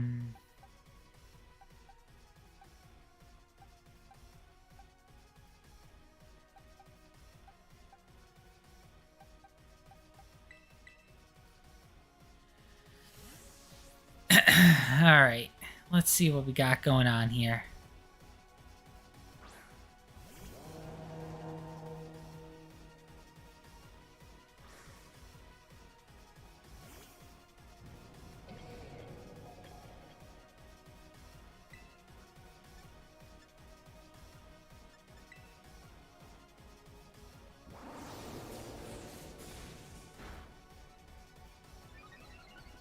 All right.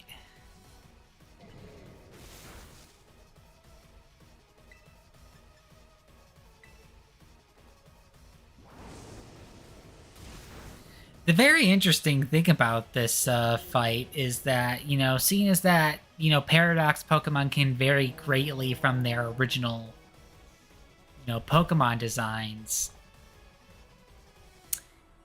you can really kind of struggle a little bit to see just kind of how what types that you would need to use, because it may not exactly reflect the types that you're used to facing. Oh crap.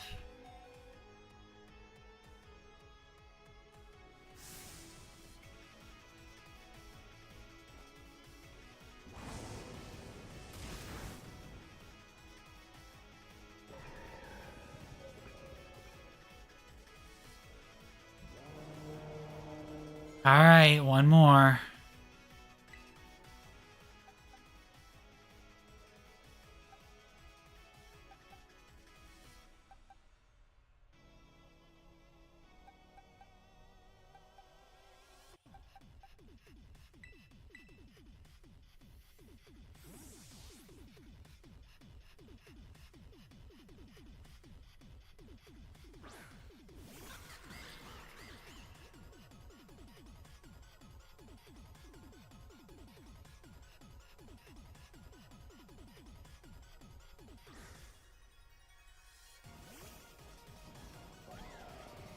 Yeah, this one is essentially fusing together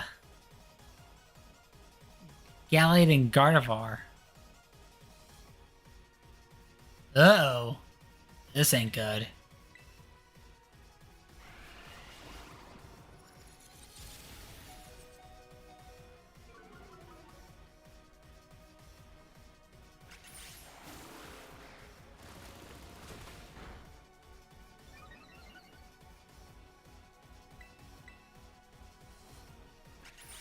Ooh, that might actually have saved me.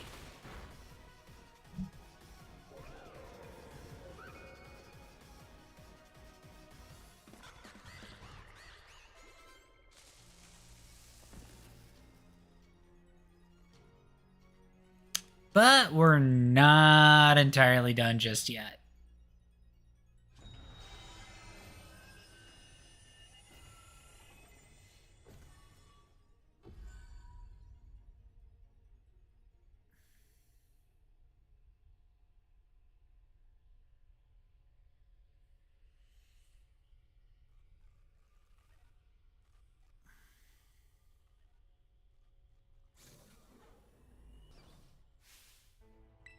Sumere!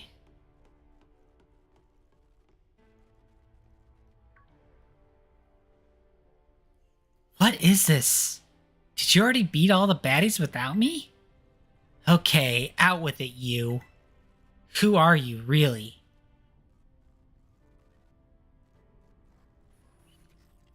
Thank you for everything.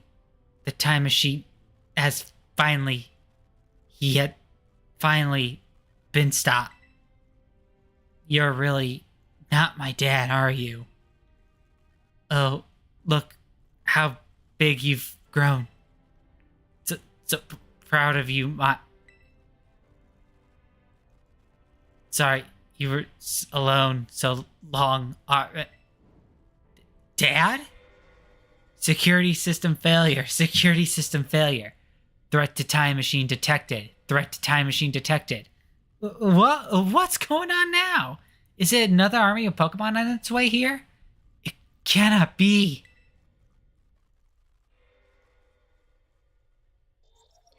An obstacle is preventing the time machine from performing as intended. Activating Paradise Protection Protocol to remove the offending obstacle. What was keeping the time machine running truly all the professor cared about? Locking all Pokeballs except those registered to Turo's ID. Wait, what? Programming initializing. Gathering terrestrial energy. I'm sorry, children. This is too much for you. You must run. Yeah. AI Turo disabled. Paradise Production Protocol initiated. So yeah, the damn thing even came with an override. Like a more extreme override.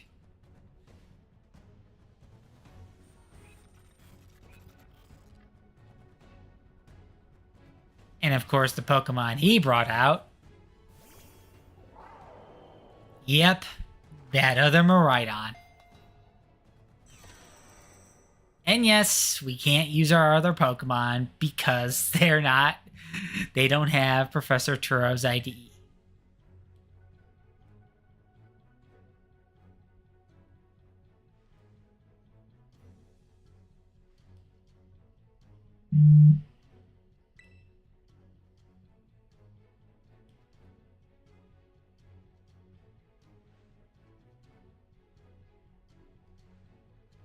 Yeah, give it a moment.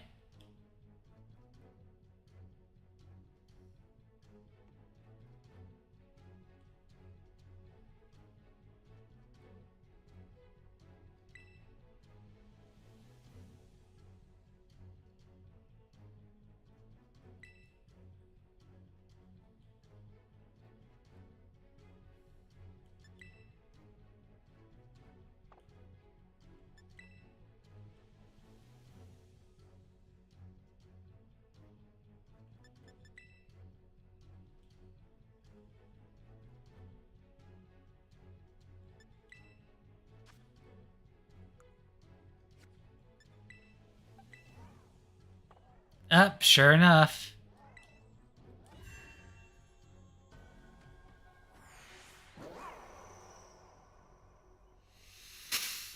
Yep, our own Miraidon is finally ready to fight.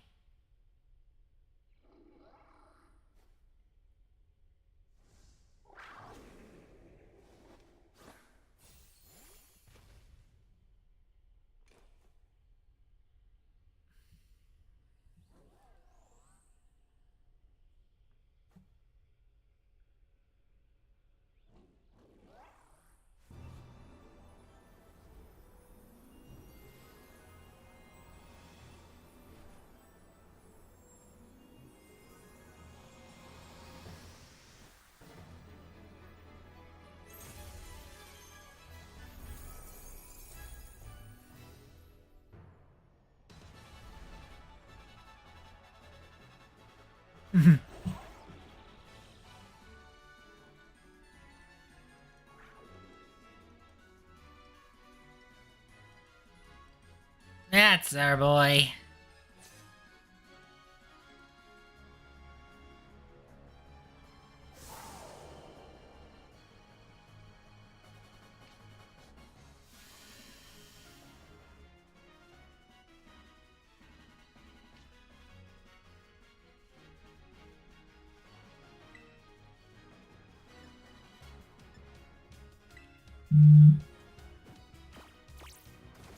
You jerk.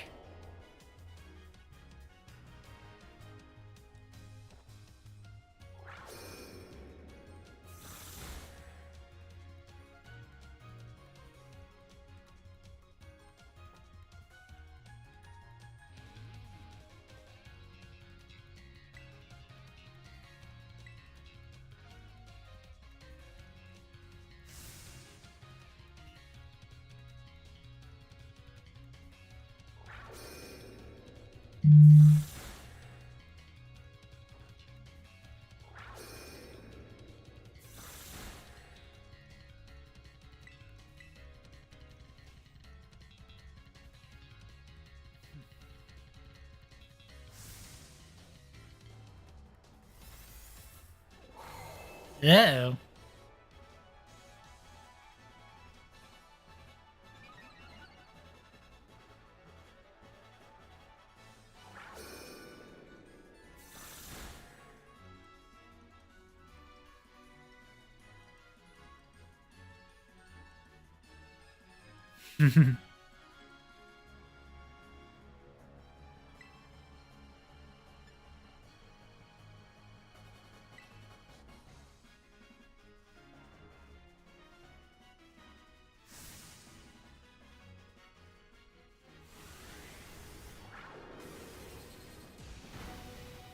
Oh.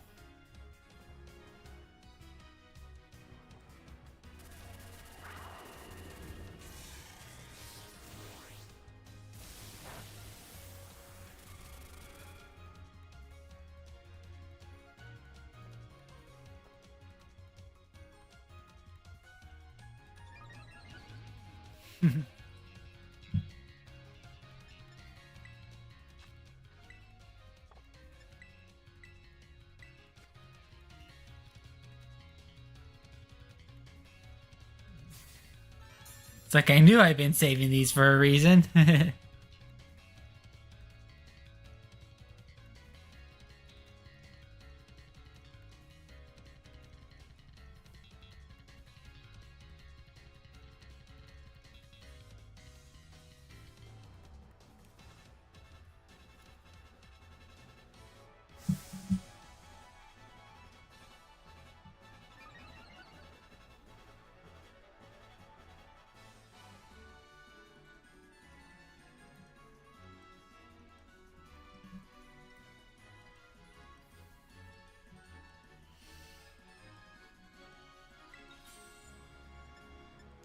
Alright. Oh yeah, that's right. We can terrestrialize now. Sorry, I thought I was like hearing something else.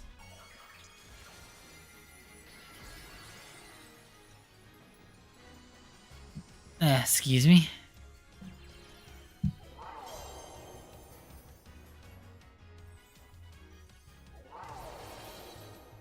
Alright, this should hopefully move things along.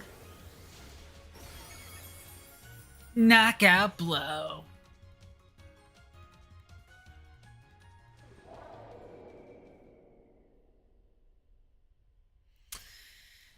Well, it took a while, but we're finally here. The end of Pokemon Violet. Well, the base game. we still got plenty left to go, but the main adventure is now done.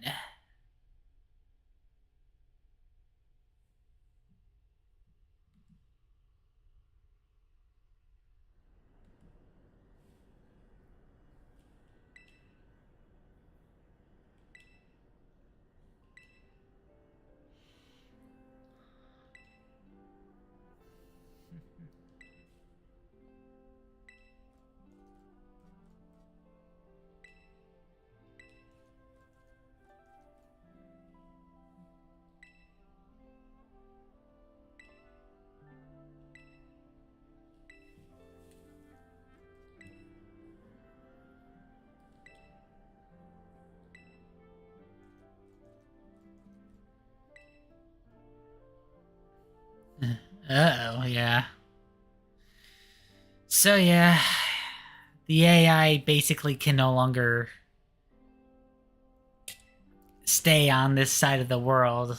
Otherwise, the time machine will constantly restart itself.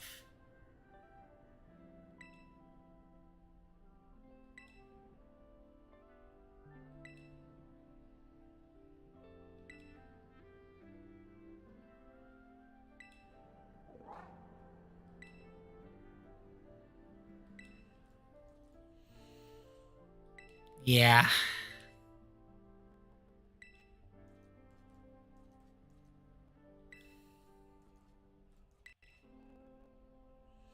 He's basically going to the other side, the future.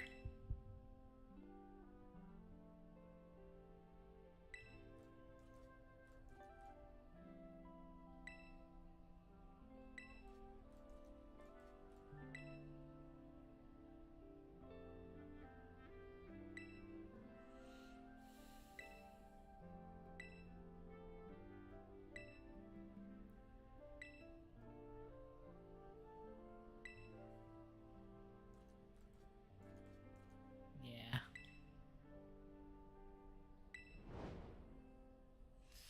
Yep. This is where Harvin completely lost his parent.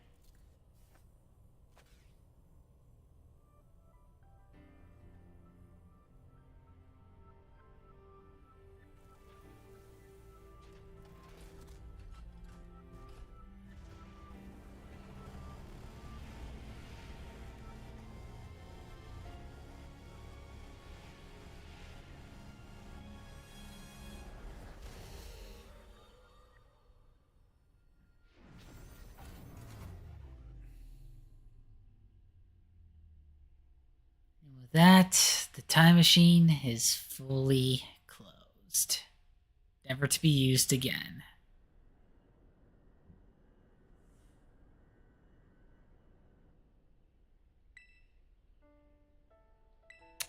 Eh, man, that poor guy.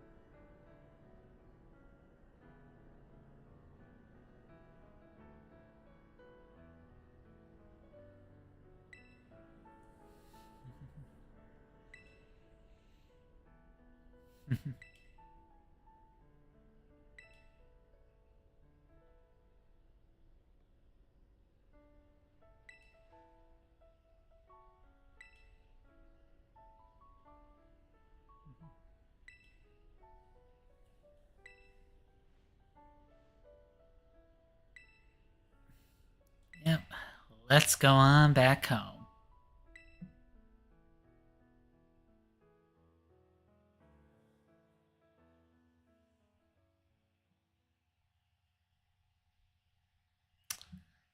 Kind of getting my my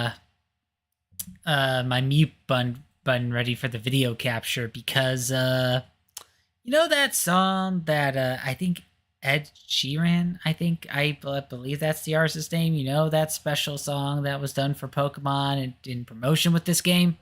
Yeah, that plays in the credits. So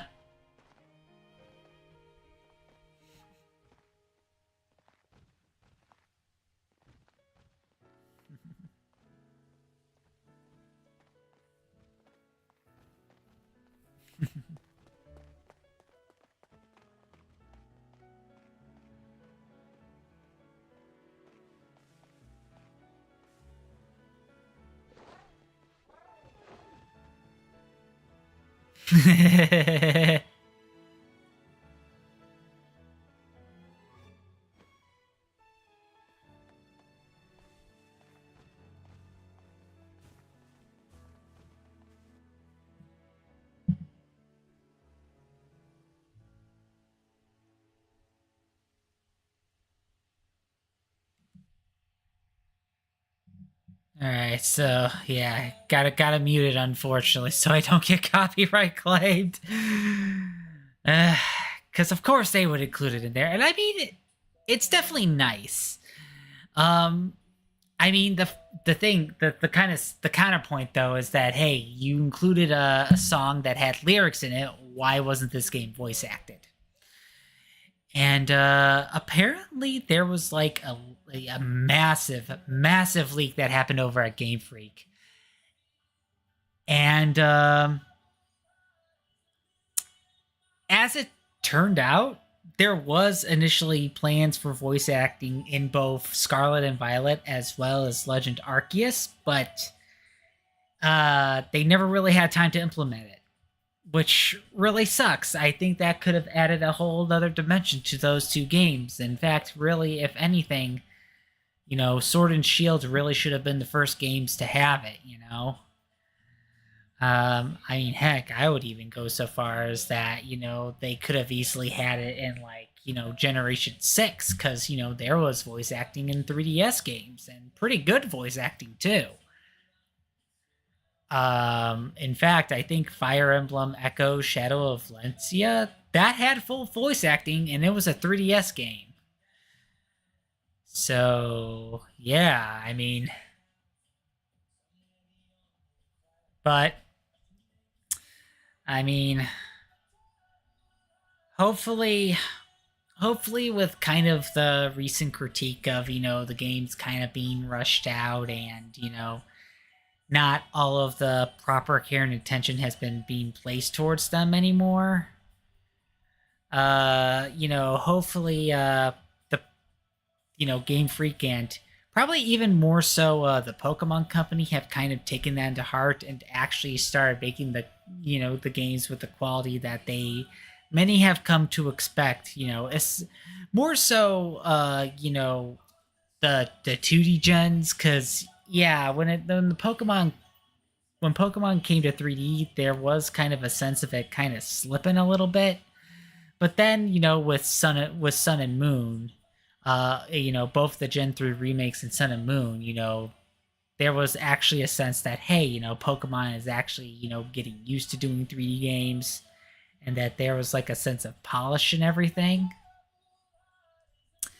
But yeah, and then from like Gen 8 onward, it was kind of a bit of a struggle, unfortunately. And it was, it seemed like the only game that got like a sense of what it wanted to accomplish was Pokemon Legends Arceus. Which in of itself is great and all, especially because now we're getting a new Pokemon Legends game on the way that focuses on the Kalos region during the formation of Luminose City. And Gen 6 really needed it too, because right now it only had X and Y. They didn't even get like a side game, a sequel game, or even an expansion. It just kind of, there was a lot more that could have been done with Kalos to put it lightly. But yeah, as far as Scarlet and Violet, it's like it is a good game. There's a lot of promise there. It's just the lack of polish ultimately hinders this game. And I think the fact that it came out on the same year as Legends Arceus didn't really help it in the slightest, and unfortunately,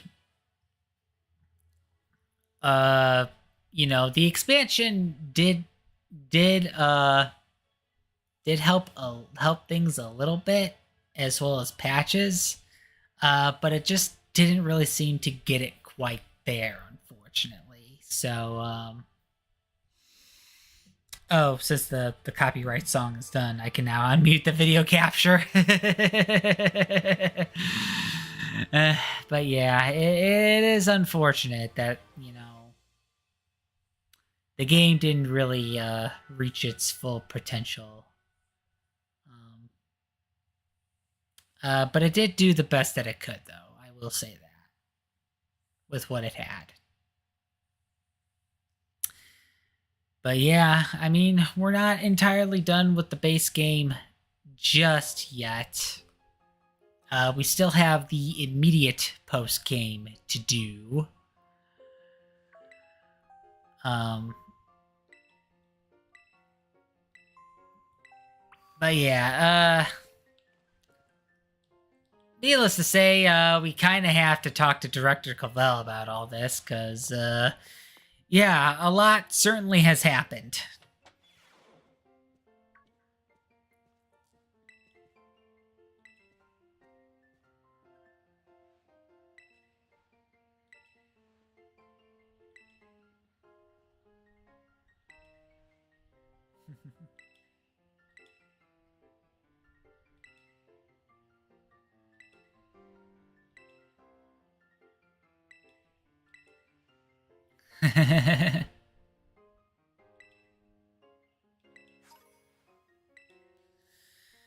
And of course, you know, the obligatory Master Ball.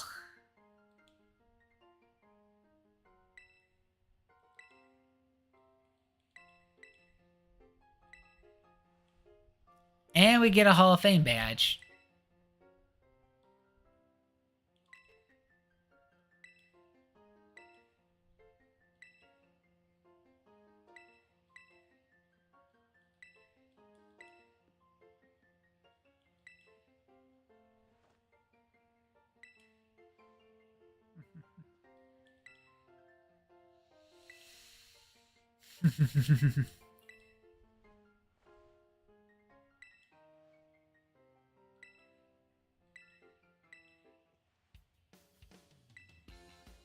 Of course.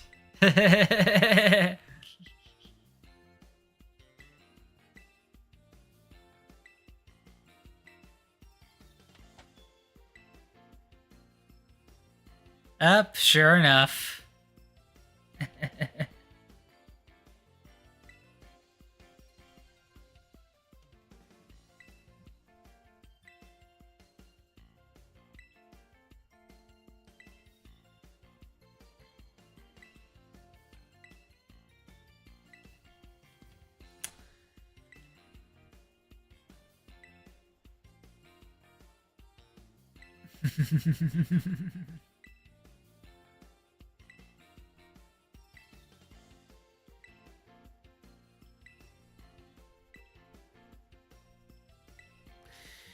So yeah, this is kind of the main thing that we're going to be doing in regards to post game. We're basically rematching the gym leaders with stronger teams.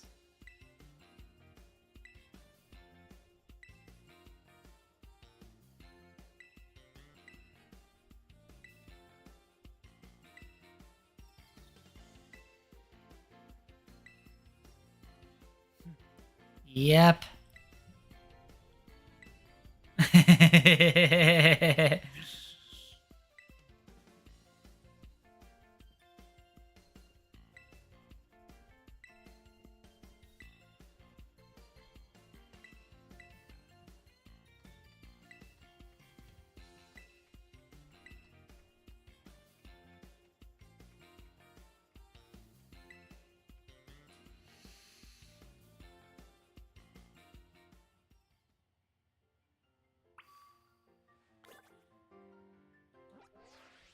So yeah, we're basically like doing all of the rematches and all that stuff. Plus, we can also rematch all of the Team Star guys at their respective bases. But that is all for next part. So, and depending on how, oh yeah, and we can have Maridon as part of our team now, which is cool.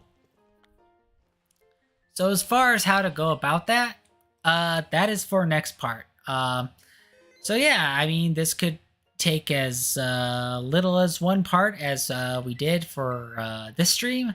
It could take as many as two, but we do not have much time left as far as the base game goes before we hit that expansion. So But as of right now, the main story is completed. Thank you everyone for sticking with me and definitely being patient through it all. You know, this was basically 10 months in the making, you know, nearly 11. Almost a full year. So uh you know, probably going to be over a year, a little bit over a year once we included the expansion and try to get all of that stuff done. But for the time being, that is it for tonight. I hope all of you have yourselves a wonderful evening. Until next time, hopefully sooner rather than later, and take care.